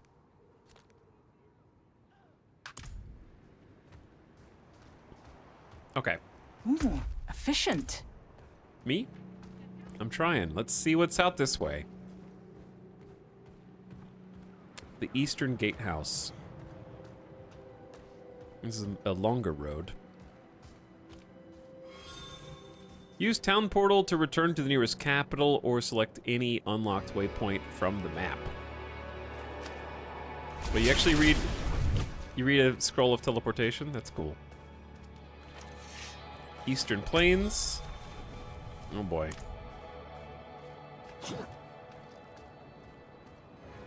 Well, it looks beautiful.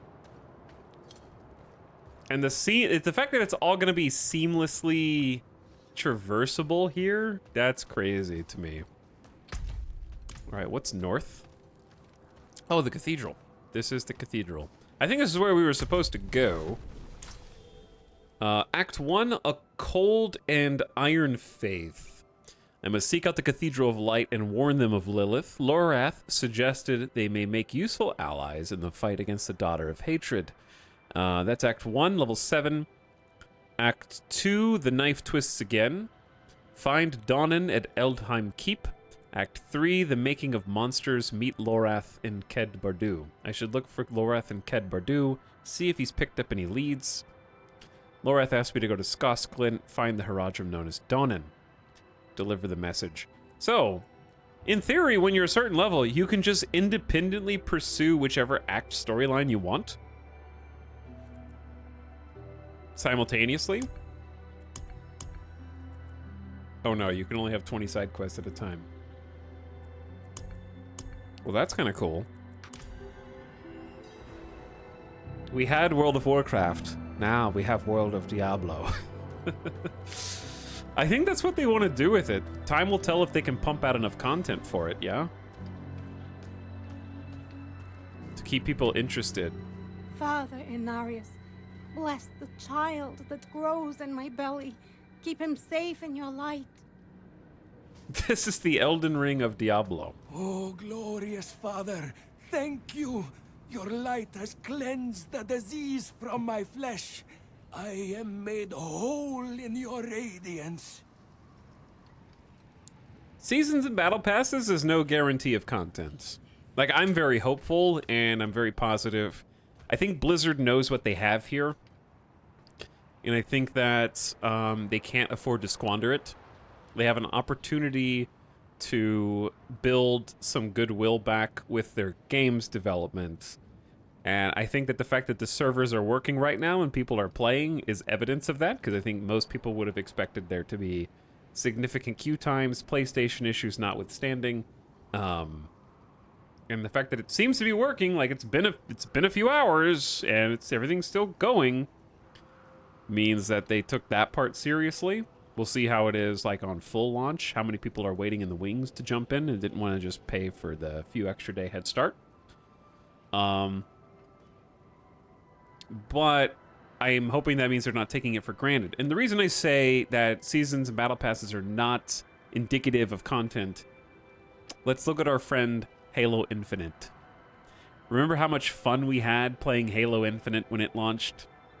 We did Halo Infinite streams. We were having a great time. We were like, whoa, Halo's fun again. Halo had battle passes. Halo had cosmetic shops. And it was a free-to-play game. Had a lot of players at launch. We had a great time. And then we realized there's only like 7 maps in the game. And there was nothing to do outside of just playing it. Infinite, they called it Halo Infinite because that's the amount of time that you have to wait for the next content update. So I say that to say, not to shit on Halo Infinite's grave, because it was really fun and I'd love them to be able to turn it around. Microsoft's been struggling lately for whatever reason. I'd like them to bring it back. Halo Infinite's great now. I don't believe you.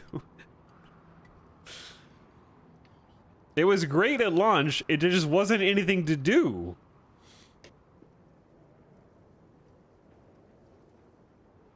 So, that's why I say battle passes aren't indicative of future successes or content. So I'm trusting that Blizzard actually has a plan for this, because they need a plan. Because I'm still not convinced Diablo IV was really their plan until they had to go, oh shit, look at the reaction to Diablo Immortal. Quick, pull the lever. The suspended actual Diablo game needs to be unsuspended, and we need to start working on that immediately. And I'm hoping that wasn't just a phase, Mom, and that we actually get, like, continued. If that takes a cosmetic shop and a bunch of whales to buy a whole bunch of shoulder pieces to get them to continue to make all those things, then so be it. Let's see it. I want to see multiple expansions to this. A la Reaper of Souls, a la Lord of Destruction. New classes. There needs to be like 7, maybe even 8 classes for once. My brother told me you have to shield your eyes in the Father's presence, or his light will make you blind. That's why the knights wear helmets.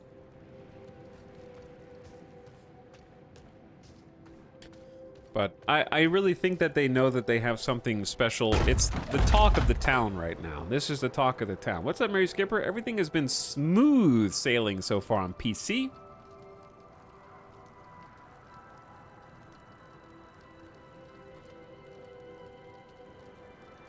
I got up to get more water. What's up, Belial? How's the druid so far? Seems good. We were born in sin, children of darkness. But the Father's light can be sought through penitence and faith. This is the character from Walk in the light.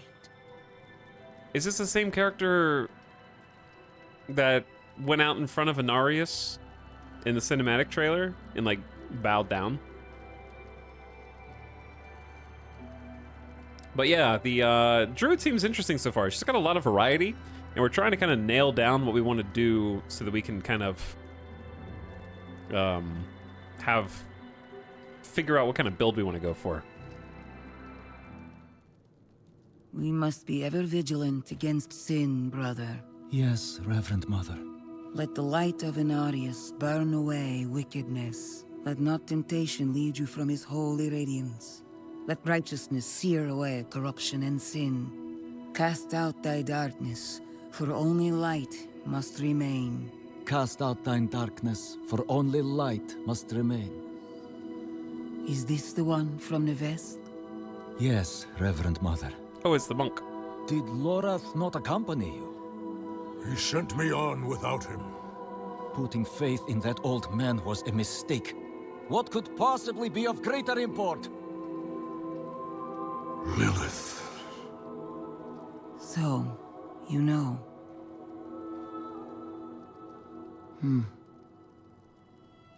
We have received word from one of our knights of a demon sighting in Gale Valley. The description matches too closely to the sighting in the west. If you would travel to Yelesna and take stock of events there, you would have the gratitude of the Cathedral of Light. I had thought to send Lorath, but... Again, he fails in his duty. With or without Lorath, the will of Inarius shall be done.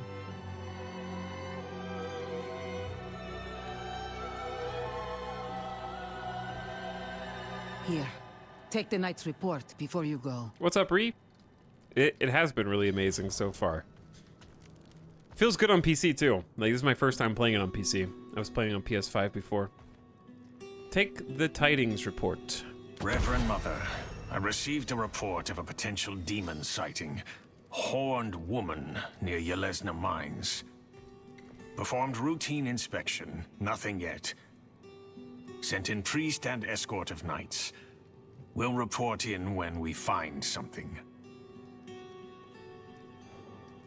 Is there a history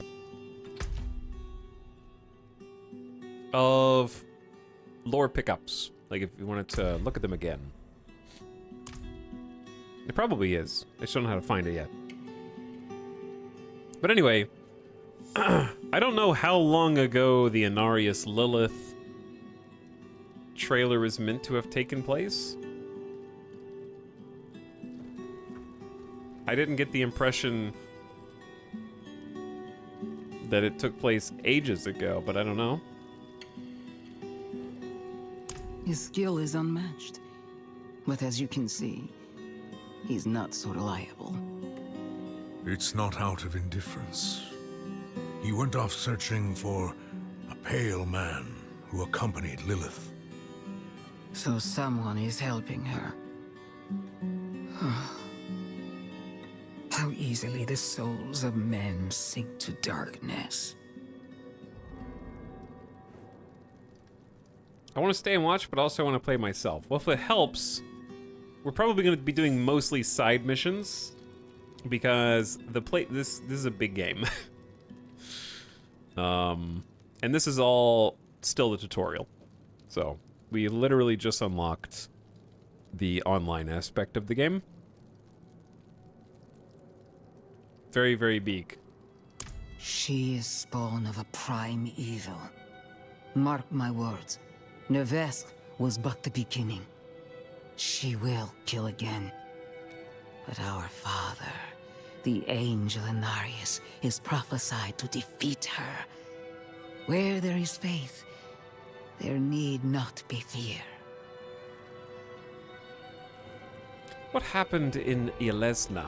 One of our flock, the watch commander, Vigo, sent word of a demon sighting. A girl claimed to see a horned woman. The risk is too great to dismiss. Seek him out. He should be well into his search. Okay. We know what to do.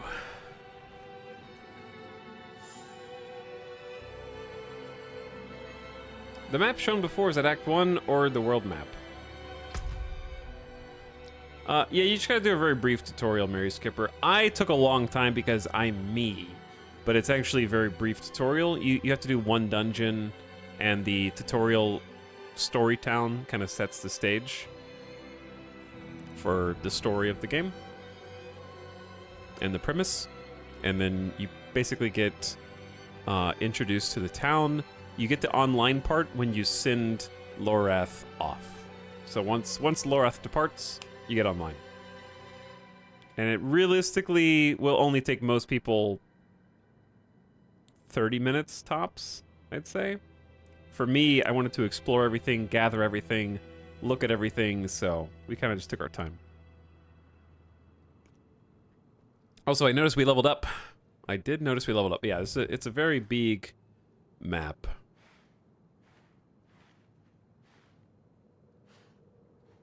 So Skosklin is over here. We can actually see the level... Chat, look at the level recommendations, okay?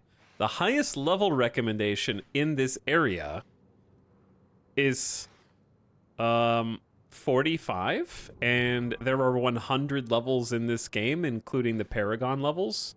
So, yeah, this is not the world map. This is the current map. Good to know. Planning to play with friends after full release on Monday. Yeah, it doesn't take too long. It's the... Did you do any of the beta? It's the same like little beta village that you arrive in with one dungeon. One dungeon, one boss, some cutscenes, and then you go to the town, and then you get to be online.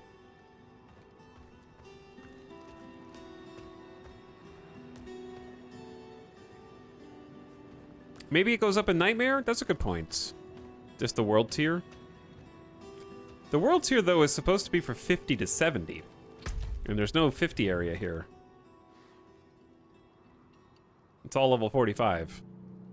But we'll see. We'll keep playing.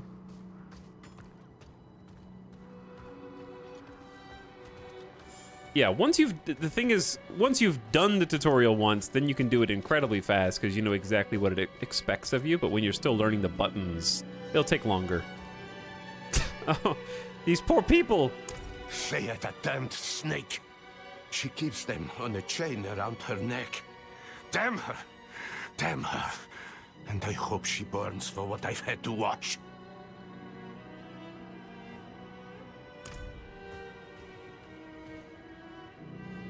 The wood is branded with a phrase, "Let this be the first step on your journey to the light." It was only an apple I stole. The father wouldn't want me to go hungry, would he?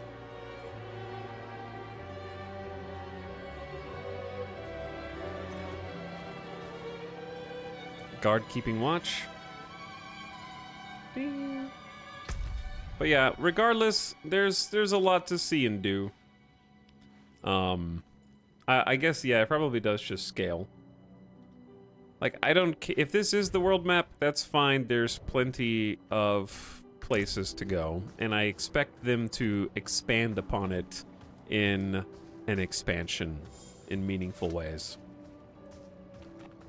Which will be really fun, because instead of just like, oh, here's your act storyline, you save the world, but now save it again, which is Diablo. They'll do that again in some capacity anyways. It'll be like, let's open up a new part of the world that's currently blocked off.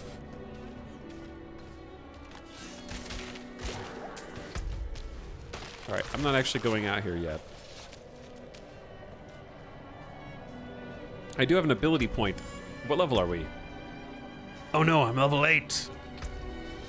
And we get to choose a new thing here. Oh no, I have to make choices and decisions. Oh, let's find the stash in the wardrobe.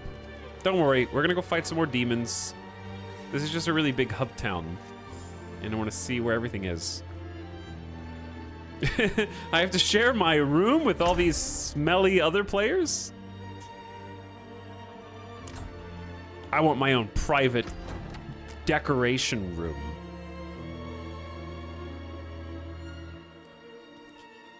Ensembles. Oh, you can make save or load a combination of looks. That's cool. You calling me default game?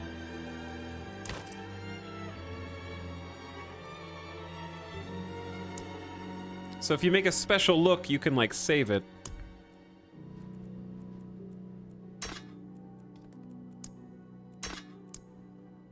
Huh.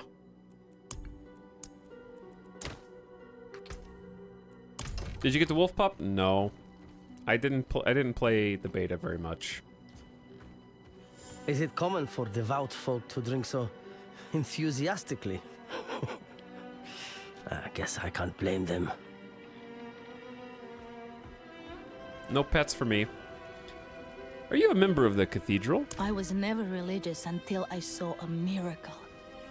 Inarius himself blessed the man with the light, got up and walked again for the first time in years, right then and there. The light is real, my friend.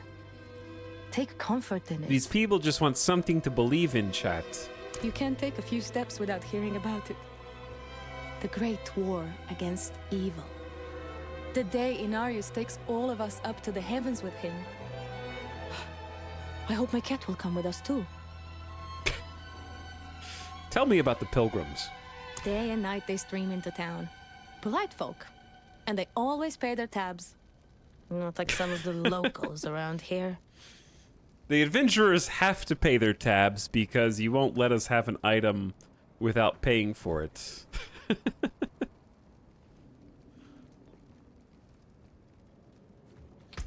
Alright, this is the waypoint. There's actually, like, it's kind of fun just walking around and seeing all these other people. The little level 6s, level 12, level 19s. We haven't gone up here yet.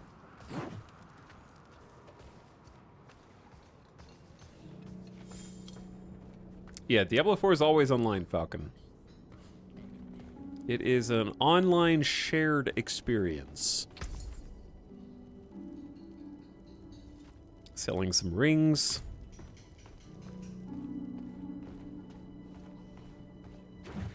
Also, there are a ton of towns and cities and villages to find, I've been told. You see those fools up at the cathedral?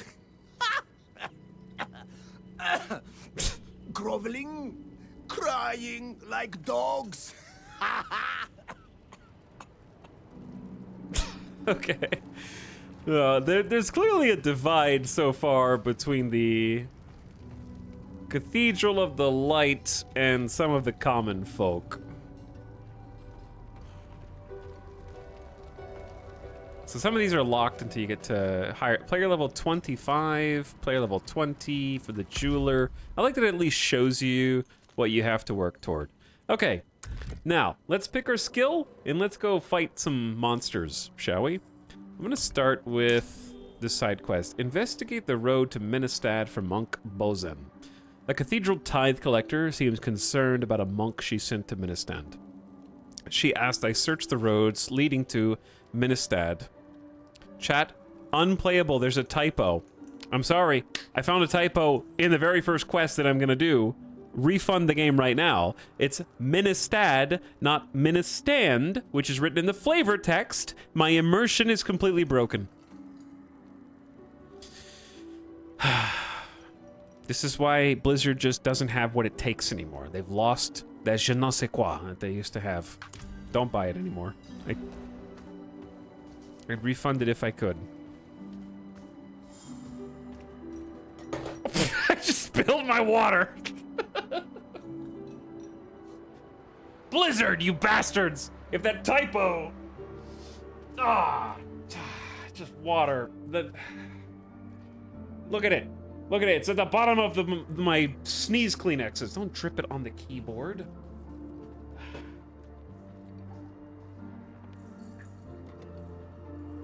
Blizzard, you buy the $90 version of your $70 game, which is already too expensive, and then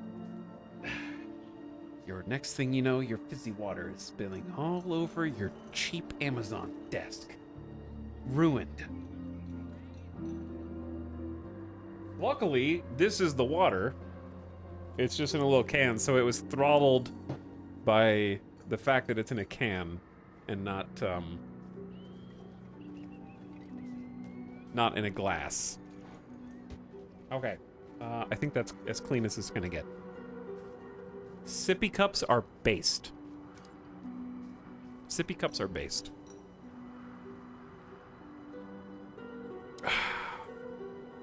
Everybody relax. Okay, skill tree time. What are we gonna do? We obviously need one of these spells. Let's take a look.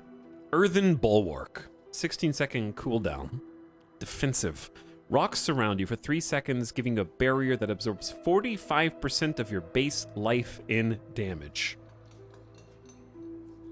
Earthen Bulwark makes you unstoppable while active. No crowd control impairing effects. Casting grants an 18% base life as a fortify.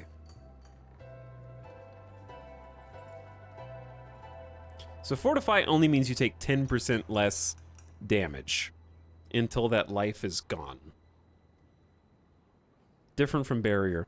Rock shrapnel flies out when Earthen Bulwark is destroyed or expires, dealing damage to surrounding enemies. This damage is increased by barrier bonuses. Okay, so like I think it's the fact that there's only 3 seconds that bothers me, but on the flip side, it's free and doesn't cost spirit. I wonder if the time goes up when you put more points into it. Cyclone armor, 18-second cooldown, slightly longer.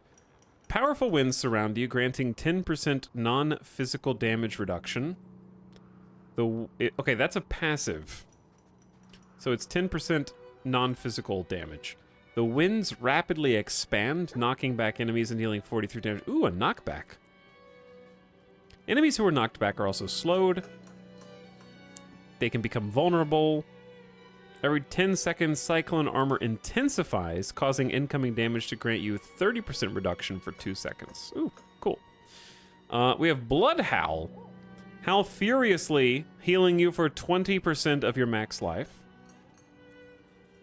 Reduce the cooldown, so it's a self-heal. Increases your attack speed or generates spirit. And then Roar. Shapeshift into a werebear. Bellow a mighty roar, reducing nearby enemies' damage for 4 seconds. Fortifies you. Slows enemies. Or heals you. Okay, I'm seeing 2 options here.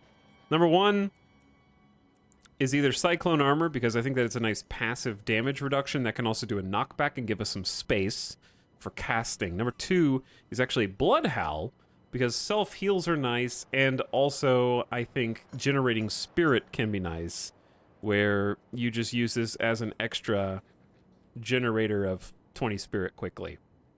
The 20 is not that much. I'm going to say let's try Cyclone Armor to get started. How many points do we need? We need 4 more skill points to get down to the next tier, 9 to get down to the next tier, 16, and then 26 to get down to the final tier. But don't forget, we need to put up to 5 points in each of our abilities to make them stronger.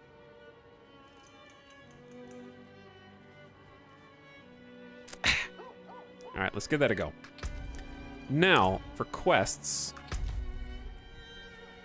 The Road to Ministad.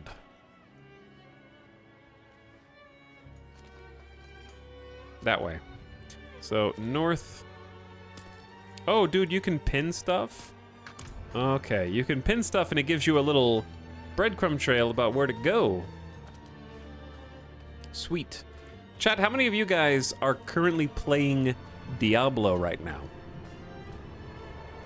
You mean Ministand? Clearly, yes, I meant Ministand. I am me. I am no me. Let's try our new ability. Interesting. Having a knockback is pretty cool. 43 damage, passive damage reduction. What this? Mom said it's my turn with Diablo.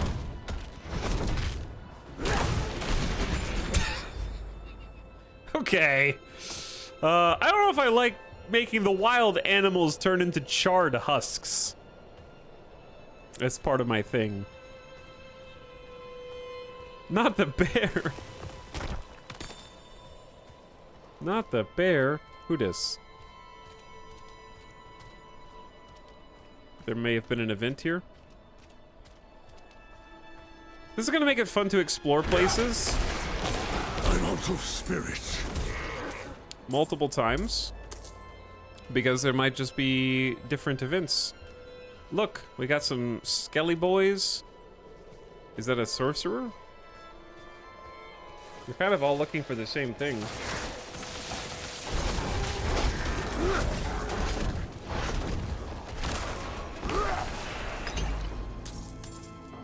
I think we're probably doing the same quest. Investigate the road to Ministad.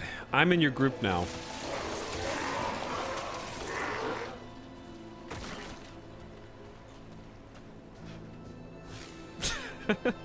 I'm doing my part. I put Diablo sauce on my homemade quesadilla, if that counts. Sure, yeah. Grinding in RuneScape instead? Victoria 3?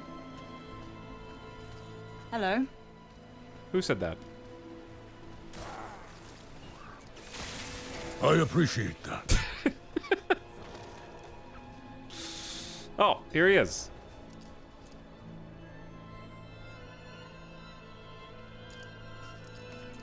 Well done. Indeed I am. My guard turned on me, tried to choke the life out of me. All I could do before I lost consciousness was go over the cliff.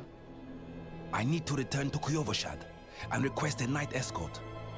Please, take the tithing demands to the merchant lord, Talgun, in Menestad. There's footprints behind me, Monka S. Because you can't see the other players, so you can see their footsteps in the snow.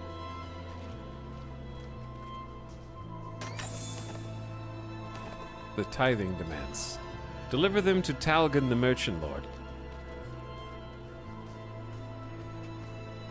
So loot is shared, or is it like an MMO? Okay. Loot is independent to you, unless one of two things happens. Chat, I need help from you. If you're in a party, are drops shared? And number two, if you drop something out of your inventory, it's no longer exclusive to your screen. Like, it can be picked up by someone else.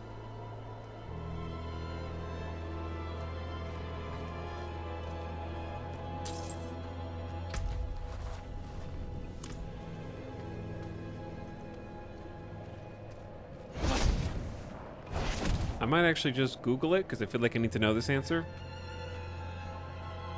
That's actually the first suggested result.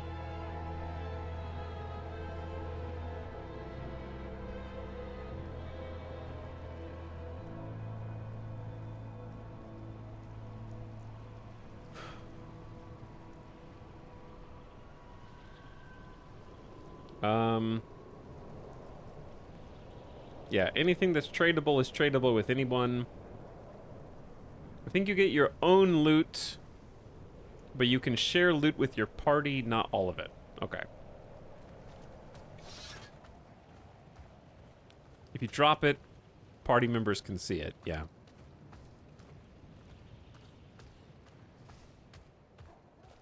Which seems cool. I don't want to see anybody else's loot. Disgusting. My husband was a hard man to love. Now even the frozen ground won't take his body. But yeah, I'm curious how much, like, custom music they made. How long the soundtrack for Diablo IV is? Tell you, traveler. Next time some cutpurse picks my pocket, they'll be losing a hand.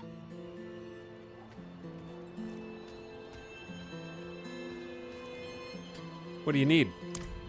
An arrangement I made went awry, and I was extorted by the ruffian Laskus for protection. He's camped somewhere near the pass to the northwest. Return the gemstones he stole, and I'll make it worth your while. I gotta find some guy who's camping somewhere to the northwest. Easy. Bad enough I have to stand watch. Now I'm supposed to police the pickpockets? A pot full of old vegetables and lentils, but barely any meat. I like the pacing so far is kind of just like people being people and living hard lives. And it's not necessarily, oh my god, we're dropping you right into fighting extreme waves of demons. And that's going to build up to that, clearly. These pilgrims making their way to Kiovashard are good people. We do our best to keep them safe from the vampire infestation, but we can't save them all. What'd you say? Hang on. These pilgrims making their way vampire to Kiovashard infestation? are good people. We do our best to keep them safe from the vampire infestation. Come again? We can't save them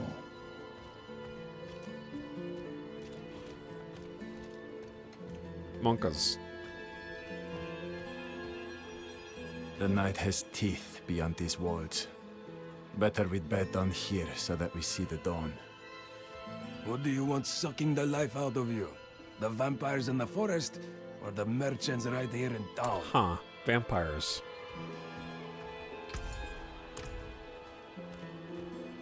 A waypoint! Wow, this is gonna make exploration very fun. Trying to track down all the different collectibles. That's really smart, just putting these at the top as if this was like a Horizon Zero Dawn or like an Assassin's Creed or whatever, and kind of have these tangible things to complete, because that's clearly they're trying to preempt the where's the rest of the content, and it's like, well, let me see your screen. It says here you've only done a fourth of it. What do you want? I saw eyes in the darkness of the forest before I reached town. Glowing eyes. I've never been so terrified.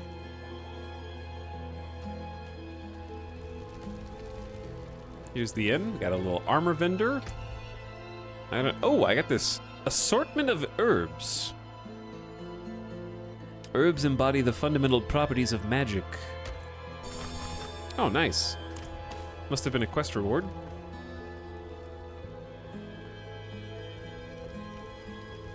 I am also a sucker for not just collectibles, but the completionist.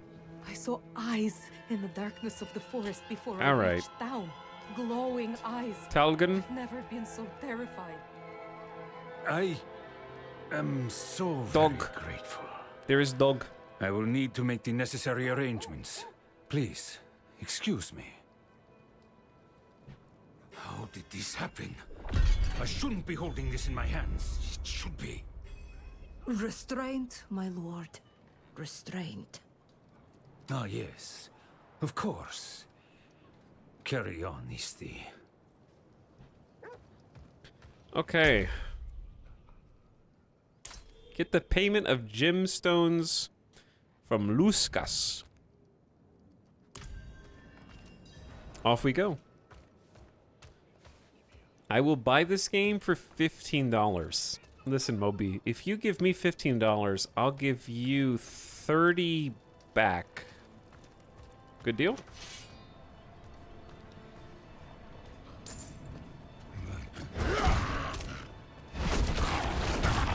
This game will never be $15.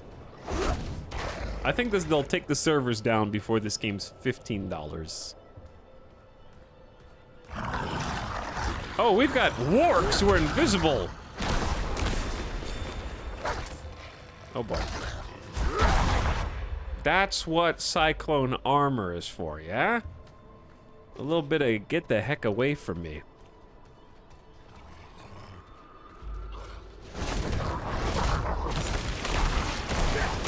Big spooky boy.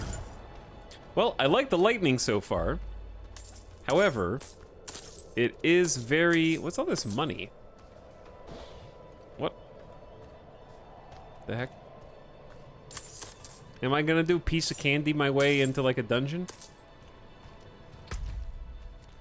Dungeon level 8, Forbidden City, rewarded on first completion. Oh, so it's like do a dungeon and get like a reward for your first time through? That's cool. We should do a dungeon. After we finish this one. See, like, look at this. Low on spirit. That is very satisfying.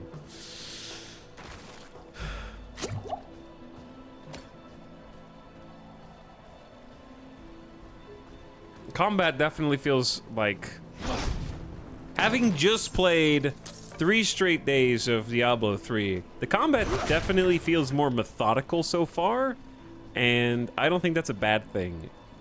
It feels weighty, it feels chunky. It feels very polished. I've come for the gemstones belonging to Marrow, so I'm doing people's chores. The hits feel chunky and visceral, yeah. Marrow sent you. That spineless merchant. He's got a bomb on his back. This will cost him dearly. Why is it on fire? All right, let's push him back. Oh, they're stealthy. Ow. Oh. I'm not ready yet. Hold on.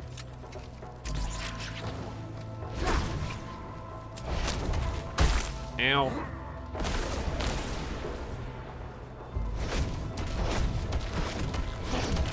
Hey, back it up, you big nerd.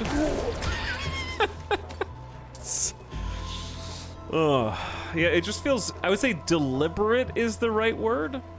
D3 is big number go burr. This game is gonna become big number go burr in the end game. Like, it just is. It is an ARPG. Players want big number go burr, and they want to be going faster. But I think that it's better when you start off really slow. Like, we don't have a mount, we don't have our mobility skills, we don't really have any like sets or legendaries or special powers that enhance our moves. We just have us, a dodge, a few potions. I just joined Jar of Souls, slay the monsters. I'm helping.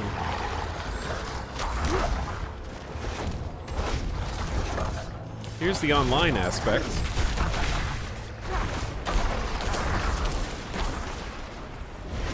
Big boy.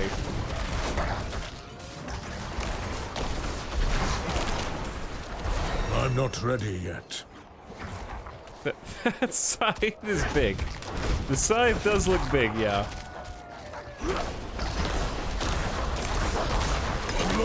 This is exactly... Oh, wait, do we have to pick these up? Collect 30 souls? Or we gotta pick up the greens. And survive the assault. Who the hell? Malhalt's Cold Claw.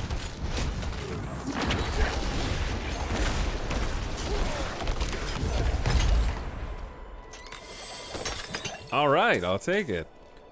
Got some murmur obols, a ding, a little bit of loot. That's what the little green thing was then, huh? Just random event. Pretty sweet.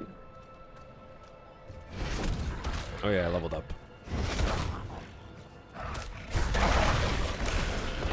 I'm really liking the cyclone armor. Like 43 damage is nothing to sneeze at for us right now, because that's as much as one lightning storm, and the knockback afterwards seems good.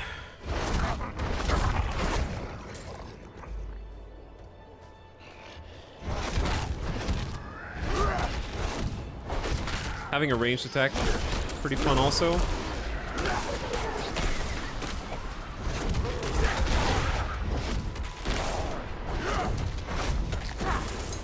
Yeah, that feels pretty solid. And I'm taking some damage when they get up close and personal. I can dodge away. Maybe we should sip a little potion. Bats?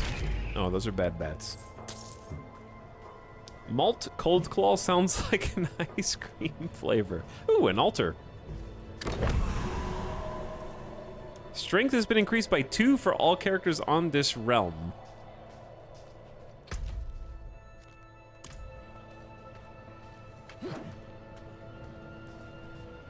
Should we do a dungeon? Spooky dungeon. Very spoopy. Hello, Parkside. New demons, who dis? Thanks for the tier 2 sub. How you doing, Parkside? I appreciate it. 56 months. This has been really good so far. And Arin Forest, welcome back for the lucky 13. Are those rocks pulsating? They appear to be pulsating, yeah.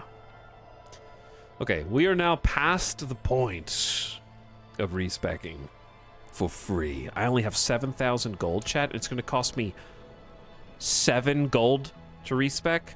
Unacceptable. I can use that 7 gold on so many other things. Enemies who are knocked back are also slowed by 70. I like that one. That's been a really nice one. Every 10 seconds it intensifies, giving you 2% damage reduction, or if they knock back, they get vulnerable for 3 seconds and take 20% bonus damage.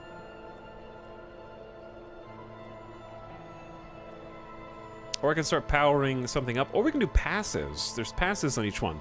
Increase your non-physical resists.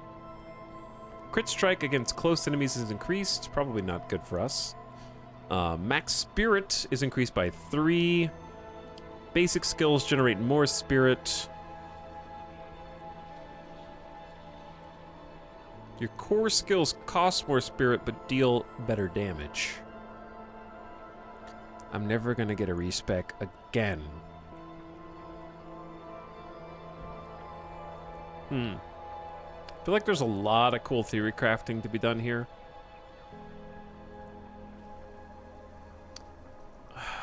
I'm thinking either, what does powering this up do? 1% roughly extra reduction plus more damage. Okay. And this is just more damage per lightning? The music ambiance is just the right amount of anxiety / dread. 20-second queue. Hey, nice. Have fun. Okay, I say let's just complete these little perks, because I like the cyclone armor. And I think vulnerables... Oh, we have to do this one first. I didn't have that one. I thought I did. So then definitely want the 70% slow after knocking them back.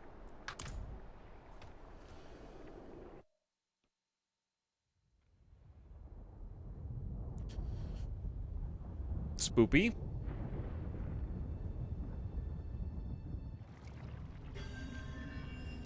Yeah, this place looks kind of disgusting. All right, let me close my window real quick and change to cozier lighting.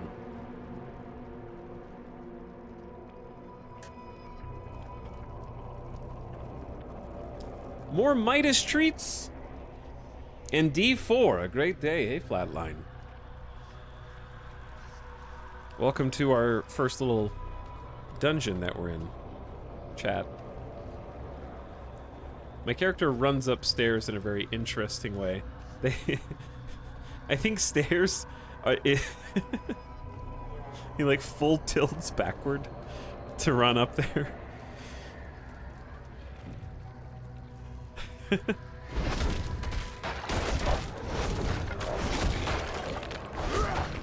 Yeah, this place is more than a little disgusting.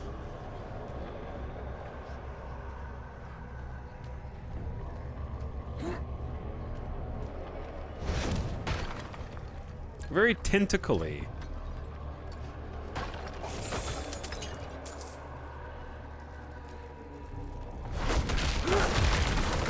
Oh. Oh, that's the vampire. Why is this ghoul so tanky?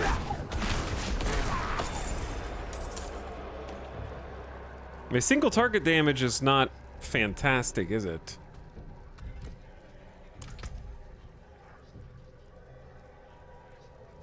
Yeah, we need to equip some new gear. Keen Wayfarer's gloves. I forgot to look. Nice armor, some attack speed. Also good armor. Some damage reduction. I'm not a big fan of my druid armor so far, but there's plenty of time. There's plenty of time. Also, I noticed that potions do have a timer. So if a potion comes out of the chest, we can't just go back and get it if we decide that we want to use it later.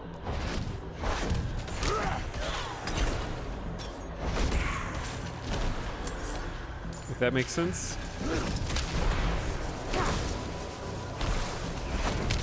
Ow. Let's go boost these nerds away. Ow. I must wait a moment. There's actually mechanics. I'm trying to dodge. Hold up. Let's take care of the ads.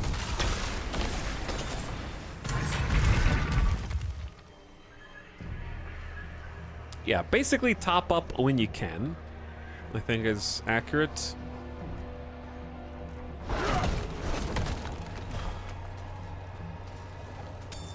A journal. This might very well be my last journal. The Knights Penitent have fallen. I hid and listened to the screams as they were torn and devoured by the creatures. I didn't want to end up like the others. Nothing but the blood splattered on the floor. The city walls that kept us safe have trapped us in with them. I pray the cathedral sends reinforcements soon. And will have mercy when they know of my cowardice.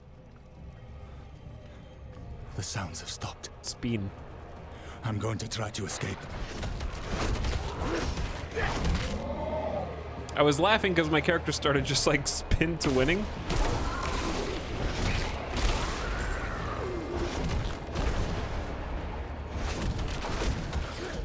All right, I'm gonna go chat. I'm gonna go back for the chest.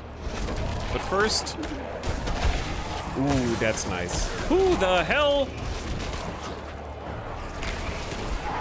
Oh dear. Jesus. Uh-oh. This is a spicy one. I'm just a druid! You guys are supposed to go easy on me for picking the weak class.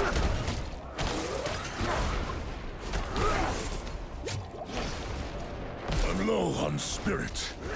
All right, bring them together. Push them apart. Bring them together, push them apart. Let's get full spirit. Watch out for the stab. Nice. I love how much more frantic this looks compared to D3. It feels... I think the people that are saying it feels exactly like Diablo 3, maybe later on it does, but right now it feels very night and day difference to me. But what do I know? I'm just the casual who marathon Diablo 1, Diablo 2, and Diablo 3 so that I know what I'm talking about and also have plenty of other experience with Diablo 3 in particular.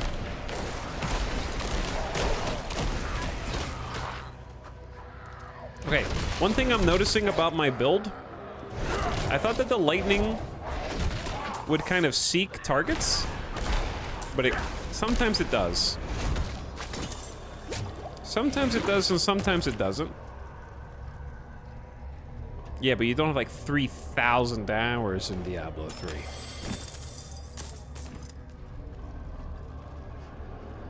True, I don't have 3,000 hours. Okay, right now, I look like I just geared up inside of like a...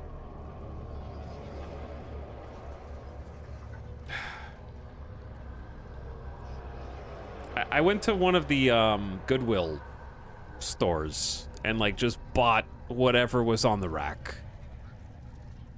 I am a frequent consignment shop visitor.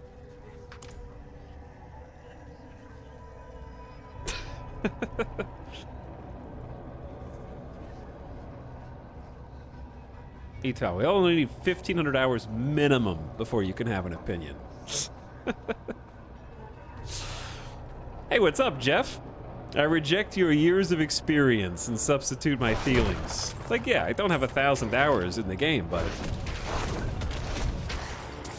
this is why we just did the whole marathon of Diablo 1, Diablo 2, and Diablo 3, so that we could, you know, have it fresh on our minds. And so far, this is feeling great in a, like a much different way.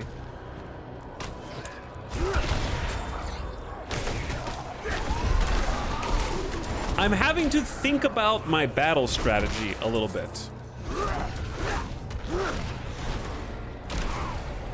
It doesn't feel, at least when you're starting out on World Difficulty 2, it doesn't feel, I would describe Diablo 3 as brute forceable. This doesn't feel like D3 any more than D3 feels like D2. I would agree with that. You attack faster and summon holy arrows. I also just feel faster. Ooh. What the hell? That's awesome.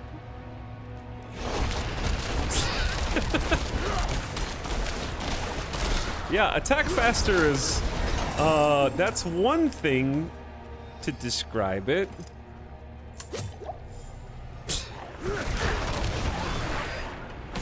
Now, this is Diablo 3. Okay, now we're in, never mind. I figured out where the Diablo 3 comparisons are. I need more space. No, but even this just has a different aesthetic to it. That was super cool, though. Jeff in chat, did I see right that you were actual Jeff, not like the real Jeff? You're gonna play some Diablo 4? I hope you have fun with it, dude.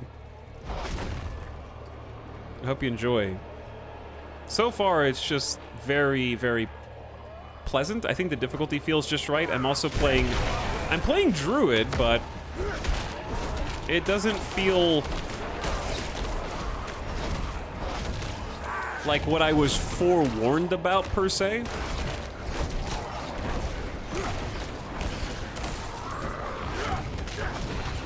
Because there were definitely some people like, oh, Druid. You absolute fool. I think that's why chat wanted you picked Druid, chat. Is that why? You were like, I want to see him suffer. I want to pick the class that had the weakest reputation from beta.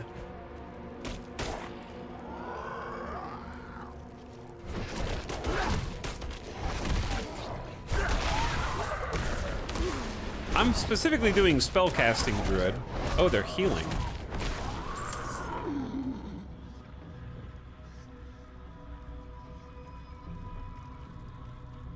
To be fair, I'm gonna play Earth Druid. I can still respec. Is Druid bad? I plan to start Druid tomorrow. Druid's not bad, no.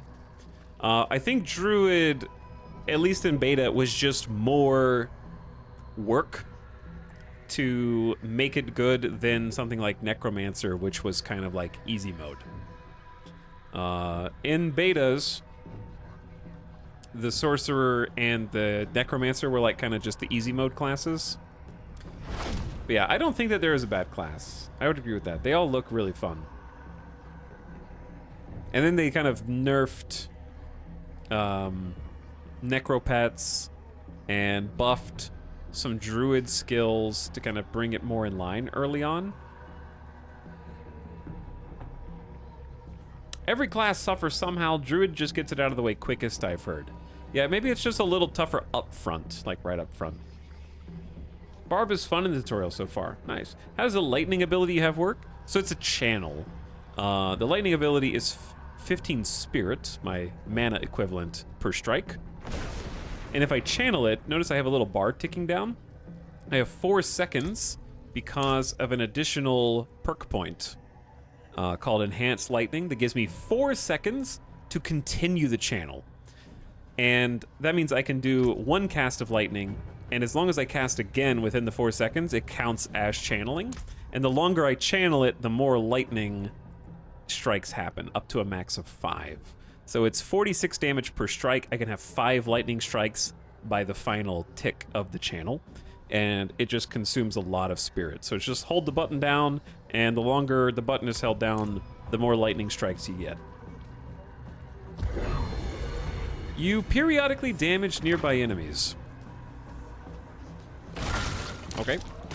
So yeah, I just walk into a pack. I can start casting some light. This is just like a sweet pulse, huh?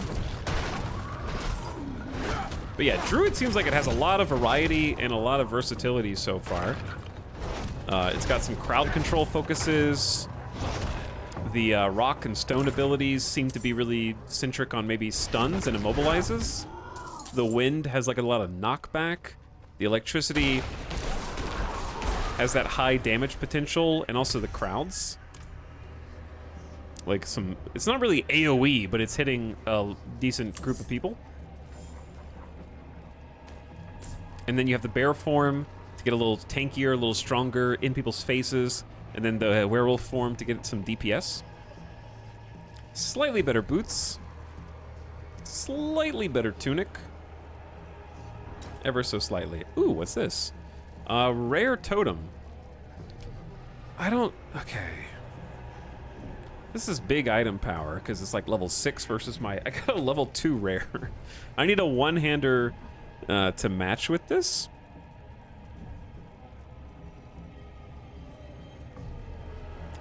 Druid is hybrid class for sure.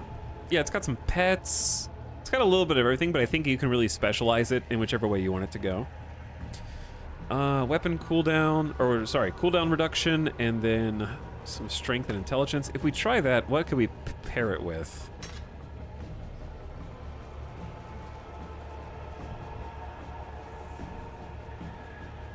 Damage to distant enemies is kind of nice, the willpower is nice, and the crit strike is kind of nice.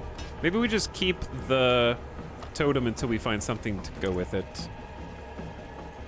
2 plus 10 attributes? Yeah, that's true. Instead of just 24 willpower, it's strength and intelligence. So strength is armor, intelligence is resource generation, and some resists. Willpower is actual skill damage, though. So our skill damage is up with the axe. I like how it compares the two-hander to the one-hand and offhand combined. Yeah, it's really nice. Who is this? But yeah, the active dodge is probably what takes the most getting used to right now. So we got some like telegraphed damaging areas on the ground. Let's try taking out the ads first. Try keeping up with our lightning stacks.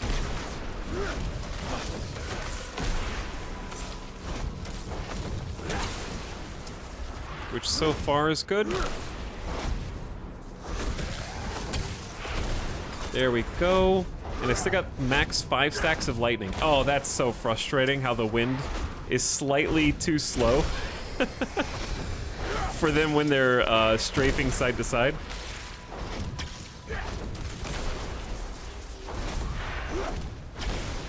So I can't build spirit.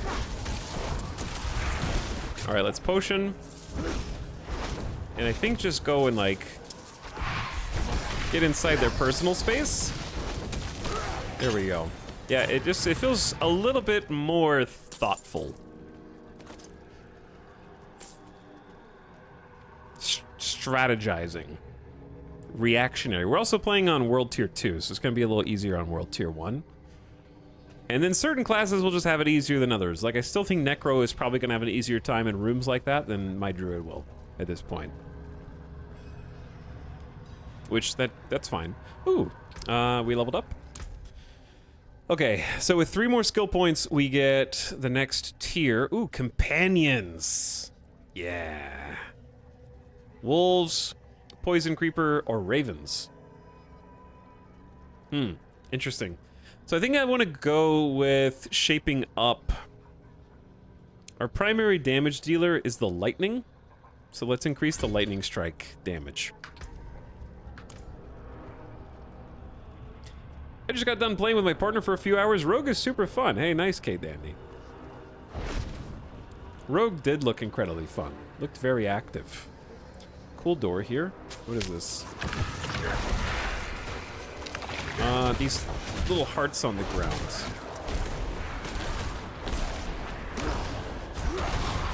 Give him a little pushback. So the purple bar, whenever they get like a little purple bar, that just means they are vulnerable. Go ahead and potion since they dropped one. This staircase is perfect for us. Because they are just lined up in a narrow tunnel for my wind shear to just go all the way through them. So that is quite perfect.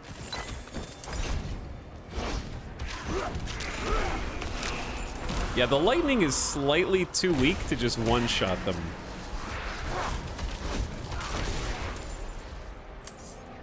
What do we have here? So what do these ancient totems actually do?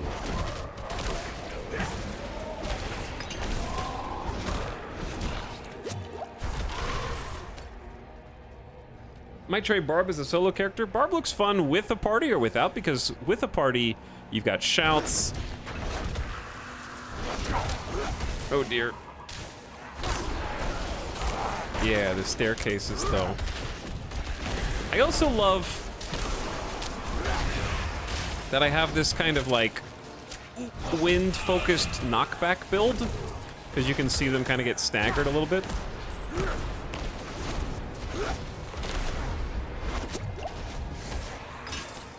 A bow. A little bit of crowd control. I feel like I'm going in a big... We can't be going in a big circle. I want to go try that door. I assume it's not going to like kick us out of the dungeon if it's some kind of boss. Barb always strikes me as the best class to play solo. I would say that Necro has to be the best class to play solo. Like, it just has to. Totems are just traps. All right, fair enough. Okay, it's sealed. Slay all the enemies in the ghastly depths. So I'm doing what I'm supposed to do anyway. Oh boy, there's a lot up here.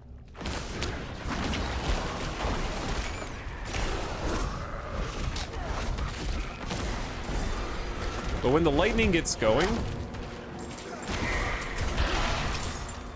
A ring! Our first ring! Nice.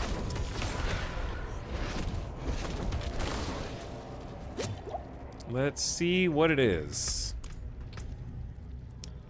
6 cold resist, 6 poison resist, and plus 3% damage to distant enemies. That'll get us started. Slightly better boots with some more willpower. Better armor helm. Change our little antler look we got going on here. What does the arrow on the potion mean? Upgrade available because I'm level 10, so you can go to the alchemist and get a better potion. I got exploded twice on my rogue already because they don't know what I'm doing. Question, how does dying and respawning work in D4? I have to ask you, chat, because I'm clearly never going to experience that facet of the gameplay. So I need the plebeians in chat to inform me what death is like. So far beneath me, I need someone to describe it in a way that I could understand. When you die, you lose item durability and respawn at the checkpoint. So do you not can you not respawn in combat?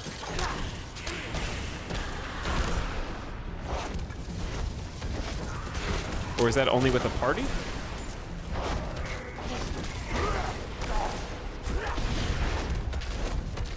I love that slow, because he's just like taking forever to get back. Ooh, that's tasty. I must wait a moment. You can be revived by a player. Oh, interesting. Our look is changing. It's taking on a different form. Are these ghouls like lightning? They just have increased health as a buff.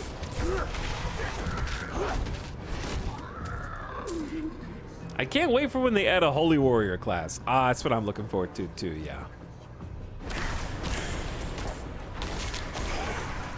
I don't have my knockback.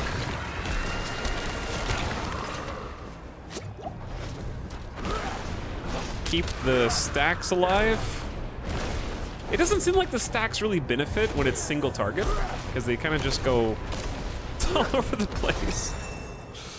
Another ring. Ah, lightning resist, fire resist.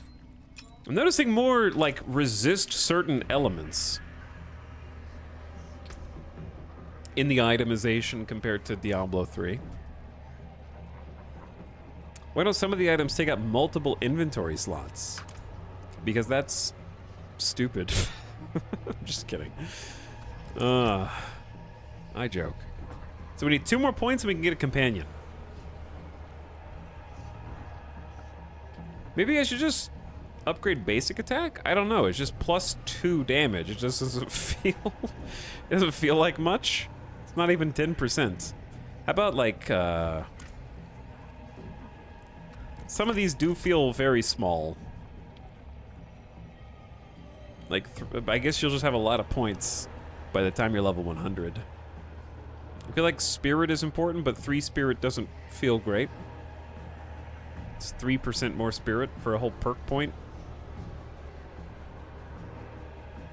I guess Cyclone Armor is slightly more damage reduction and slightly more damage, and we're using that. Or I could get the final perk for this.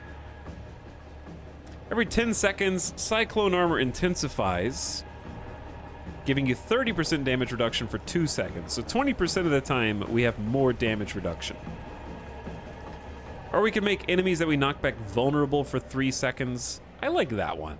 That makes them take 20% increased damage for a few seconds, so we can like push them back and have an easier time killing them simultaneously.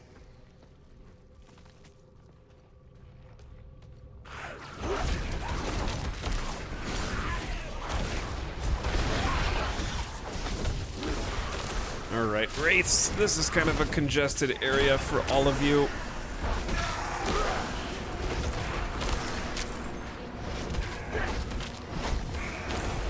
Oof. I don't even know where you're supposed to dodge for that one. Get the vulnerability on them for a few seconds, and easy peasy. All right, 16 enemies remain. Clear every body in the dungeon.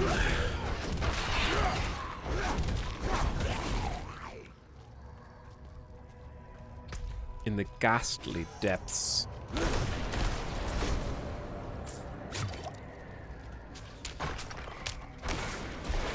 Anyway, chat, what classes are you guys playing? A couple people have mentioned it. Oh my... Okay! Excuse me! The hell? Hold on. Save your answers.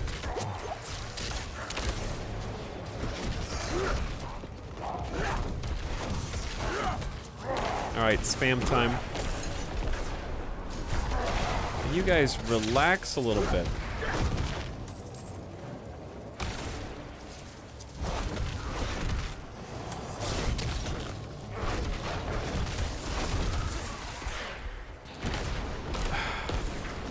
Fiery person. Shocking revenant. Please just give me a moment and no more super ambushes, people popping up around me. Whew. Plus 2% lightning damage is good. I wish it would compare to both. Oh, hold Alt.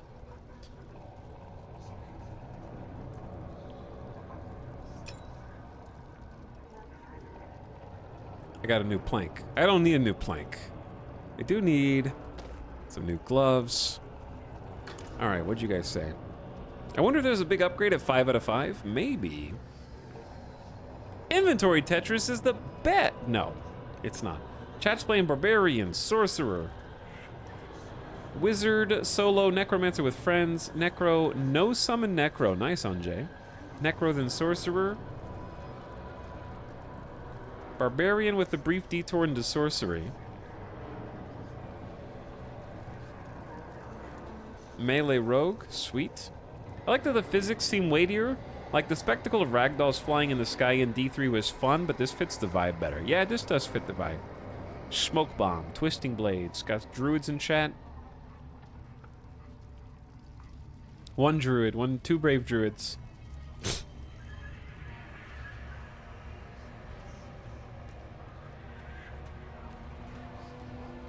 Druid gamers. Just met a character named Oswin in my playthrough. Yeah. For sure. Okay, travel to the tomb. We did kill everybody.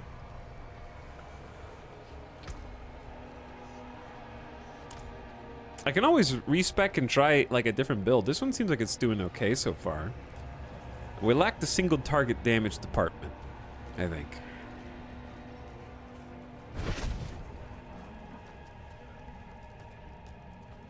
Thank you for your druid service. Yeah. I'm just trying to show chat what they wanted to see. They voted on druid, so we give them druid. Okay, the door's open now. Spoopy dungeon door. Resurrected Malice?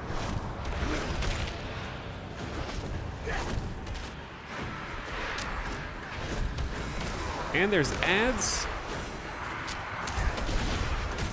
All right. Always take down the ads first. I don't have... This is where no single target damage becomes a problem.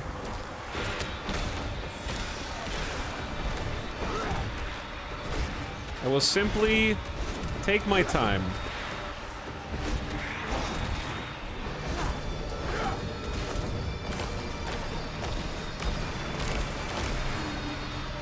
Did I just kill the ads as soon as they spawned?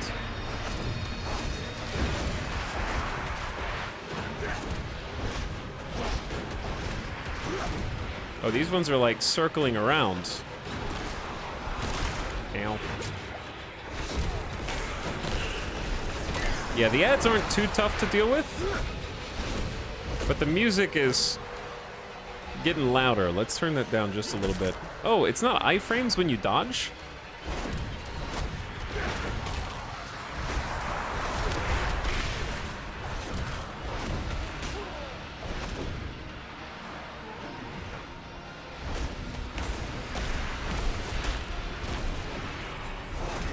They're not even down to a third of their life? Jesus.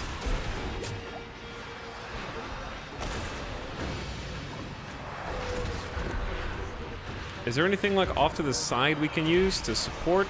I don't think so. Oh, they got potions. Oh, those just fell out of me pockets.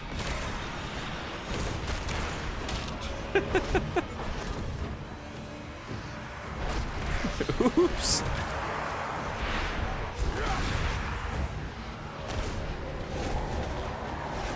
The problem is I have to like stand still to do any attacks.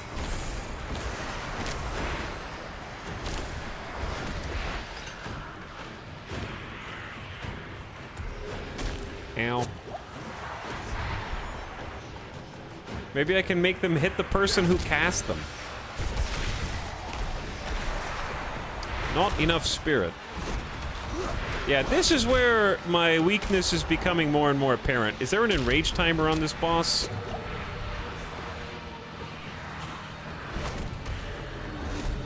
Because I have to generate so much spirit. And I have to channel my primary ability, which is making it even harder. And they're not even at half HP yet.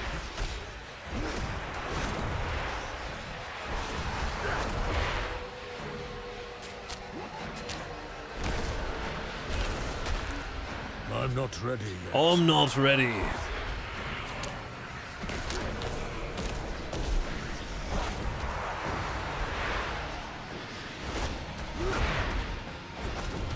I'm gonna need some more of those potions out of your pockets.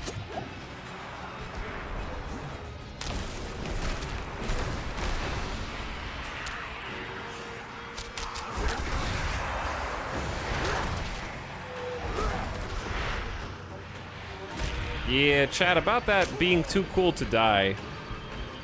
I think I'm about to die. I got 0 potions, quarter life. They're gonna spawn even more ads. I can't generate any spirit. There, oh my god, there's more ads. I have to stop to generate spirit.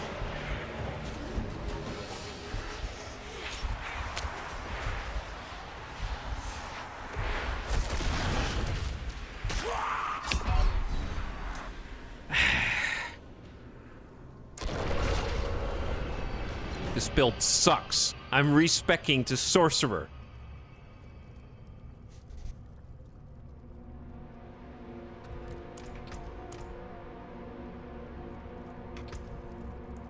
I actually am respecting though.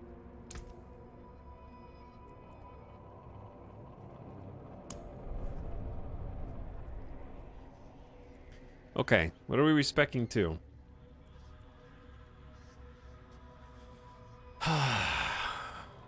Companions would be very helpful there.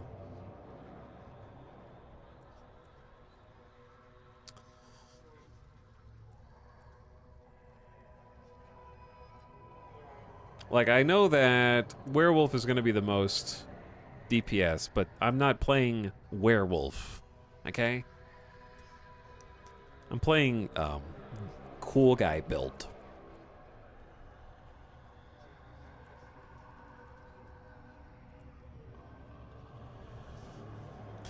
The problem is my secondary abilities. I think the problem is lightning storm.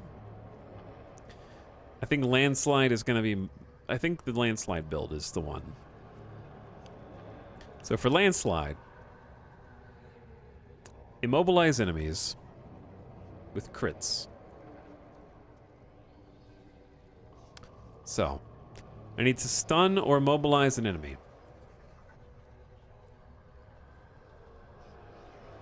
Fortify whenever Earth Spike damages enemies who are stunned, immobilized, or knocked back. That's like hard to do. 10% chance to stun for 2.5 seconds is just not a very high chance to stun. How was I doing this before? I was doing Storm Strike, but then I have to be right in their face. Gotta be right in their face. How spammable is Earth Spike? It's about as slow as Wind Shear is. And it generates less spirit as well. But it does hit very consistently. Small chance to stun.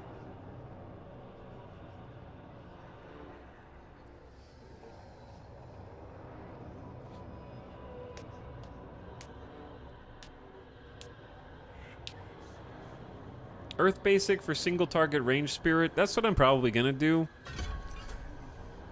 It's only +2 damage per rank right now, which ain't much. Chance to stun. Stunned, immobilized, or knocked back. How do you... Okay. How does Earth Spike damage an enemy who is knocked back? Think about that logically for a second. How long is the timer after an enemy is knocked back for it to count as a knocked back enemy?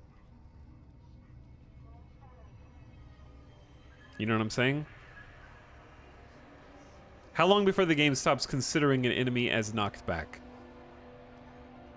I think they literally fall on the ground. Oh, it means like, knocked down?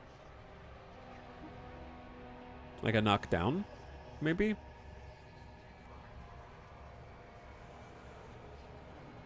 I'll give it a try, probably.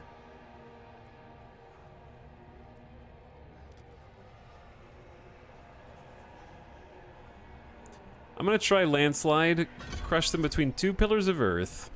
Once they've been damaged 4 times, the next hit will immobilize enemies for 3 seconds. And I want anytime I immobilize or stun an enemy to get a Terra Mote, which is consumed to get a guaranteed critical strike. Bosses always have up to a 10% chance to grant a Terra Mote when hit. This is the boss build. I don't know if it'll be able to do anything else, but it is going to function as the boss build. And then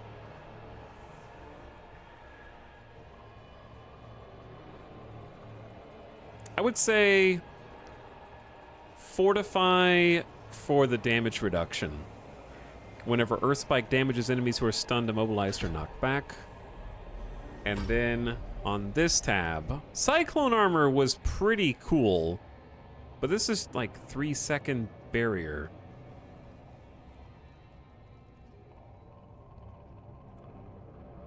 It doesn't seem that long. Heal for 20% of your max life. Okay, well, maybe we are gonna do a little... I don't know, the Cyclone Armor just seems so neat.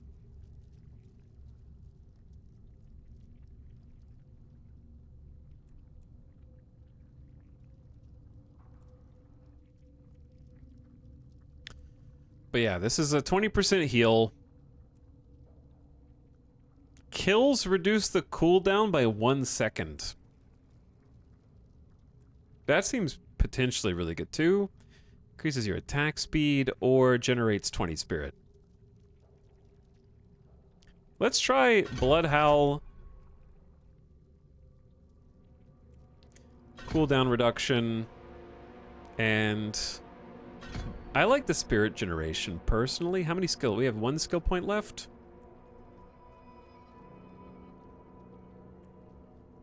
We can have more than one ability. Like, I can also have Cyclone Armor, too. I think I'm just going to put the point into Landslide for damage. Okay. Let's try that again. So, now we do this. Pump it. And I do this.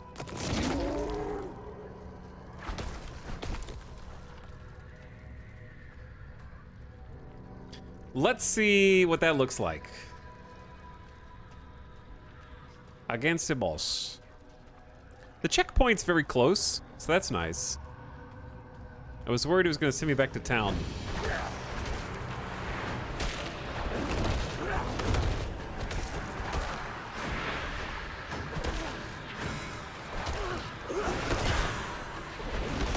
Okay, so we can basically insta-kill the nerds. We dodge out of the way to build spirit. I'm not ready yet. Ow.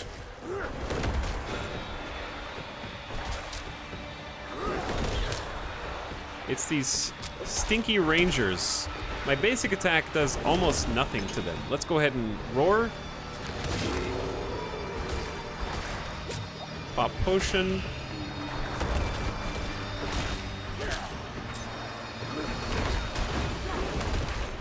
And if you ignore the ads, they start stacking onto each other.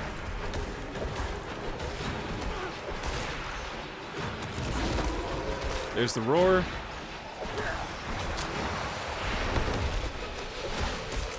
Ow.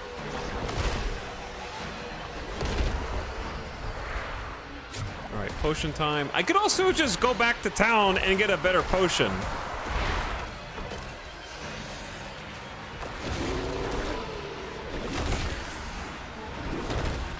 So that's a possibility too.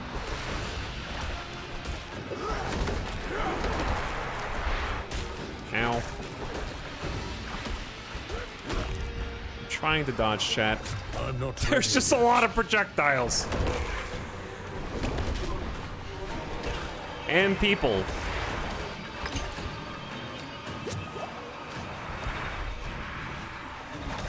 And these stupid things just follow you. Basically, some of them are faster than others too.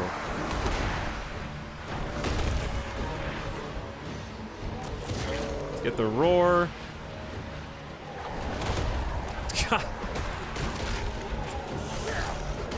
Okay, just wait. Just chill.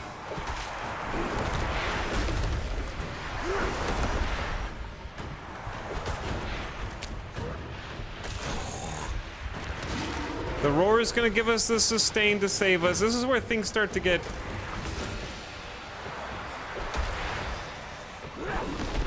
That just can miss, which is a huge pain in the ass. Alright, we're starting to get a little in over our head now.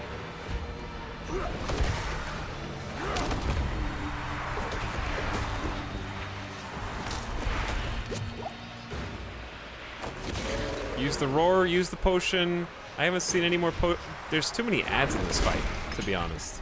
Alright, let's get the potion.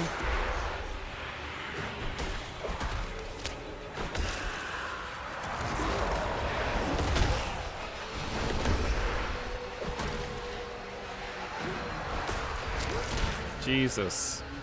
I must wait a moment. Chat, roll an ad.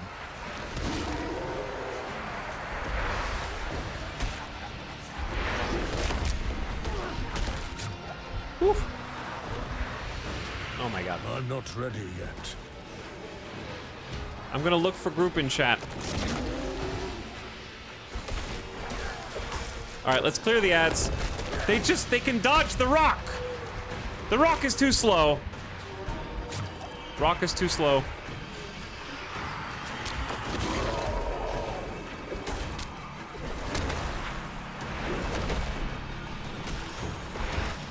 Dodge doesn't give iframes. I'm learning.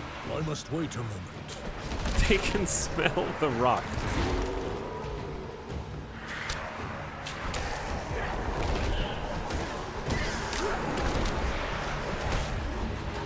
Hold.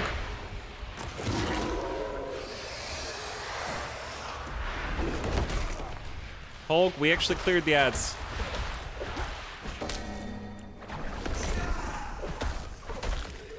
What happened? Why did they get stunned magically? Was that just like you're doing it? All right, crits. Please stop moving. The boss needed a nap. Oh, I missed.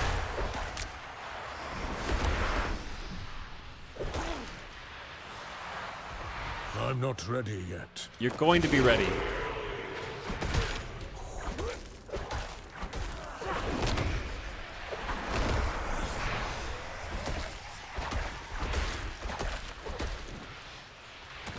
The roar is single-handedly keeping us alive right now, by the way. I have one potion for emergencies.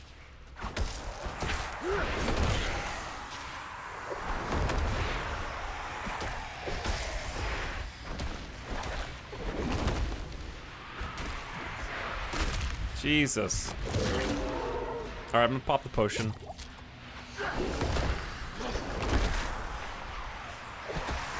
I'm just gonna tank this blast so I can, like, do some damage.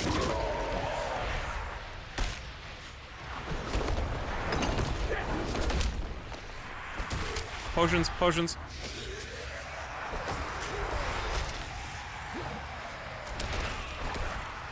I'm not ready yet. We can do this. Kill the stupid archers. Drink the potion.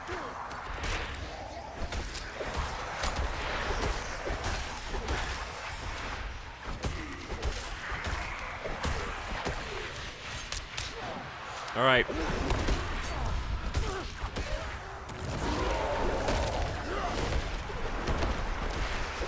Yep, you just gotta tank those.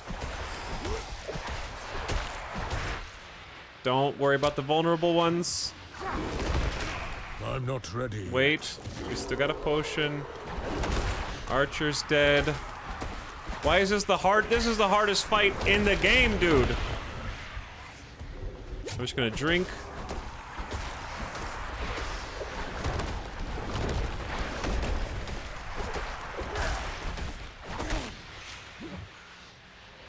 Ow. Get a double kill. I mean, the wolf owl is single-handedly...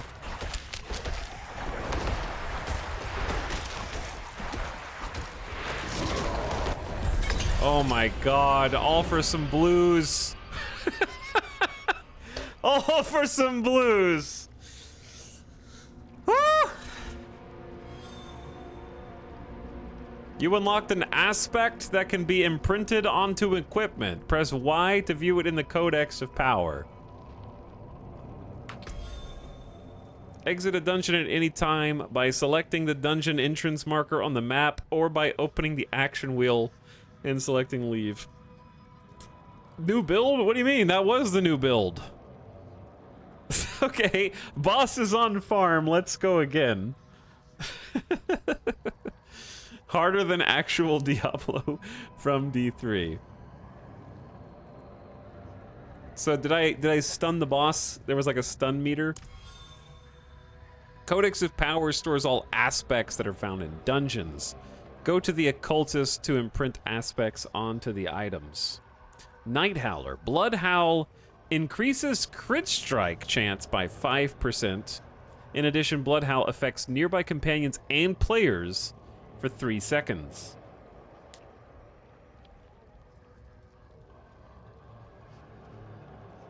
So this is interesting. Is this because I beat it with that power, or is this random? There's 115.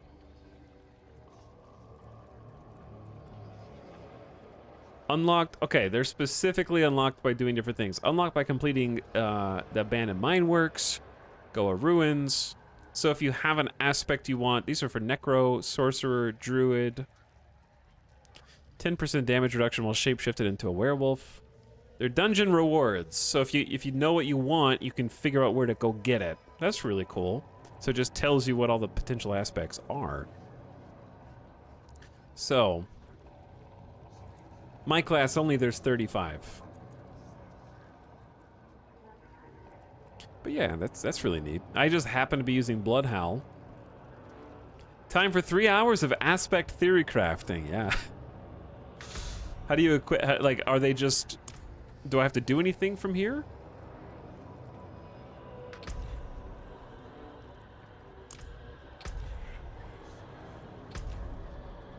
You go. Oh, go to the occultist town. It did say that, but there's just a lot happening at the same time. Okay. Woo.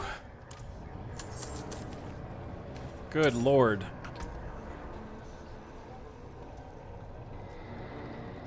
Chat, as far okay, this might just be because I'm a druid, but I was not ready for that dungeon. That was like try harder than I tried when I was fighting Duriel as an Amazon.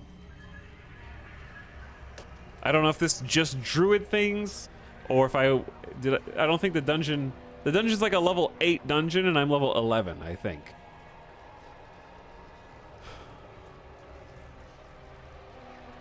But that is good, right? It's on the precipice of being too hard. I would describe that as slightly too overtuned for me. I can turn the difficulty down whenever I want, though. Seemed really tough because of the speed of your animations locking you in place to generate spirit. Yeah. That's basically what it was. Like, I have to build spirit and also dodge everything. And I don't have much of a build yet. The nice thing is that all of these things, like, the world scales with you, so you can always come back when you have a more robust build. And not everything is meant to be done the second that you find it, and that's just something I'm gonna have to get used to. Yeah, the damage on the landslide was really strong when it landed. I agree with that.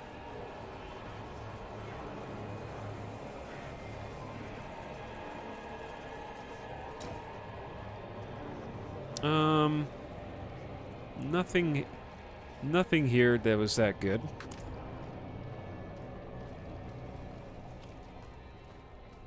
It doesn't have to be done the second that you find it, but it just feels like you're supposed to, because it's the first dungeon that you encounter in the first area right outside of town.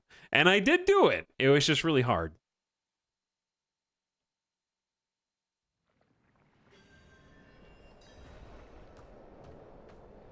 It took a little, that's the only thing that worries me there is that I literally needed a respec to do it, and respecs are gonna eventually cost more money than they do right now, I guess. That would be my only concern.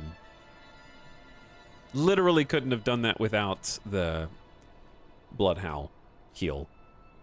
Very useful. And the spirit generation it provided was super nice.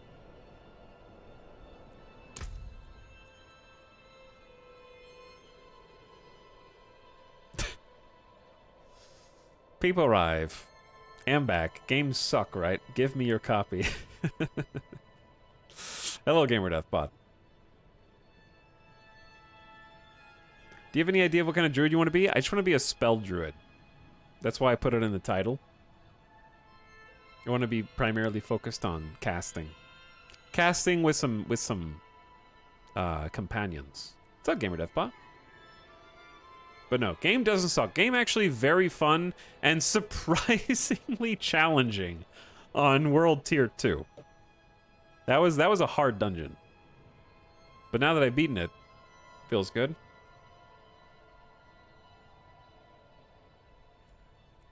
Okay, I don't actually want to have Earthspike as my primary. I was actually like vibing, I think, with Windshear.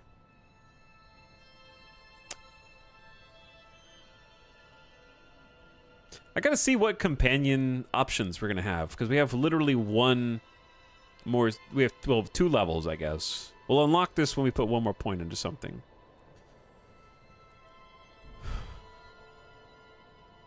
There's a lot of nifty abilities down there. Because I thought that the build that we had going was pretty good, with the exception of maybe Lightning Storm. Lightning Storm's just very pricey. All right, 40 gold, no big deal.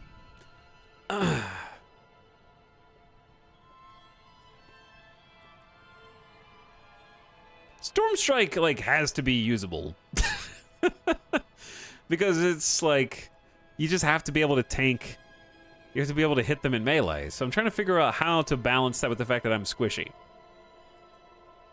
The 15% chance to immobilize doesn't really help too much, because they can still attack you while immobilized. I'm just trying to figure out how Stormstrike is better than being like a bear.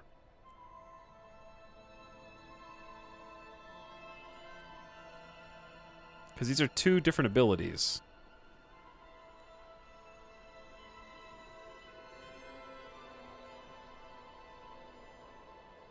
Bar. Boomkin build. We're doing Boomkin. Does it go up in cost for each refund? If it does, it doesn't really say. I think it's based on level right now.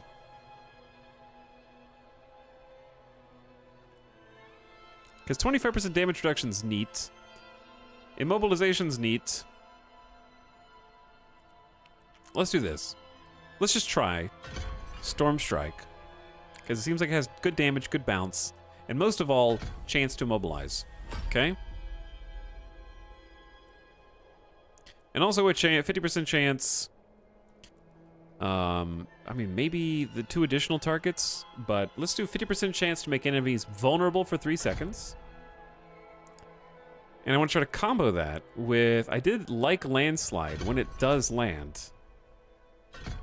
Because since the strike can immobilize, it'll trigger the Primal Landslide Terra mode crits. Okay, now we have 4 points. Reduce near... See, this is like shapeshift into a bear, reduce nearby enemies' damage dealt by 70% for 4 seconds. So that seems like the proactive, and then healing is reactive. So if you're going to be there tanking, maybe we do Roar. I said caster, and then I immediately picked a melee lightning, so whatever. Bellow a mighty roar. I'm just trying different stuff just to see what it does. I'm playing around, having fun. 70% damage reduction, sure. This reduces cooldown at the next rank. Fortifies you for 22% of your base life. So that helps you take 10% reduced damage for the amount that you're fortified. Slows enemies, or heals you for 4% of your max life each second for its duration. 16%, sure. Okay. And then we'll put the final point into landslide damage. Battle Mage, maybe. So now we have lightning attacks, and I go big roar. Big roar. All right, you get a little checkbox next to your Skyrim dungeon, and on you go. Oh, there's a day-night cycle. I mean, of course there's a day-night cycle. It's a very simple thing, but I wasn't expecting it for some reason, because I was just in that dungeon for so long that day turned to night. This place is overrun. What level did that say? Level 30 plus. Yeah, I could handle that. Wait. This says level 11 stronghold. Well.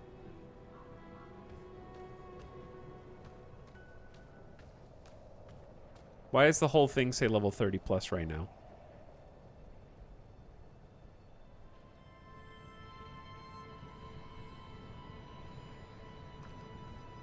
But the map says... Okay, now it says level 30. But now it says... Okay, on the map it says level 30, but on the strong... It's being scaled down?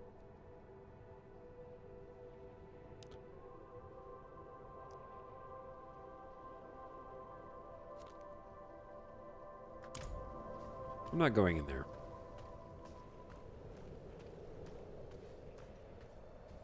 I think something is a visual glitch, because it says Western Ways is now back to level 11. That's my current level.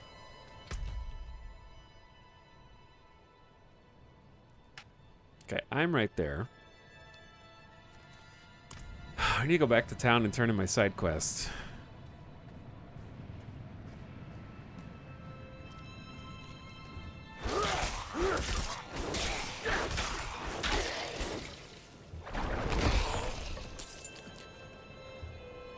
That feels pretty good. GG, Talon Chat. I'm off to the Fortress of Dreams. The Fortress of Dreams. Memestad. Welcome to Memestad. The land of memes, not dreams.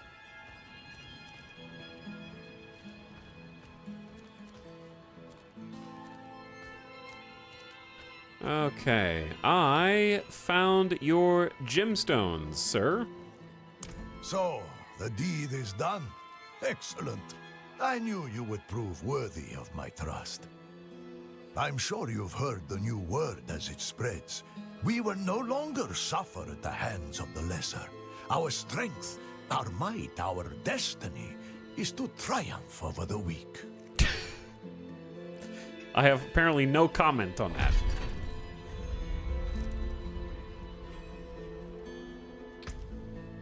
No comment on that at all. Bad Okay. enough I have to stand watch. Now I'm supposed to police the pickpockets? Okay. Item upgrading. Speak with Zivek. Extraction and imprinting. Speak with Dimian. Heal. Oh, definitely want the healing potion upgrades. So, back.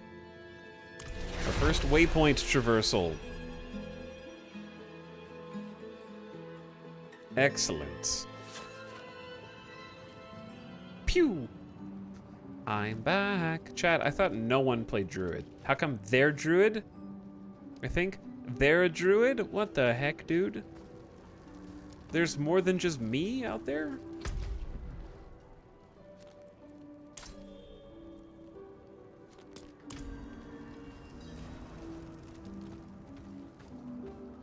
I guess I gotta create a new character until I stop seeing other people who are playing my character.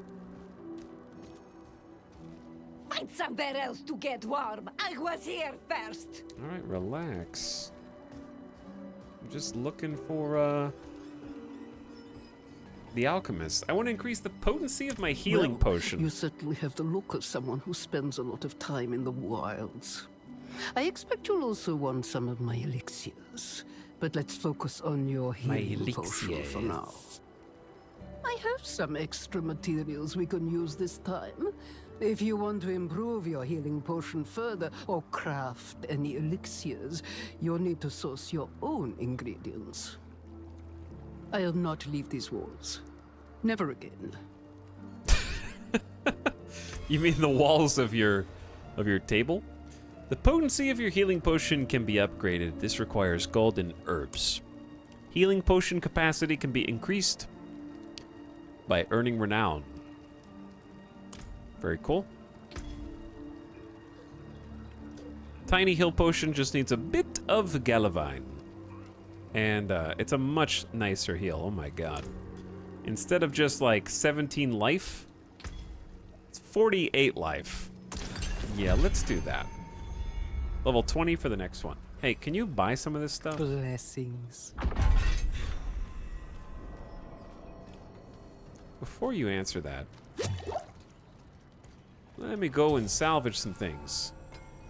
Oh, I want to upgrade my equipment. Let's have a look at you, Buckles need reinforcing. This leather's cracked. What have you been getting yourself into, huh? Look, you live or die by the quality of your equipment. If you've the coin and materials, I can improve it for you. Who's this? Oh, that's someone's skeleton.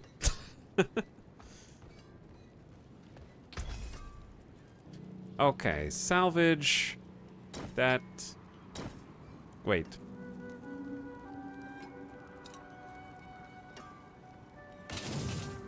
I want every single cosmetic. You can take what's left. So that I can have every possible transmog. The first video game blacksmith to be polite enough to stop hammering when he talks to you. Chad, should I be selling stuff or salvaging stuff at this point? Because, like, I only have 9,000 gold, and these are actually worth money, as unlike Diablo 3. These are worth, like, 500 apiece.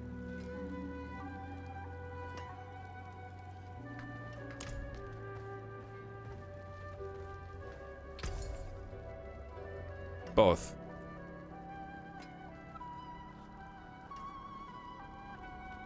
I think salvaging, but that's just me. How do you even see how many of a crafting material you have? Ah. So, the real question is, what do we even get from basic salvage? Like iron chunk? Father bless. What do you need? That was a rawhide. Rawhide. 2 iron chunks. 2 rawhide. Silver and iron chunk.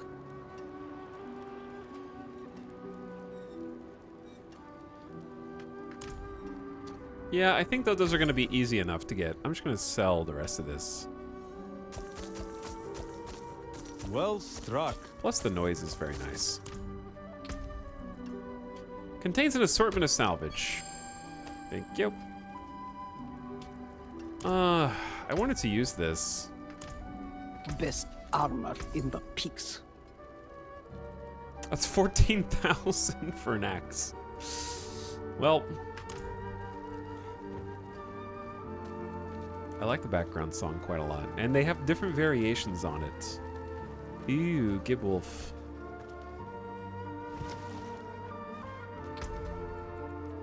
So, what's the next quest?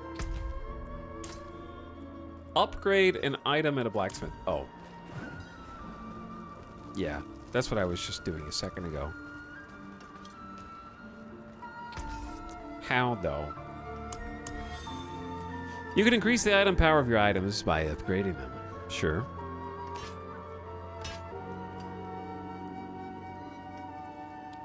So it's going to get +9 damage. And then some bonuses to its little affixes. Two-handed axe upgraded to level 1. So each weapon can be upgraded 3 times. So if you just have a weapon... Oh, and this one needs silver ore. Okay. To go again. I gotcha. So it's just a way to get extra oomph out of them. Nice. Speak with Dimian. Occultists are masters of the mystic arts and can aid in the extraction and imprinting of legendary aspects. We did just get one of those. Hey chat, can someone fill me in on the lore so far this run? We just only did the tutorial so far. Have you seen the intro to Diablo IV? Because we've basically only seen that and gone to the Cathedral of Light, and then we started doing side quests and side dungeons. How was the first experience through level 10? Does it avoid the horror of Diablo Immortal? I didn't play Diablo Immortal. My very first dungeon that I went out and did just kicked my ass, and I died, and I had to like try hard and respec in order to beat the boss. So I feel like it's very different from that alone for the level 1 through 10 experience. As I'm sure you know, even seemingly mundane objects sometimes contain great power. I can help you wrest that power free. The process will break down the original object, leaving behind the pure aspect of its mystical power. You might think of it as ripping the soul from one body and transferring it to another. Not that I would ever dream of such a thing. Certainly not within earshot of the cathedral. But anyway, thanks Peripheral for the 34 months. I appreciate it. It's been a fun challenge so far, trying to figure out like what kind of build is gonna work for us as a druid. Thanks Peripheral. Biff Gimbal, also appreciate the 16-month sub. Welcome to the stream as well. I accidentally just clicked over the tabs instead of reading the tooltip, so the tooltip's now gone forever. Codex of Power. So we did a dungeon. Our reward was this aspect.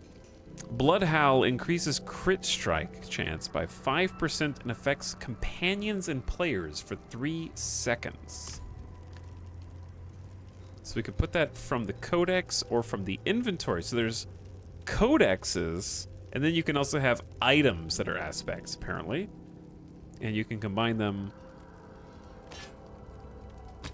with a weapon, apparently, and imprint it for some rare crafting materials. So yeah, that's gonna be from salvaging rares, I think. So at the moment, we'll just be happy knowing that we have the codex, but it's a bit too expensive for us to do. Is a little baby player. Okay, why don't we travel to Yelesna?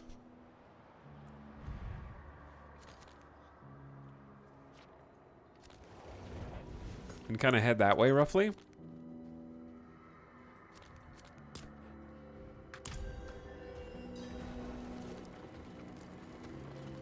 And see what awaits us, and also kind of test out the lightning pokey build.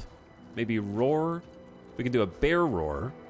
Reduces nearby enemy damage dealt by 70% for 4 seconds. Gives us some fortification, which is damage reduction, and also heals us a bit. So, mage tank.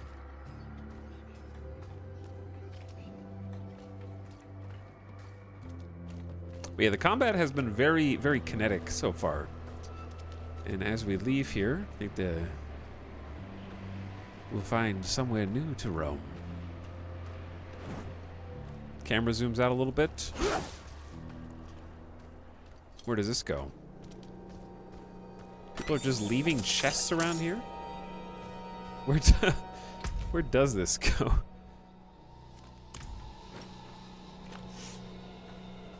I don't know, actually. That move's pretty fun, though. Oh, there's a maximum distance I can cast? That's too bad. So here's what I do. I run in, I go, ah! Then I get tanky. Okay, check out that like brighter red. That's my fortify.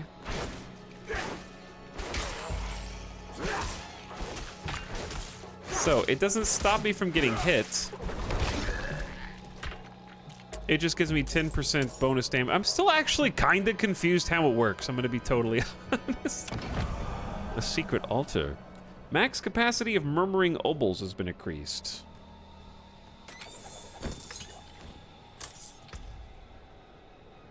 Slightly better, but you lose 7 willpower. I guess the reason why I'm ever so slightly confused how it works is because it says fortified characters take 10% reduced damage. Okay, I understand that. You become fortified when you have more fortify than current life. So it actually like isn't giving us any damage reduction at all until your amount fortified is more than your current life. You gotta fill it all the way up. But it goes away.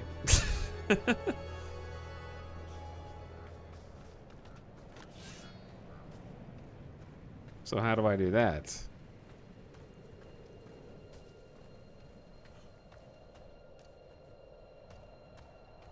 Basically, you have to spec into it to really benefit. That's how it feels.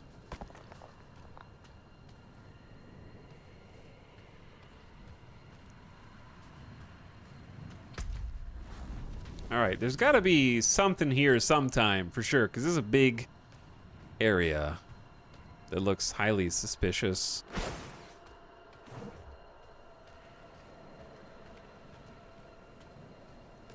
You were getting there, you just ran out of enemies. Oh, there is an event here. Talk to the Wanderer.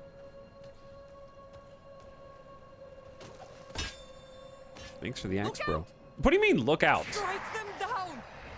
It's me and you versus all of these nerds.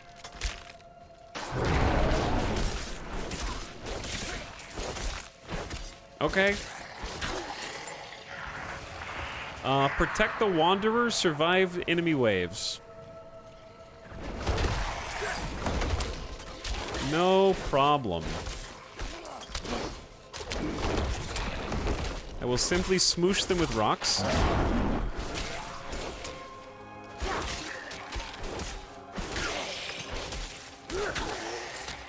Are you dying?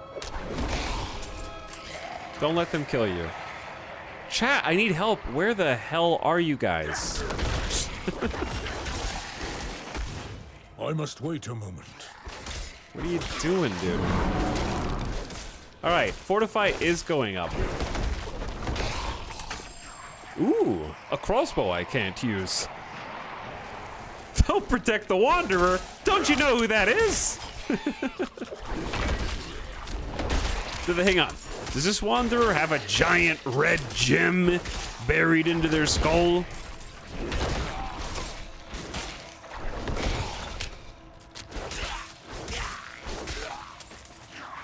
Oh, that's the Dark Wanderer. Okay. Who the hell?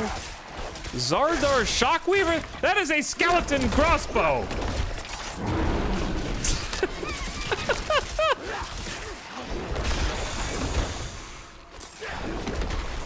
All right, the Wanderer. I'm coming.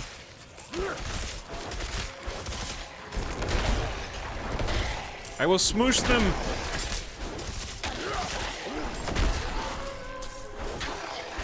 Do we have more fortify than life? We made it. We made it. GG.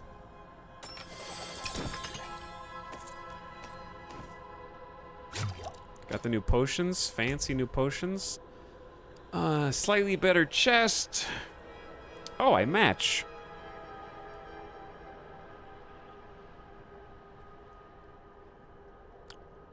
Kind of a side grade. All right. Well, at least I match now.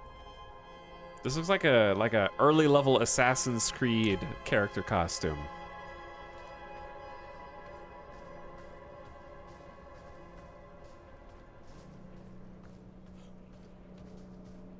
Does a druid lose weight as he gets stronger? I don't know if you've ever seen a strongman competition before.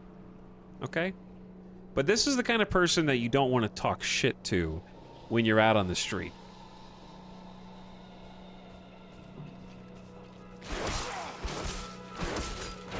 We're talking yoked. The guys who are like cut and dehydrated, those are not the people that are like, oh wow, look how incredibly healthy you are. This is the kind of person who could have been like the emperor of anywhere a few hundred years ago. Oh damn. This is the ideal strongman form. I'll take a rare helmet. 245 armor. This is a barrel chest of a man. This is the kind of person that says, punch me in the chest as hard as you can, and it hurts your hand. Also, we just saw our first mounted person out there.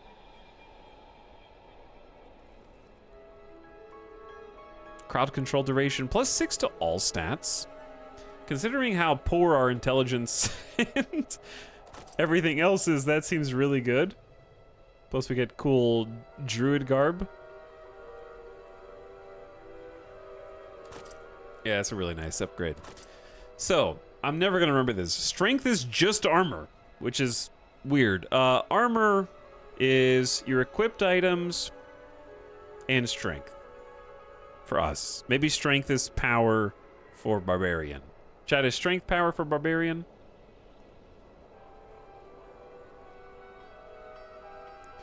Armor for us. Intelligence is resource generation.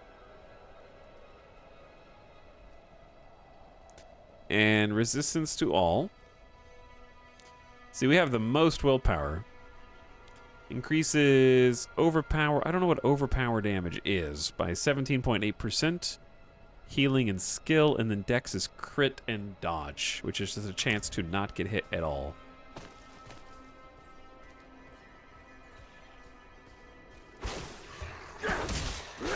We're about to ding again.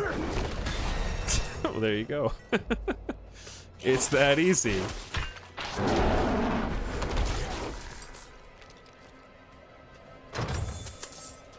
It's just that easy.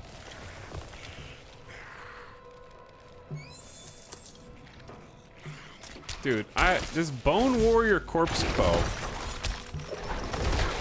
is kind of insane.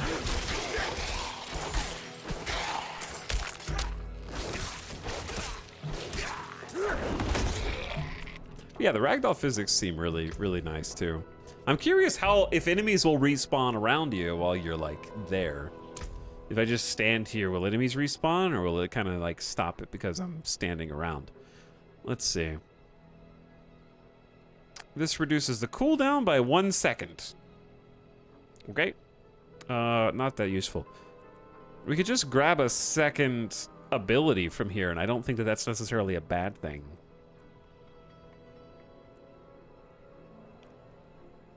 What does this do? 35 damage instead of 32.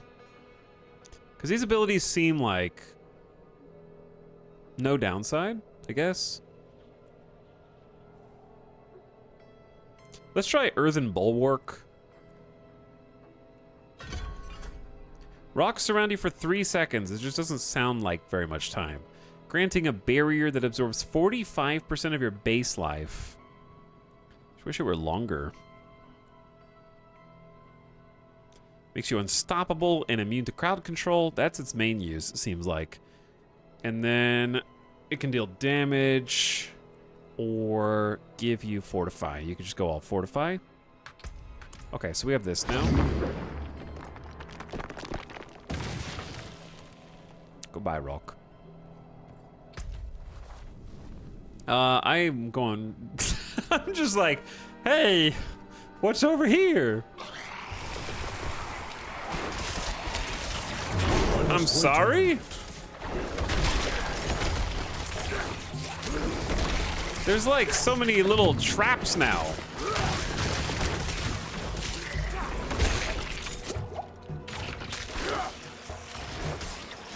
There's just like a surprise. You're surrounded by skeletons, which is kind of cool because it feels you feel very safe, I think, most of the time when you're just walking around in Diablo 3. So kind of having this omnipresent threat where it didn't kill me, but it was just like oh. Yeah, I need to push my ability buttons here. Ow.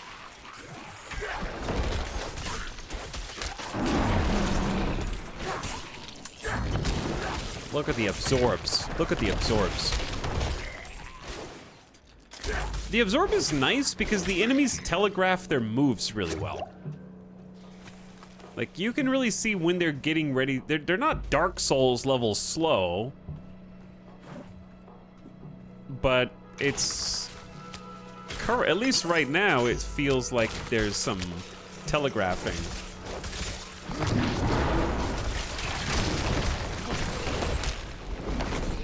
Did I save this guy? You free. You're free, my friends.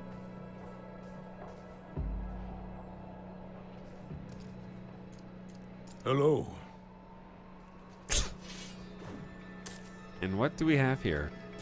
Priest Mathieu says I am ready. I shall leave Margrave at dawn. The journey will be long, but my faith is endless. Light, grant me safe passage to the monastery, that I may better know all your grace in its hallowed halls.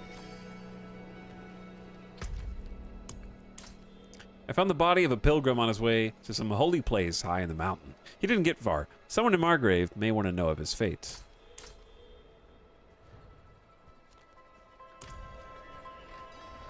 Burb?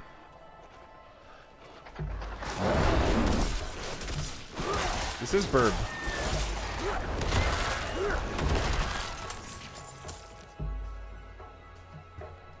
Friend. What did they just kill? Some small animal.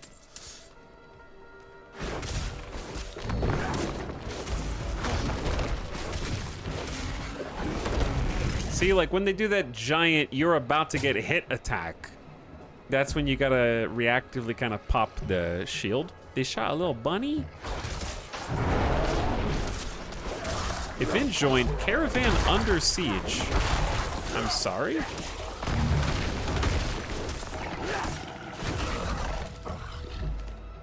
Be careful!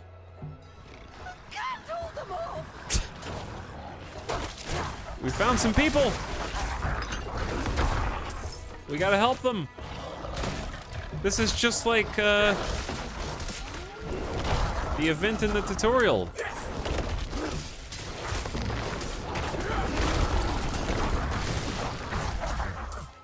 Somebody with a pokey spear. Chat, what class is this? Oh, it's a barb? I'm gonna show them how to be a real barb. They're doing spin to win build. Oh, that's a friend. Over here! Help us! Help, please! Alright, let's get some healing. Make them a little weaker. Slash PvP. Good God. Pop a potion. Just dinged, level up. Oh, we get a companion now. Couldn't have made it without you. Okay, other druids look like bad guys when they're in bear form. They just do. Like there's bear monsters and then there's bear druids and they're fighting in the same vicinity as one another. They just look like bad guys. Got a rare ring. Lightning resist, fire resist, some poison, plus lightning. That doesn't help us at all. This ring sucks. I don't do lightning damage.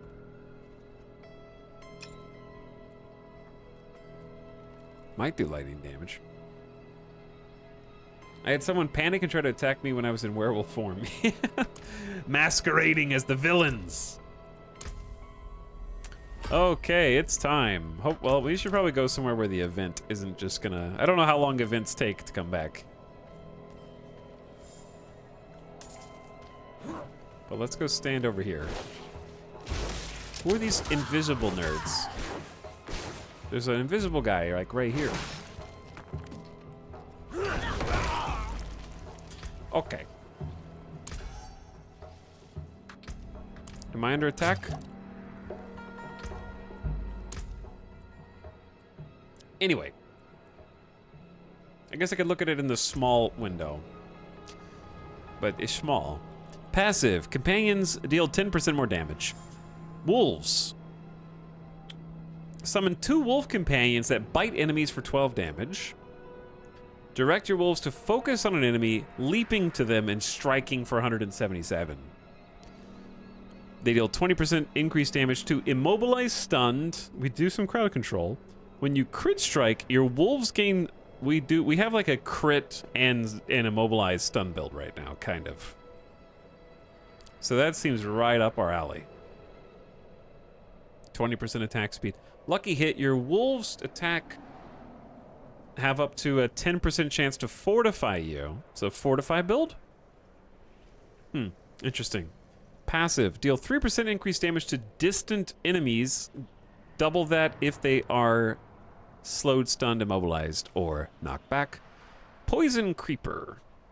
A poison creeper periodically emerges from the ground every 7 seconds and poisons over 6 seconds to an enemy in the area. You can activate it to strangle surrounding enemies, immobilizing them for 2.03 seconds and poisoning them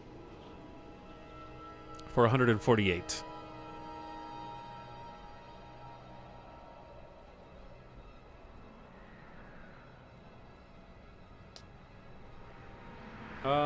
What happened? Bassoon was having some problems. Random audio freezing, music cutting out, but other sounds are still working. Then the entire game freezes up for a minute. Huh. On PC? I like what I see of the skill tree so far. Good diversity, but not overwhelming like Path of Exile. What's up, Xenophanes? Thanks for the 35, actually 51 months. How you doing? Thanks for the sub.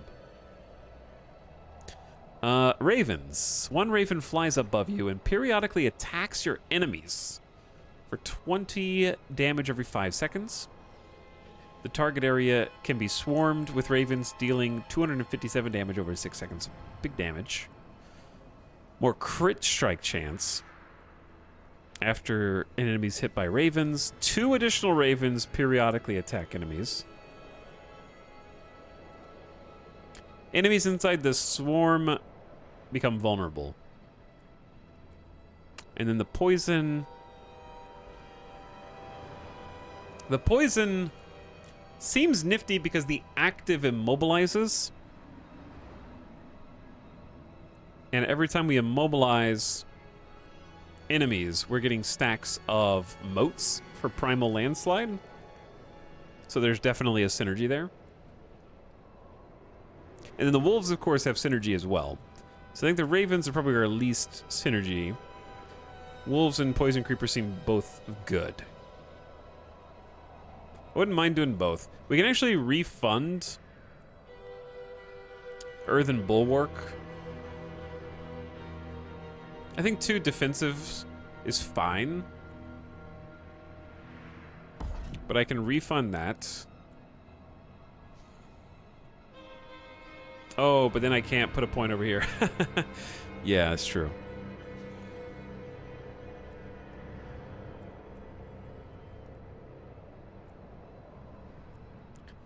Do I already have all of these? Yeah, I have to pick something else. Could be a passive, though. It could be, chat, it could be anything, anywhere in the past as well. Crit strike chance against close enemies. I'm just wondering if a passive 10% damage reduction is better than an active absorb.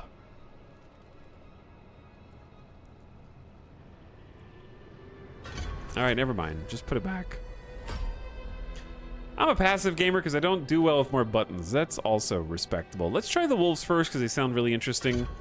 Summon 2 wolves. There we go. We got wolf friends. They're just going to passively attack for little chip damage, but I can direct them to leap and do big damage. And then they have some interesting bonuses against immobilized or other enemies. The whole point of being a druid.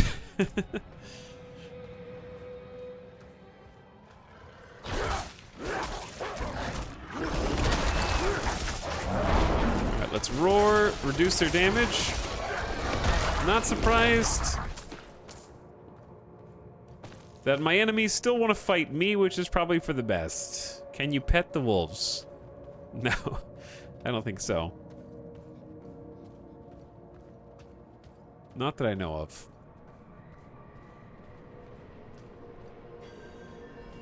Welcome to the Mistral Woods.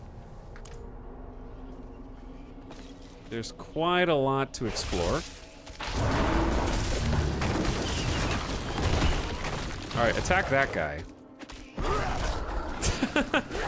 Okay, good job. Well, that worked.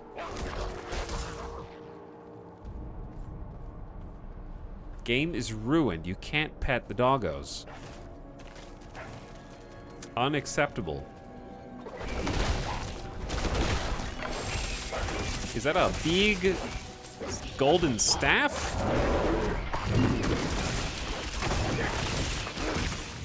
What's nice about the wolves is going to be the single target damage.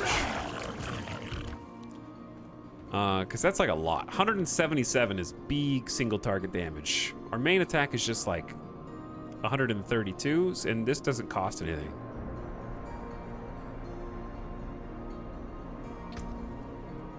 Yo, look at this. The lurking rod. Level 6. It's a big horn club. Nice damage upgrade. I also noticed that unlike Diablo 3, our abilities are just their own damage and not based on our weapon damage. So I'm curious, how does the weapon apply to spell damage? Or does it, hang on, let's actually look. So this is 132. No, it does buff.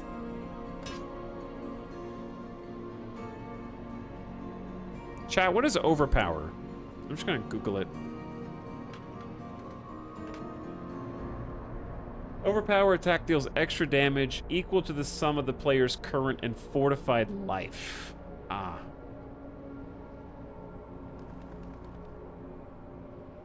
Any attack from any class or skill has a 3% chance to overpower. This sounds like a melee-only bonus, but any attack, melee, spell, or ranged, can trigger this overpower.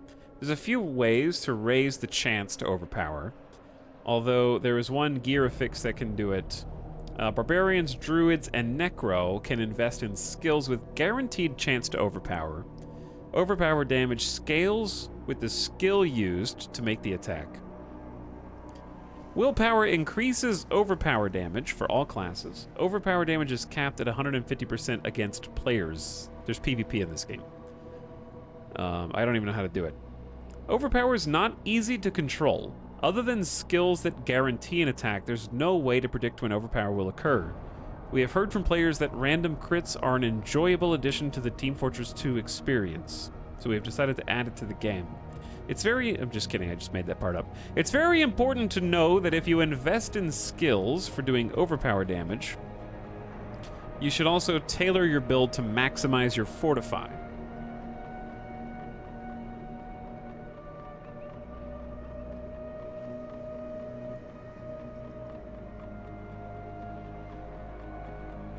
Okay.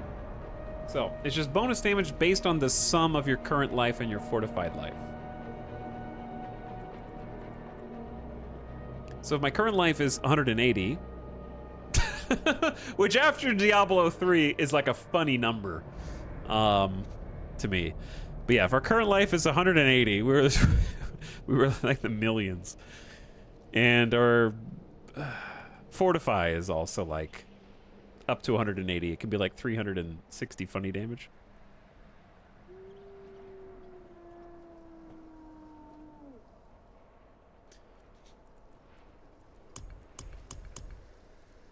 But yeah, it's got like a like, hey. Oh, this is just loot. Telling me that I have some new stuff. Active effects. Oh, so if you have buffs and you don't know what they are, this is where you see that. We have up to 505 obols. Red Dust purchases items from PvP vendors. Yeah, it's PvP currency. Curiosities. Money. Oh, it tells you how much of each stat you're getting from items. Very nifty. And then overpower chance is currently 3%. Damage over time, passes, and channels skills cannot overpower. So we're at 68% right now. But we can basically use some skills to guarantee that we overpower.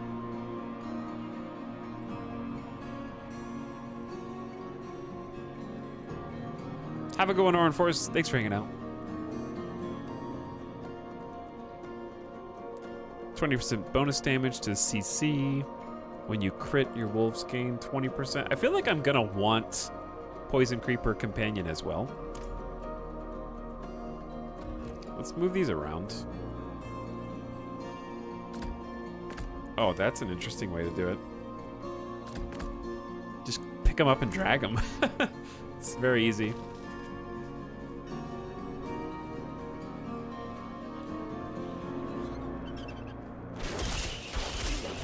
All right, wolf boys. Let's get it. Welcome to Yelesna. Darkness encroaches on the light. Dull swords must be sharpened and armor polished.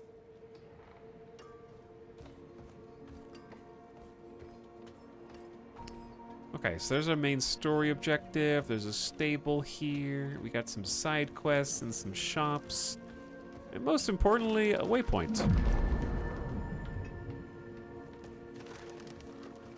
This damn cold chews me to my bones.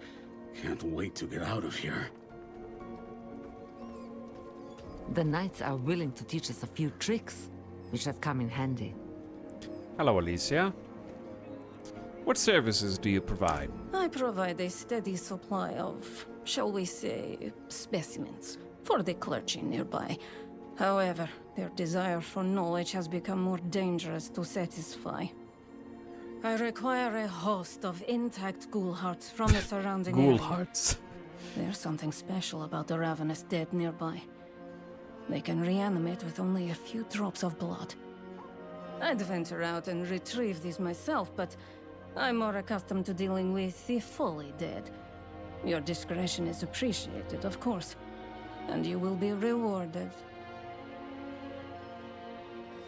Hey, what's up, Zather? How's the game so far? Very good first impressions. I would say on World Tier 2, maybe it's just because I'm playing Druid. Can't speak for the other classes. But the difficulty is definitely there for the dungeon that we did. The dungeon was both kind of long, and also had a fairly challenging boss. And that was just the first dungeon we did. I actually got killed. I had to respec. Combat feels chunky and weighty. I just had to respec my source for a dungeon boss after dying 3 times. Also tier 2.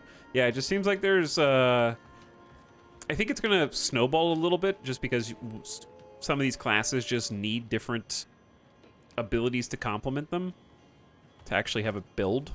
And I think it's gonna be interesting to be like, can't do this content right now. I'll come back to it. And the map has a nice way of keeping track of all that information for you.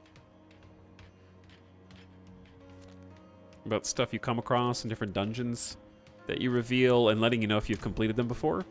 But yeah, very, very impressed. Ah, this blister is killing me. I need new boots. Story starts off on a really strong foot. All right, we don't have to do every single side quest completion.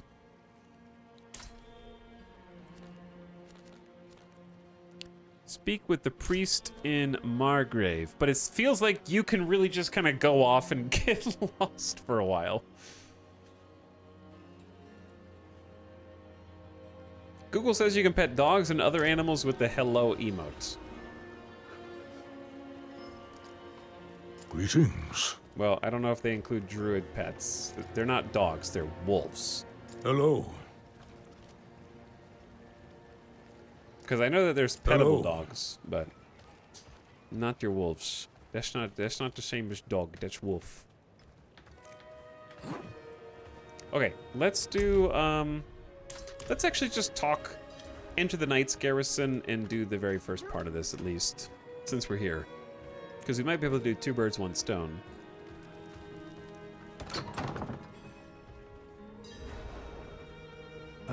Can't you see I'm busy?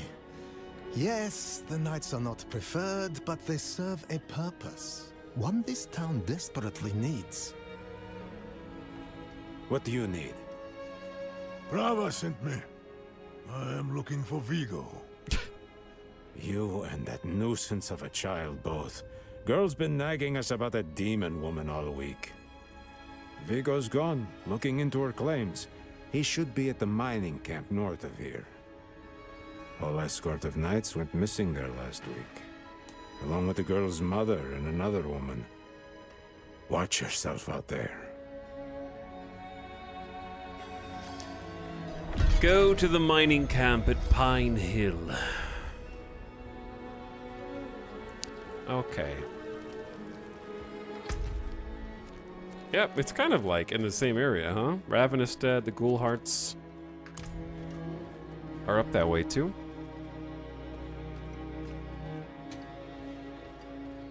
I'm mad at Diablo. I'm mad at Google. I'm mad at the world. Fair.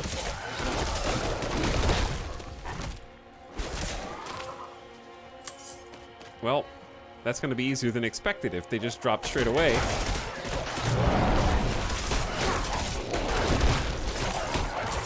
Okay, I'm actually starting to see some synergies. Synergies that I wasn't really expecting. Like, this landslide is pretty powerful. If I get surrounded by enemies and then just kind of use it on myself where I'm standing, it kind of just hits everybody at the same time. So I can kind of stand in the middle of them, roar, reduce their damage for 4 seconds, heal myself, get some fortify. If I'm still taking damage, I can bulwark after that, and by that time I've probably slashed to build enough spirit to just kill everyone with landslide. Maybe. That's the working theory anyway. Can I just say there's one thing I don't like? Am I allowed to say that, Chad? One thing that's gonna drive me insane over this game, I like very much about this, I like a lot of things about this. One thing that's gonna drive me insane is the map starts revealed when you enter a new area. And it makes it very difficult to tell where you've been. Like, I wanna look in every nook and cranny, I wanna find all the secrets, but because it's already like visible, it feels like I've already been there, even though I haven't been there before. So I wish there were like 2 layers of Fog of War. I wish there was the, you're in this area, this is what the area map looks like, and then there was like a dim, that doesn't, like a dim gray that doesn't obscure any of the things, but just gives you like a visual of where you've physically been, so that you can actually explore stuff. Because like things like the Lilith's little pylons or whatever are like secrets that don't appear on the map. Blizzard, listen to this. All right, roar. Just let ourselves get surrounded and just smash, you know?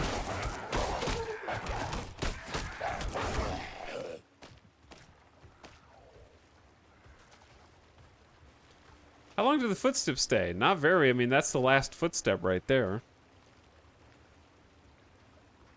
Oh, you mean these footsteps, or like the little breadcrumb trail on the minimap? Because it's like we just walked through a building. Golem, is that you?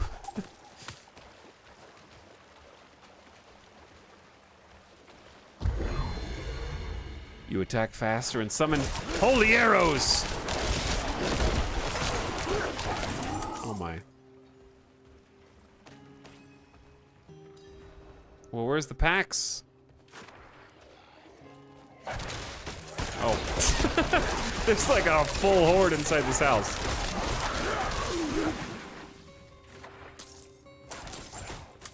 What the hell happened in here? Man, that shrine has gone fast. The shrines make you feel super powerful and they're gone in like 20 seconds. But yeah, it's hard to tell kind of where you've explored or not. So I feel like I'm gonna end up retreading the same ground multiple times. Which is fine. At least the stuff that's already been found stays there. I.e., like if we found a shrine, or rather like an altar of Lilith or whatever, I think that just kind of stays on the map as something that we've already, yeah, like claimed. So if you ever did use a guide to find the rest of these, then you would know which ones that you didn't need to find, so that's convenient.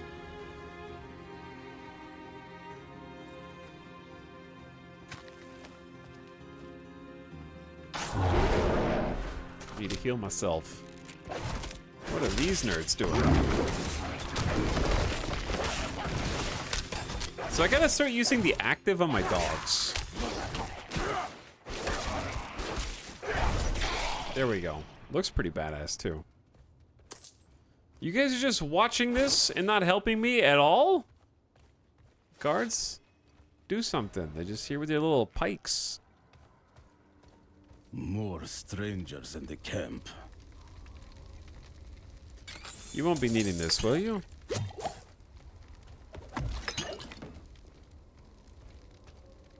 Everybody's just here standing around? Scratching their ass?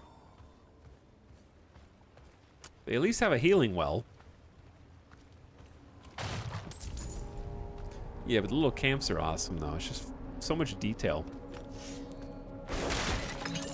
Okay, I found you. Are you Vigo? I was sent. Hey!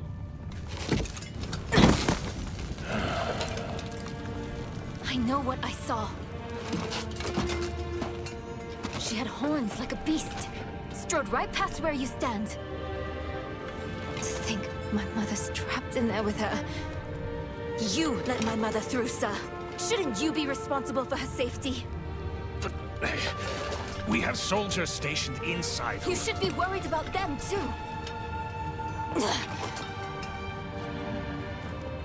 Maybe you can help me. Yeah, no, for sure. That's why I'm here. What brings you here? My mother and I studied the Haradrim. We were onto something big. But then she ran off. It's not like her to abandon the hunt.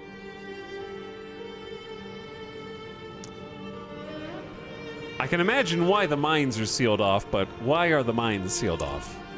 Mines are closed on church orders. They're not safe. Especially not for children. Ugh. Reverend Mother Prava has sent me. She did. The horned woman is the demon Lilith. No, that can't be. My mother taught me that name. You speak of the daughter of hatred. Did Prava mention me? She wasn't angry, was she? There's more than your job at stake here. I keep turning around to listen to each of them. Come on. Let's get this over with. Like, what are you saying? Oh, what are you saying? Spin. Dog spin. The mines have been sealed off. Echoes in the deep.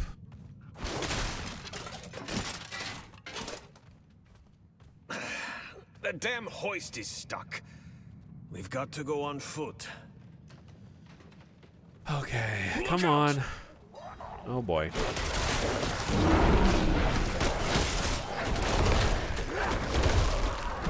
I am ready to smash with rock.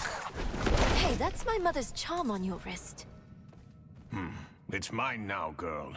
She gave it to me when I let her and her friend It's pass my through. charm now. I take all the jewelry I want from the local peasants.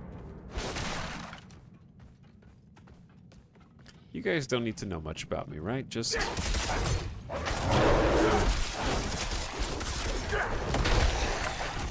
that I walk in and smash.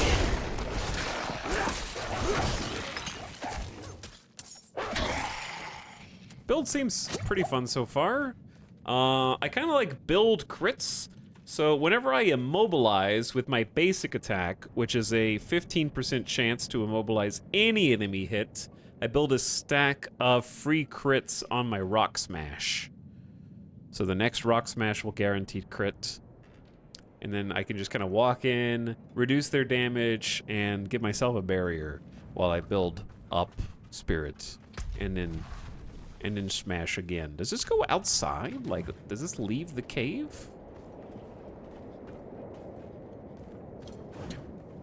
I almost just climbed down. I don't think we want to leave, though. That seems like it just goes straight up outside.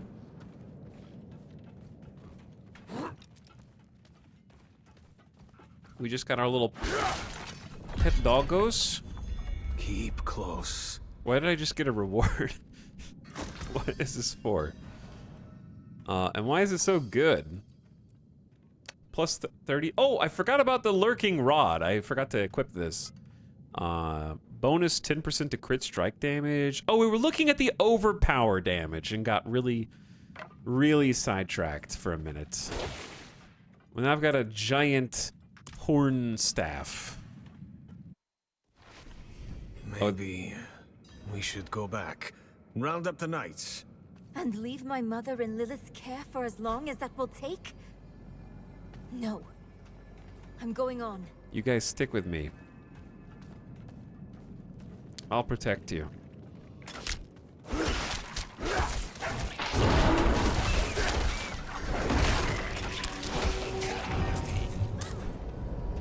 I'll do my best. I'll try to. She does magic. She has like a barrier. Huh. What you doing with that barrier? Now we really look like a druid. Yeah, I look like a druid a lot more now, for sure.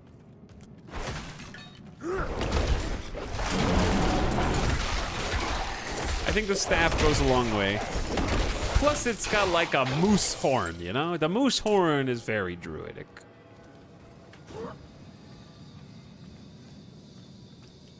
So, I think I'm gonna put a point into the little poison creeper vine next.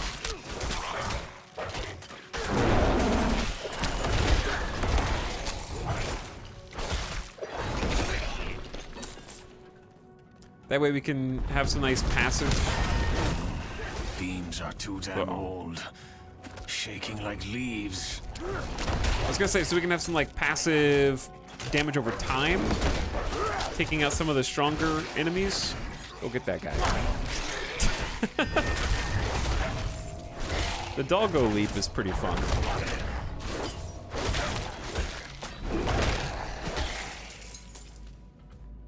I gotta start using that more often, because it's not on a super long cooldown. So at 14 seconds? Like I can just start by breaking their armor. Alright, let's roar.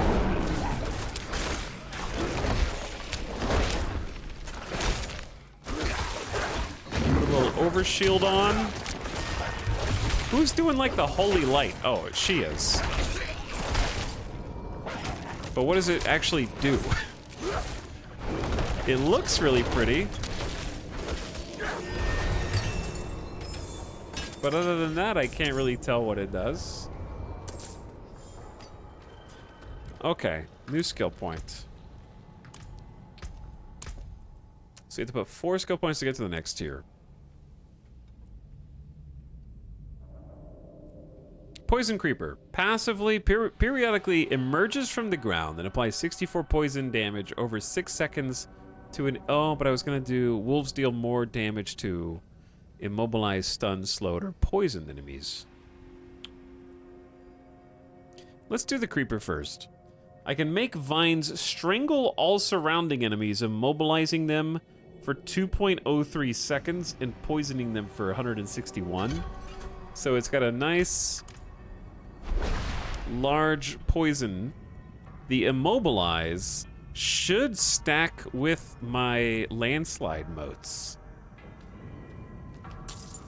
And it might be like a per person.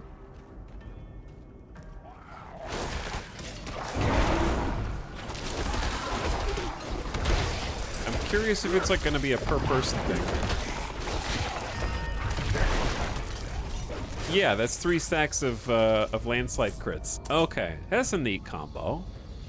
That's a very neat combo.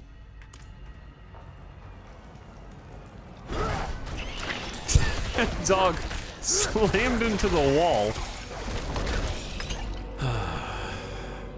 They're a little wily.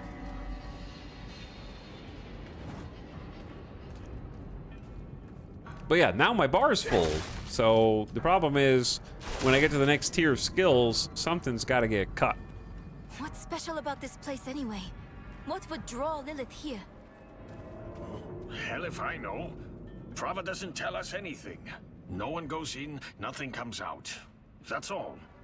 Yeah, in the Sukin, we have 4 potions. Potions get upgraded as you level up, and you use a potion to free up a potion slot. You can also get more potion slots like Estus flasks. But there's a potion on the ground. I have to drink a potion to pick up one of the dropped potions, which disappear after a few seconds. And that'll refill my potion slot. Seems good. It makes potions valuable, but not so weird in Diablo 3 where you only get 1 potion or whatever.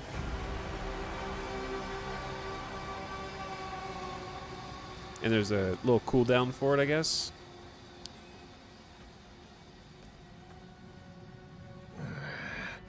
No lift. The jam must be deeper down. Okay, then we shall go locked. Deeper Over here. down. I can squeeze through to the other side. Wait, hold on. And there she goes. Where did she go? The enemy's approaching. Nowhere to go. The fight's coming to us this time. Okay. I thought she disappeared.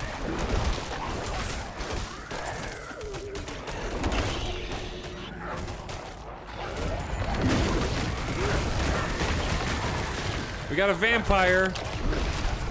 Open that door, girl. Let's get some guaranteed crits. I've got it. And then just crit them to death. That's really, really strong. Yeah, that seems really strong. So if there's an area of like 10 people here, and I hit them all with an immobilizing poison creeper active, I get 10 stacks of guaranteed crits for landslide to do 40% critical strike damage. And then I can just go boom, boom, boom, boom, and single target damage is insane. That was quick thinking. Sure.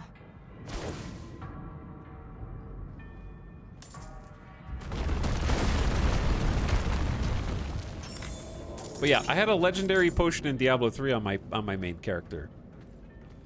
It wasn't very cool though. It was just like slightly different. I think it just gave me some armor. Leave you like that. She wouldn't. Or she shouldn't have. Build is kind of popping now. The thing that was kicking my ass was the boss. What is going on?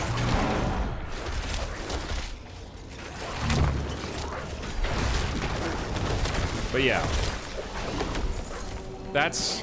I still have 8 stacks of crits left. I just don't have enough spirit to do it all. I have more crit stacks than I have mana.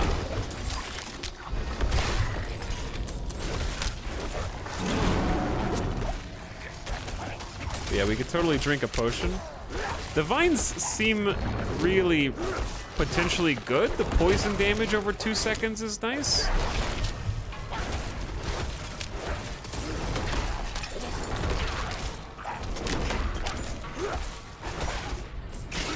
Okay, but yeah, build is starting to pop. People arrive. What happened? What's up, A-Stone? We're playing the chat-directed druid. Dead end. And it's going better now. Damn mine's caving in. We got doggos. Wait. Oh, there's the other doggo. I thought we lost one. How do I heal doggo?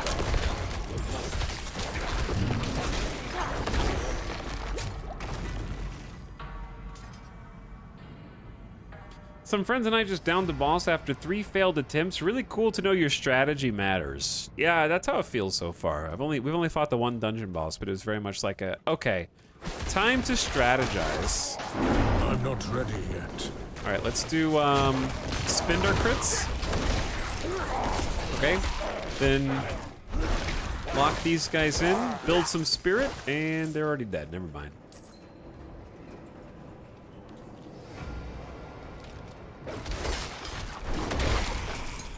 We'll basically never ever run out of guaranteed rock crits now.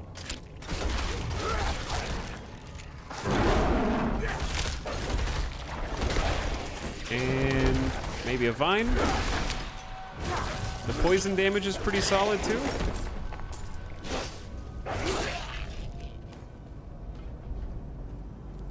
This is the build. This is the level to 100 speedrun build. If you start with this build now, you still have enough time to be one of the top 1,000 gamers.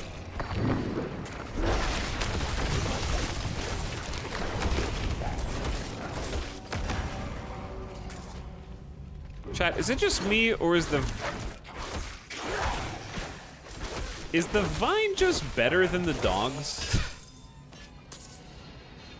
I'm sorry, doggos. It's not you. It's just mathematically speaking, you guys bite enemies for 13 damage.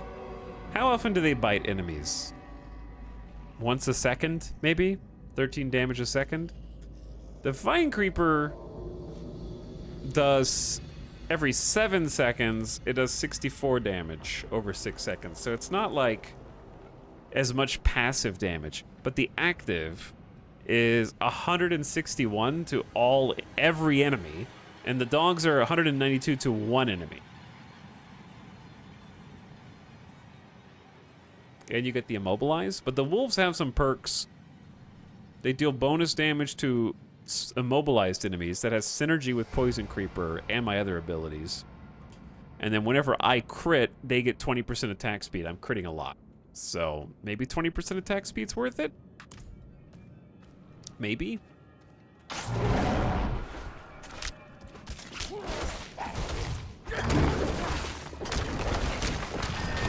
Like, I can walk back here and go boom, and then kill, kill, kill, kill, kill. All those guys are dead now.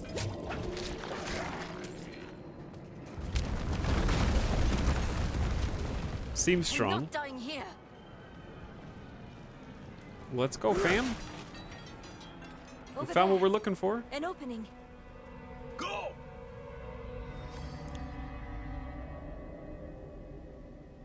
Players and enemies are healthy above 80% and injured below 35, is what it said, I think. Good. Everyone made it. The tunnel's closed. We're trapped without the hoist. Look, there she is. Your mom? Or Lilith? Hopefully not Lilith.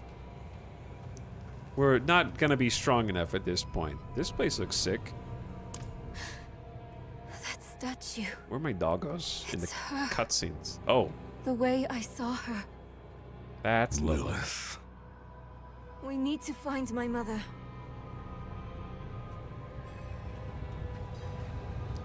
That's Lilith. We need to find my mother. I'm starting to think Lilith is your mother. Is there something else you should tell us?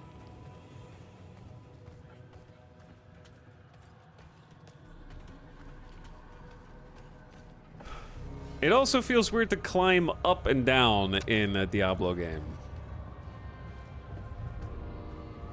Let me tuck Midas in my own doggo.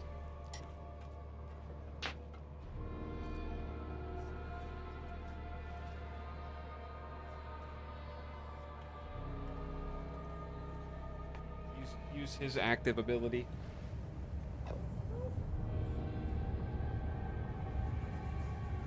Okay. What's up, Shadowlight? Thanks for the 55 months. Also, Alvatir. Priman. Welcome. Good evening. Thanks for subbing. How's Druid so far? We've been doing some good experimentation with different builds. Like, I started with a pure caster build from trying to stay back, and now I'm trying, like, Druid non-bear form tank. Well, I have one roar. We're doing, like, a nice mix of different abilities. We got pets with wolves and poison creeper. You can see the poison creeper kind of following us, popping up in different places, which is neat. So we're meleeing with Storm Strike. That can chain to other enemies, gives me damage reduction for a few seconds, and can immobilize the people that it hits and make them take more damage. So it's like very versatile. Anytime I immobilize people, I get a crit with Landslide. So that's my damage dealer. And I can mass immobilize people with Poison Creeper. Hits everybody in the area. So every person that it hits with the immobilization gives me a free Landslide crit stack. And then, so I can sit in the middle and punch, obviously swing my staff. I can roar in order to reduce their damage by 70% for 4 seconds. Give me a little bit of fortification and a little bit of heal. And then if I'm still taking damage, I have like a barrier that'll absorb damage for 3 seconds. And then of course I can make my wolves go attack somebody for large damage. So it's been pretty fun so far. Trying to make like I'm kind of druid tanking right now. Druid tank crit build, which is not what I expected to be doing, but it's felt pretty good. We'll see how it fares against a boss. At last, I'll ride out. That might be where it gets a little bad. A demon. Here? Slain? What happened? That's what was keeping the lift from working, was the demon. We need reinforcements. No, we can... What was that? It came from beyond the gate. How curiously I turn to both of them whenever they talk. The ore hoist. So that's like a shortcut. That's the way out. The Gate of Kasama. Yeah, sure.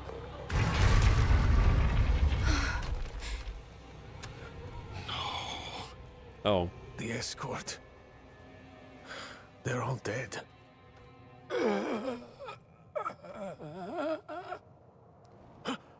Over there. Grindon. Who did this? A woman.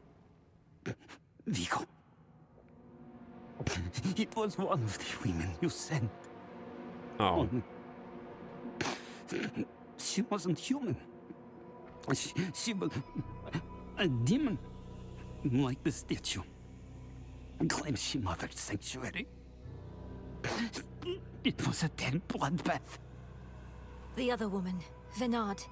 Where is she? She begged for her life. Well, I spared her.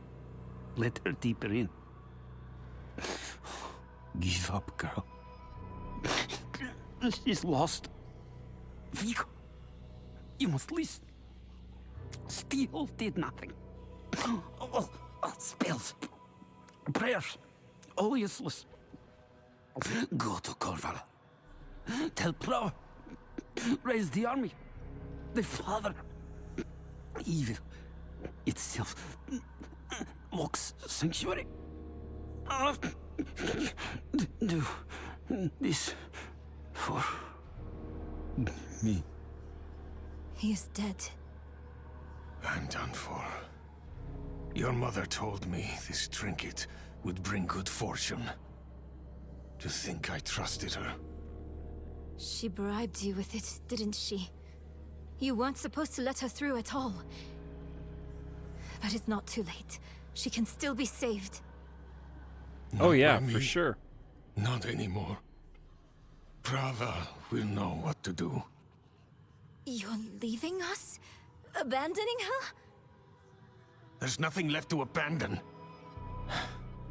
She's good as dead. I'm sorry, kid. Okay, bye. He really just left us. It's up to us now. I mean, I can maybe... I've already died once today, lady. Like, I don't know if I'm the person you necessarily want on your team right now.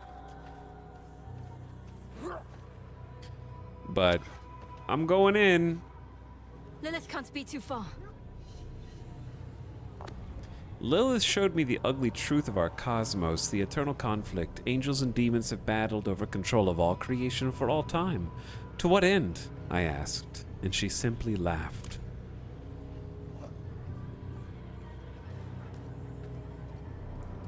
Down we go.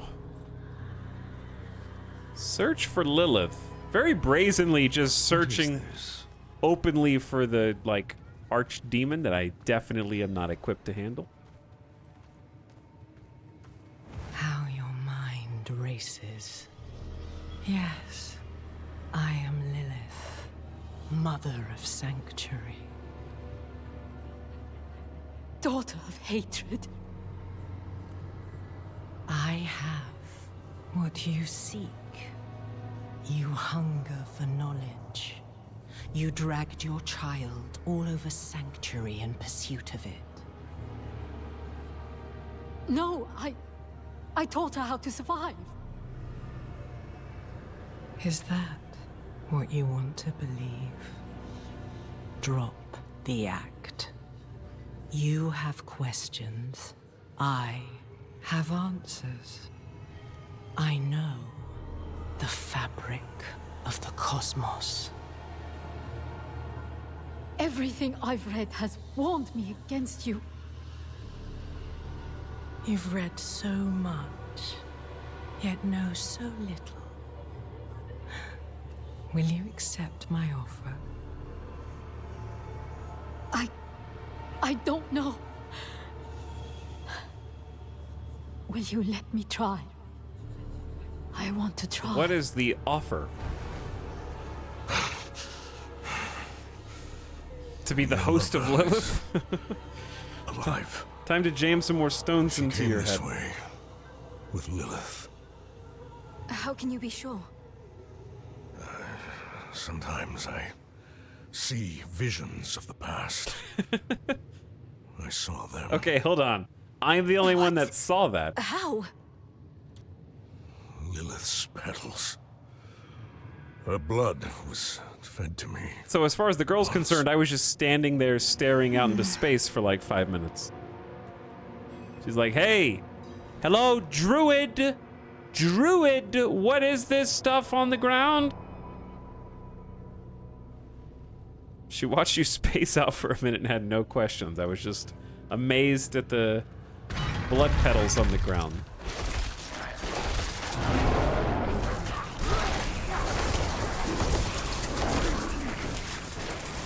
Okay, stop resurrecting her. Cease.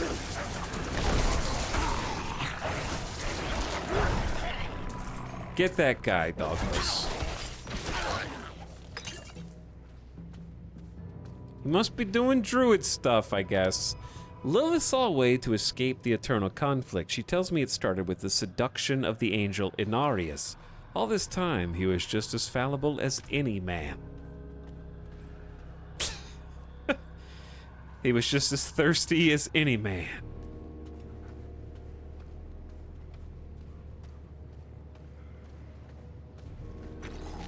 Okay. Hit him with the roar. Hit him with the creeper vines. Hit him. Dude, I have 42 stacks of landslide? Hold on. I just assumed that this had a maximum of like 10 or something. I could do 42 crits in a row. What is the max stack, 100? Vine Creeper does work. Yeah, Vine Creeper does work for sure, for sure. 100%. Oh, that's the right, is this the right way to go? I want to explore a little bit. See what's around the corner. Probably nothing, but you never know. Oh, hi. I mean, look at it. It just like clears all the trash.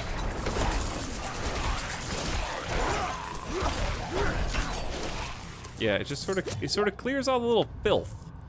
All my life, I've sought the origin of humankind. It was always her. From the union of angels and demons came the first generation of humanity. They were powerful, movers of mountains, shakers of sea.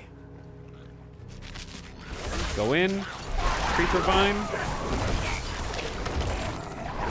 I have 63 stacks of crit now. It's funny they're just stored indefinitely. That actually is really fun. I need some more spirit builders.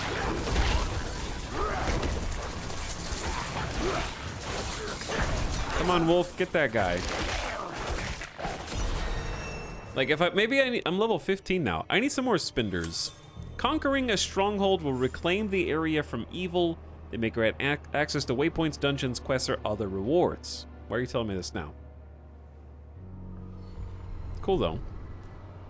I discovered a Turdulra. Where?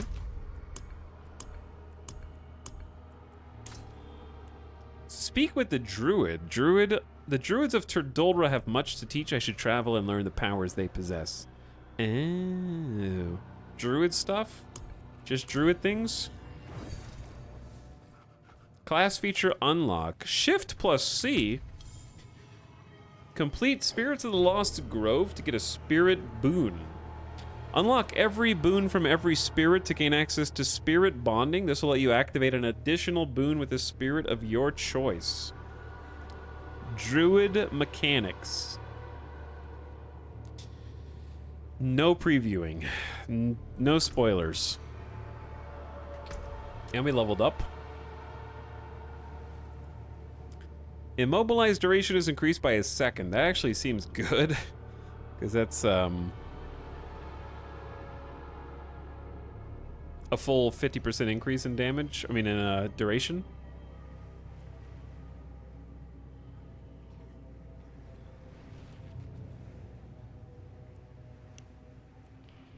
Critical strike chance is increased by 20% chance against enemies strangled by poison creeper. We don't need chance. Active poisoning duration is increased by 3 seconds. Okay, but hang on. What? Why would I want the duration of the poison to be increased? The amount that they're poisoned doesn't increase. Won't that just be 161 damage over 5 seconds instead of over 2?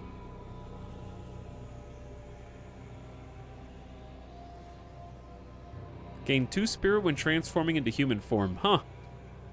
That's interesting. So you can like gain spirit if you're constantly swapping back and forth. Like if I roar, then melee, then wolf, then melee. And it's just like just gain spirit. Huh. Nifty to think about. Your companions deal more bonus damage. There's some interesting potential builds here for sure. Crowd control removed. I kind of like the bulwark damage fling, but I also want to get the... Let's just power up the wolves. They're really not doing that much right now, to be perfectly honest. Deal 20% increase to immobilize, stunned, slowed, or poison enemies. We poison, we immobilize. Yeah, that's a lot of crowd control for them. Let's go with that. But I'm assuming that the reason why you might want the poison duration to extend is certain things do more damage when something, or like effect only triggers when enemy is poisoned.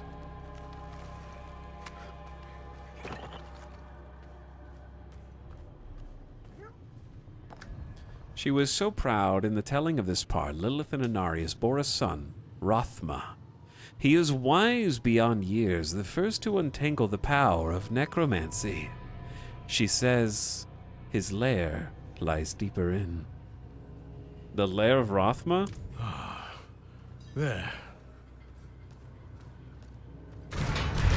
That's kind of important. We just played a necromancer, a priest of Rothma.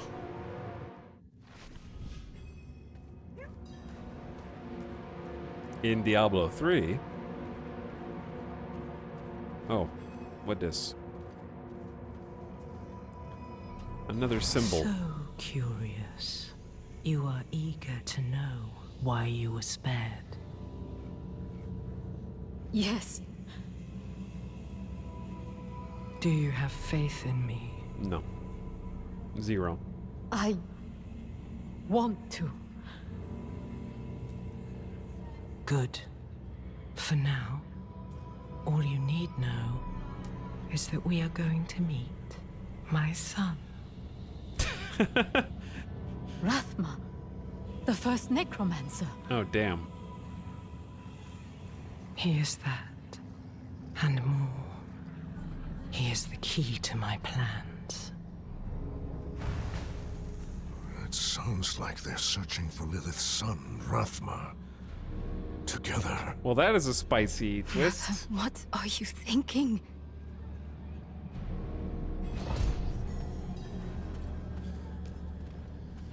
So,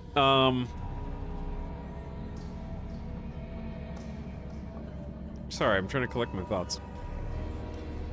What I was gonna say was, one thing that I wish would be slightly tweaked is, I like when characters have very deliberate, slow, creepy delivery, like Lilith does, but I think for subtitles, it would benefit a lot more from not cramming 2 or 3 sentences into the same subtitle so that you read it faster than they speak it and then you're just waiting for them to talk. And that it just said like one sentence, and then when they start the next sentence, and then they start the next sentence, and that way it's unfolding more naturally. And that's a nitpick.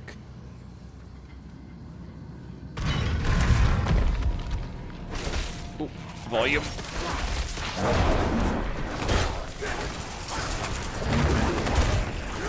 All right, big nerd in the back.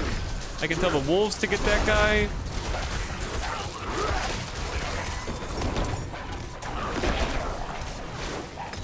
Oh yeah, I forgot I'm not ranged. Yes, I am not ranged, that is correct.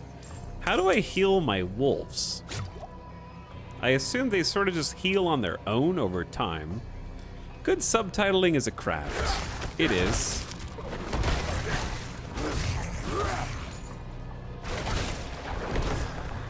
You're right.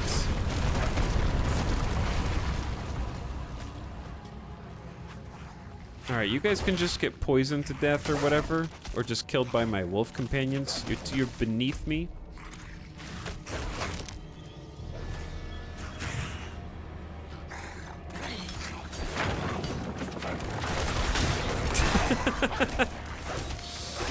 I'm glad that the explosive barrels have like a small delay. That's nice.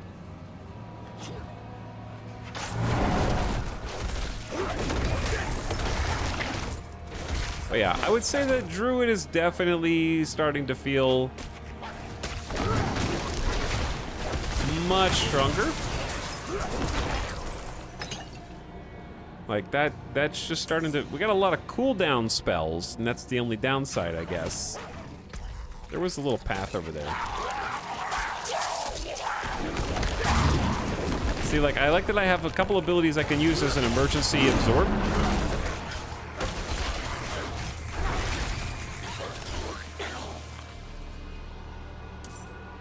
Telltale's the only one that did it right, or that Witcher's Thronebreaker. Thronebreaker was pretty sweet too, yeah.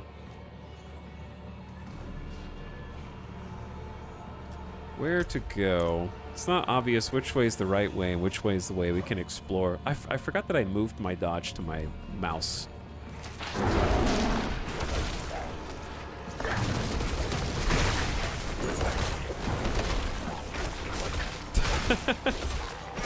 What, are you guys getting bullied? With guaranteed crits? Oh, it's so sad.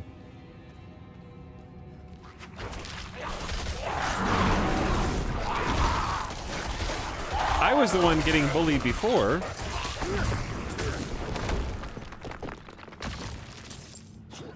Masterful subtitles. Thronebreaker was a lot of fun. That was just an enjoyable experience. Alright, that just goes in a loop. That's gonna get nerfed. Maybe it doesn't scale. It's possible that Poison Creeper doesn't scale. Poison Creeper seems OP.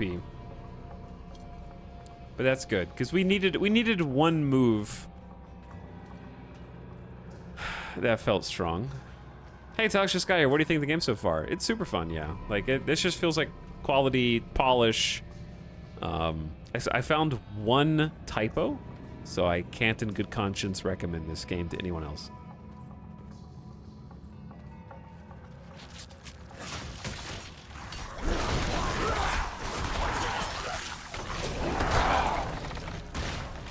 Literally unplayable.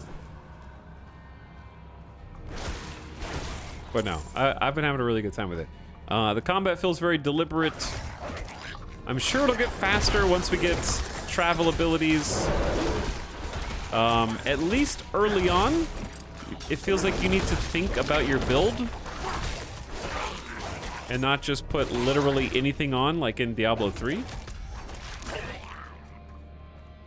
I think that there are some moves that are better than others, especially very early game, in that I've seen other people in chat mention that they needed to reevaluate their build for a particular dungeon boss.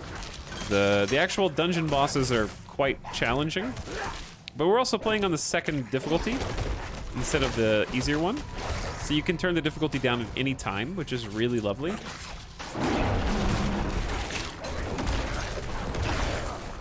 But the combat's chunky. It feels weighty.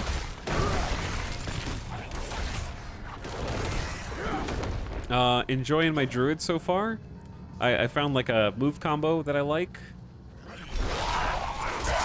I bring everybody close to me. I can like poison them, lock them down. I'm building crits. I'm using a nice mix of pets, elemental spells, bear form roars, some earth magic for defense. I got wolves that can do like a nice leap single target damage, not having to potion too much. I had to drop a world tier because I ran into an old friend who was working hard to end my hardcore run. Oh, you're doing hardcore on Jay, and you were on world tier 2? Spicy. But I'm enjoying it quite a bit. Voice acting's good. Does Lilith know we're coming? Cutscenes are nice. Boss fights seem... Who is this? An elite? Rasaka? What's your name? I just knocked you down. I have a lot of elites. What is multi-shot, hellbound, and explosive? Rahaxa. I think she's getting got by my poison... my doggos... and my poison creeper? I don't know what that is.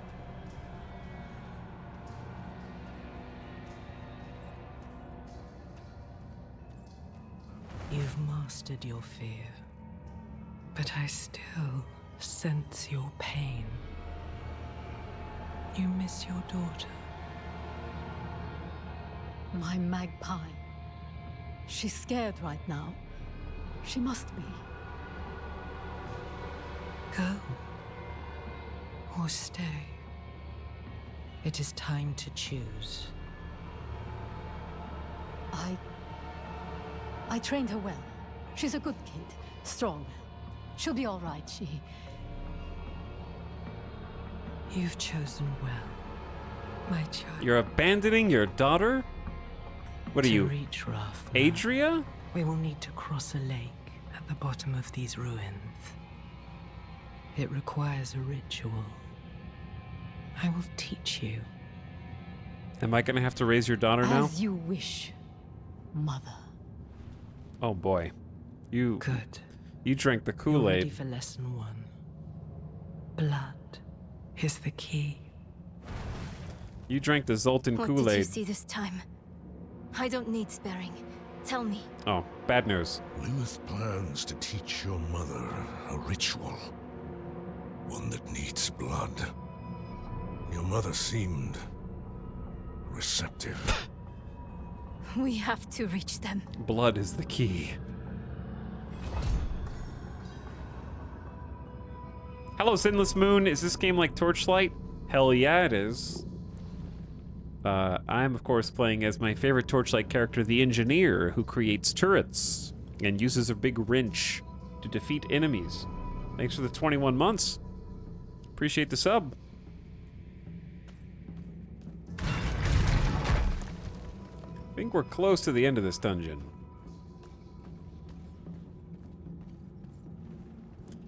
The Cloisters of Dusk. This is a chunky story dungeon, dude. I didn't know you could actually get hit by those. I thought that was just visual only. I just get like knocked on my ass.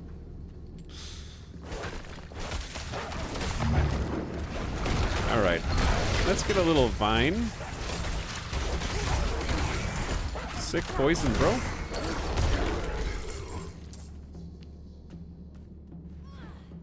Torchlight had more gore. Yeah, no. I remember it being visceral and highly realistic. Stunningly so.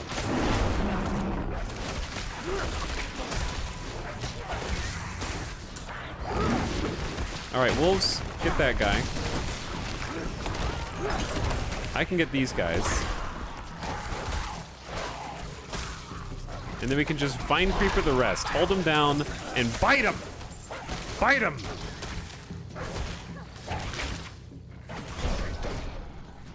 Now we actually have to, because there are some enemies that run away, and that's what the wolves and the vine creeper is going to be good for. Yeah, playing Torchlight scarred me. It was just too realistic. It's like I came here to escape. Not to feel.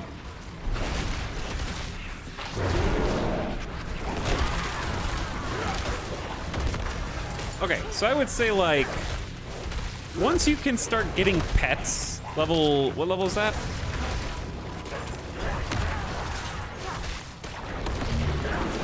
Once you can get pets is when the druid starts to pop. Which makes sense. That's kind of a big part of why people want to be druid in the first place, right?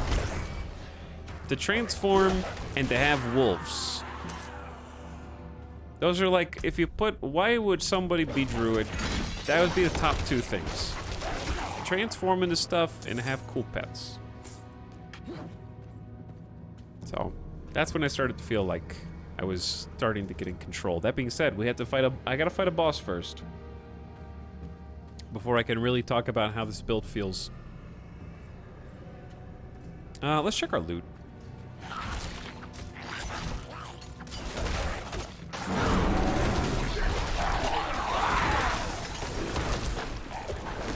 Okay, after this fight, we'll check our loot.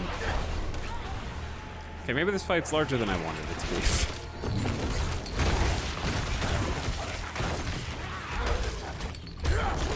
Unfortunately, I am kind of training myself to be... Who the hell is this? He's dead. He had a cool moveset, though. I'm training myself to be bad at this game because I'm not dodging at all. I haven't dodged in like an hour. Oh, there's some loot.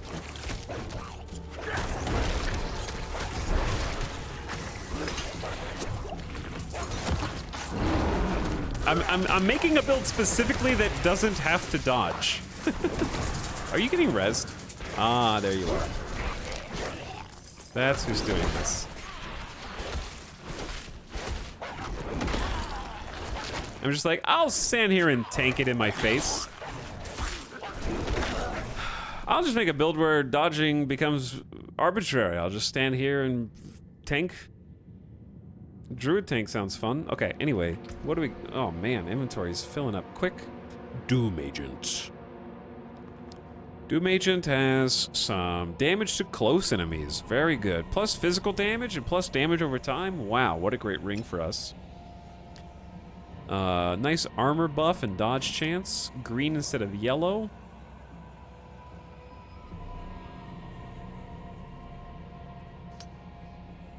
None of these seem that good. Our weapon was just like a nice drop. Like it's not really easily replaceable.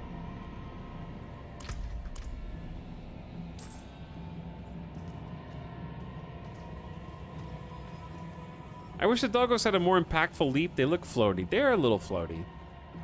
I think that's just a result of trying to position themselves to get a hit. I think it's gonna be floaty in any pet ARPG though.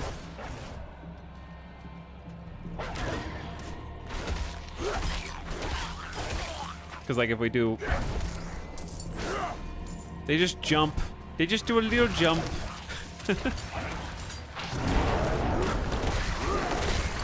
They're doing their best. I do feel like they're doing more damage now that we gave them that 20% increase on poisoned or crowd-controlled enemies. It seems like that has some nice synergy. Where the hell is the boss here? Ow.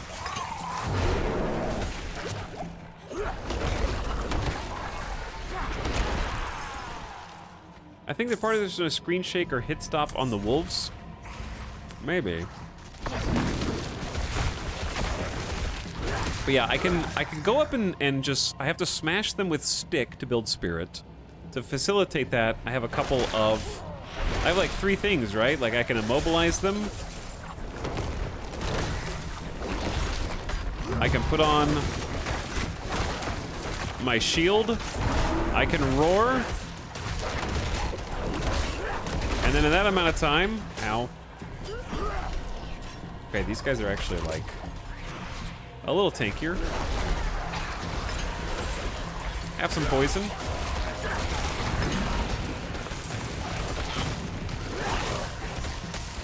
It's scaling up, I think, in a nice way where the leveling doesn't feel too slow yet. And I feel like the build has been iterating and developing on itself in a nice, controlled fashion.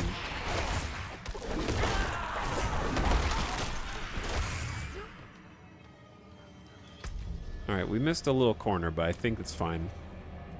This barrier, it looks like the same kind of magic as before. I think I can dispel Oh, it. I thought you were gonna speak. I didn't know I had to read that. Demon's approach, I have to defend her or something. Sometimes I have spoken dialogue and sometimes I don't.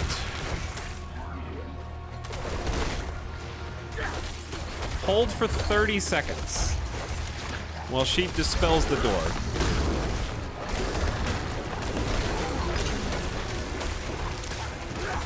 All right, let's build spirit. Send the doggos after, and when we get the big throng, give them the old poison.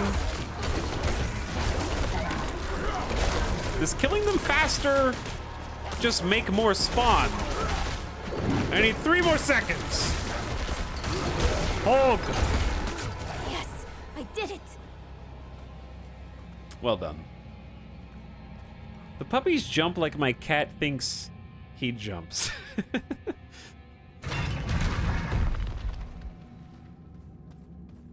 That's funny. What this? That looks like I should be able to use it, but alas, I cannot. Is it used to be a waypoint? Is the first part of the game the same as it was in beta? Yeah, it's just like I'm doing Act 1 right now. But I didn't do it. I didn't play this in beta. Ooh. We need 2 more points to get over to the next tier. I think I want to improve the doggos. When you crit, your wolves gain 20% attack speed. Or we could do the fortify. The fortify seemed interesting. What is that? My gear broken? What was that?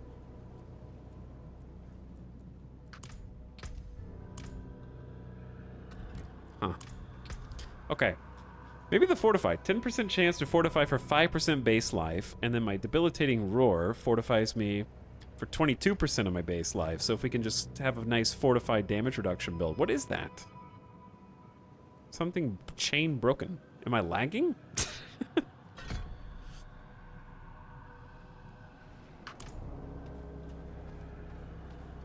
What is that?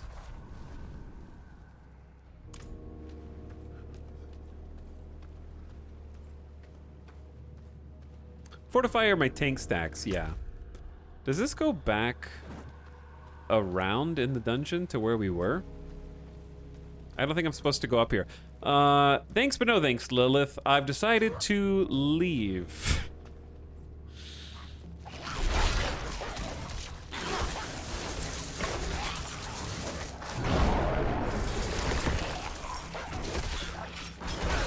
But yeah, if both of them have a 10% chance to help me build Fortify, then that's kind of nifty. Mother.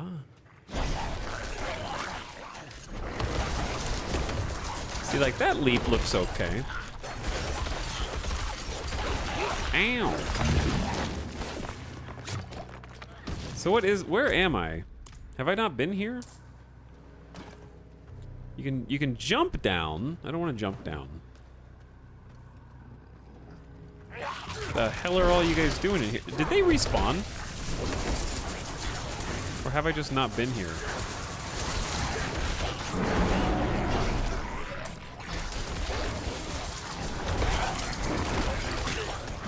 Alright, let's just focus on the task at hand, shall we? All my life, I've sought the origin of humankind. It was always her. From the union of angels and demons came the first generation of humanity. They were powerful, movers of mountains, shakers of seas. I'll go look a little further. Wait a moment. Yeah, I read that.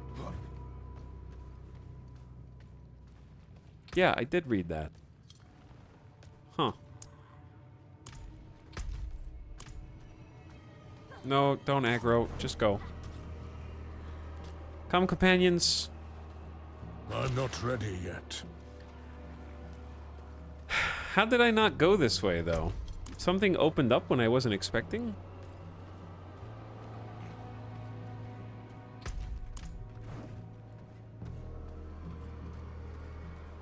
Not enough blood. Never enough blood. Okay, this place looks I cool. will follow you Who the to hell? The ends of sanctuary, Mother.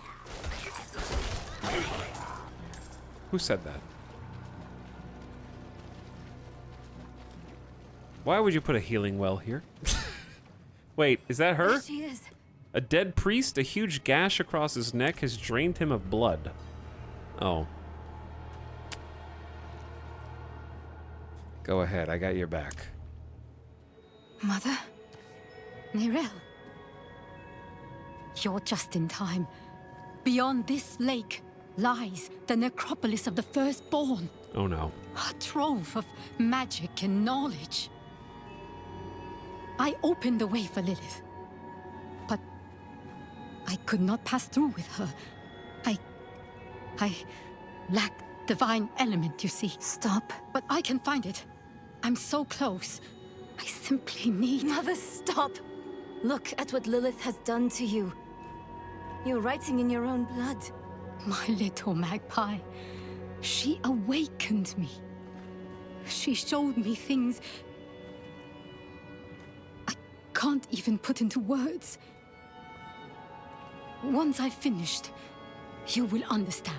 I don't care what she showed you. Please, let's just get out of here. Oh, I see. Yes, clever magpie. Trying to lead me away so you can take all this for yourself. Druid! Do something, Druid! Bro! Druid! This is my discovery, not yours. I will finish these runes with your blood! Okay! You must stop this! I gotta kill your mom now! Look at the gifts she's given me. Or... I gotta kill somebody's mom. Lilith, there's literal hellspawn. Ow! Why'd that do so much damage, bro?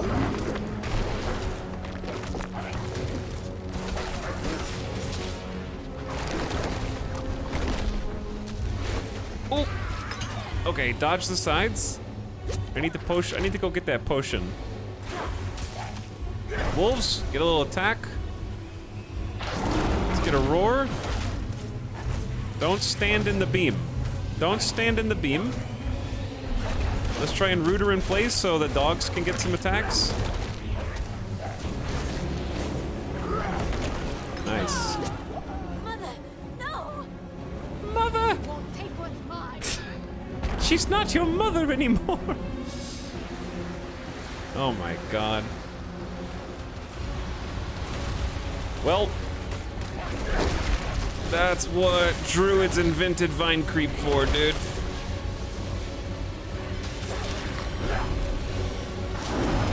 Oh, it knocked him down?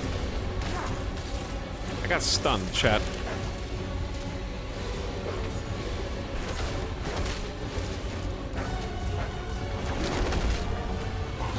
The little red things on the ground do anything? Alright, alright.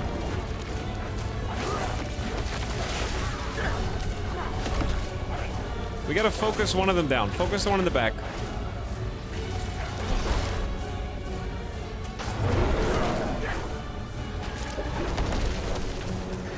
Uh-oh. I'm not ready. I'm stuck. Yet. Oh, it's just darkness. It's just darkness. I panicked. Alright, dropped one. I got stunned. Let's do a vine creeper to immobilize. 2 down.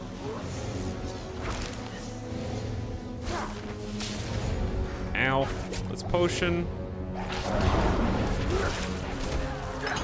I don't know who's knocking them down, but that's going pretty well. I don't want you to die. In my experience, things on the ground always do something.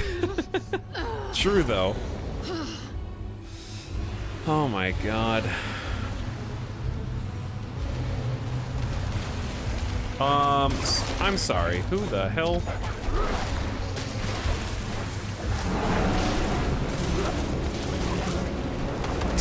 Knock the big demon down. Oh boy. Who should I fight first? Alright, fight the little ones. Fight the weenies first.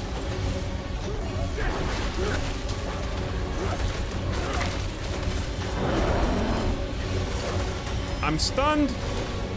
Alright, let's kill the pit lord. Maybe.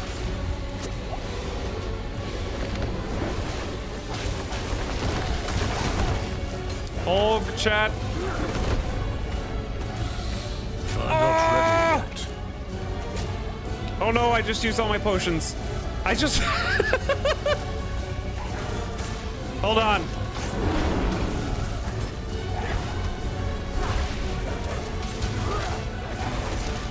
We can do this. Just relax. I think I killed one of them. One of the hell... No, the hellspawn's still alive. Pit Lord's almost dead.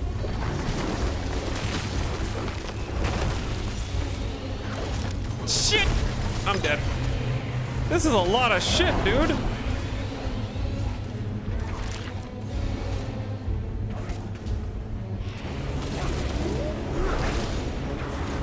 Oh, there was a potion.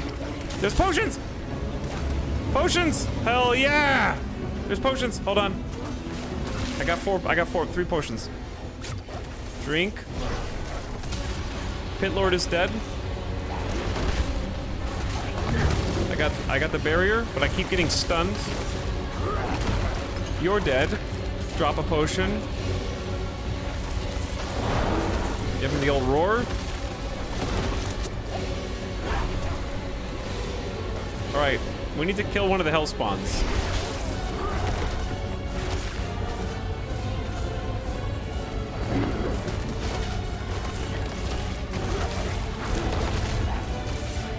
Stop the stuns! Alright, she's dead. Another one. Hold still.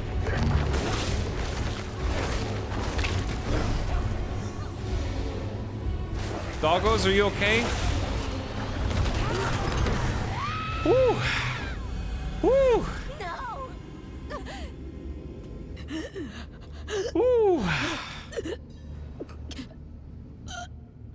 Companion is doing the knockdowns, I think. Even the Pit Lord. I love the new potion mechanic. New potion mechanic seems pretty good, yeah.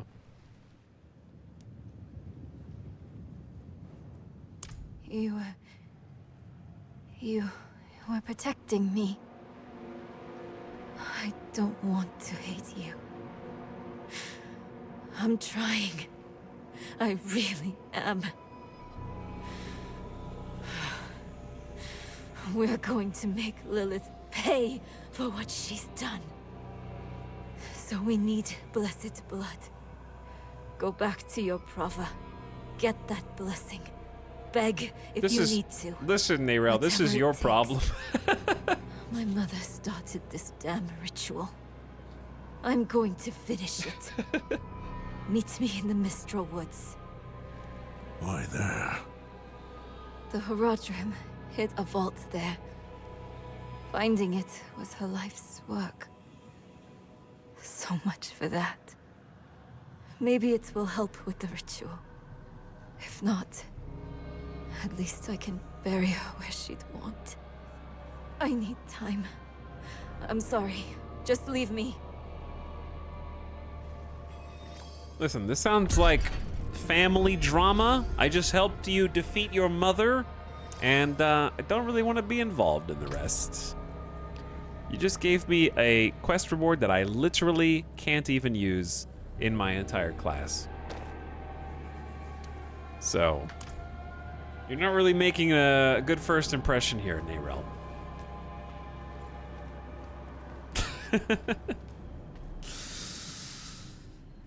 Fun boss fight, though. Bad loot? Yeah, I'm used to it after getting that monk legendary in D3 yesterday. So, it's pretty standard stuff. All right, how do you leave quickly? Just T, I guess. Goodbye. Does it actually open a portal that you can go back through like in every other game? Nice. All right, that was actually a tough boss.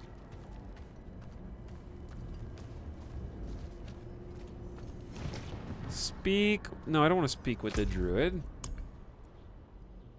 So now we have speak with Reverend Mother Prava and search for Narelle in the Mistral Woods. Okay, so we have two Act 1 main story quests at the same time. That's really interesting. We have the druid stuff that we can do, and we've barely even scratched the surface of the game world. There's an exit dungeon. Oh, yeah, I just wanted to go back to town anyways. Just to kind of walk and talk. But anyway, chat, I think I'm gonna call it there for tonight. It's been 8 hours stream. We just did 13 plus hours last night, and I'm just kind of beat. But first impressions are really good. I enjoyed it a lot. It was good fun. I like the build that's coming together too. And I think there's room to do some experimentation with that. And I want to see, like, we got Hurricane, Boulder, Rabies, and a Trample. So we're like 2 levels away from some new moves. So we're going to play this again tomorrow. Hello. Hello. Greetings. Who did that? Dude just kills her mom and leaves. Yeah, well, she had to be killed. I'm sorry. But anyway, I want to... I'm just tired. I'm just tired. I'm going to go eat, but I had a lot of fun. Very, very good so far. I don't see anything to complain about or not recommend this for. So I think if you thought you were going to like this, you definitely will. There's nothing that has convinced me otherwise. And what I'm probably going to do now is go eat some food, and then I'm going to try a different class. Greetings. Greetings. Hello. Chat, is that you? Who is that? Which one of you is that? Looking forward to the next one. Yeah, that was a great time. I'll be back tomorrow. I don't know what time. Probably like 2 p.m. Pacific. Are you gonna do full playthrough on your druid? I mean, it's too early to promise that. This game it just seems so much larger. We'll just play for as long as we're enjoying streaming it. But I'm not gonna like. I mean, just look at this stuff. There's 35 side quests just in Fractured Peaks. There's... How do you even get to this stuff again? How do you look at, How do you look at your, like, rep and whatnot? W? Okay. Yeah, just this region alone... 35 side quests, 23 side dungeons. Chat, in all of Diablo 3, yesterday, in a 13-hour stream, we did 1 non-essential dungeon, okay? And that was a 13-hour stream. Claim? Oh, yeah. Claim my 3,000 gold and my bonus skill point. Good call. 1 skill point has been left for all characters in this round. Sweet. We already got Lucky Strike. I'd probably pick the immobilized duration for Poison Creeper. I like that quite a lot. And then we open the next bit there. So it's tab and then W. Where does it even say W? How do you know that? This is, oh, right there, view rewards. Anyway, Skosklin has another 47 side quests, 34 altars of Lilith, and 25 side dungeons with 76 and 70 areas to discover. It's just such a much larger game than Diablos 1 through 3. So we're just gonna play until we don't. Because the majority of my time in Diablo 4 is probably just gonna be chilling off stream and playing through with Alice for the next few months. But I want to play this for sure some more on stream, and we'll see what we can get through. Like that was one story mission. The only thing that I can say that is a complaint is not even really a complaint. Like, the complaint would be that that story dungeon was too big. And I don't know that that's a complaint necessarily, because the whole point of Diablo is kill monsters, get loot, and get XP. But it's like a 4-part story dungeon. It's really hard.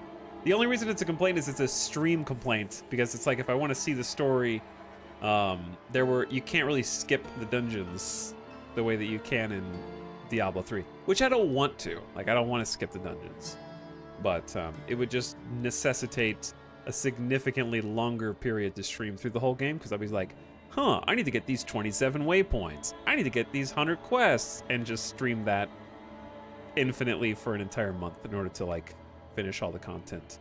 But we're definitely gonna be playing it some more. I would like to do the story and finish the story on stream, but that might take a longer period of time and not a 100% Diablo streamers thing. If that makes sense, you know? Like, chip away at it and do more of it and have, you know, releases coming out in 4 or 5 days. Twitch drops start then, stuff like that.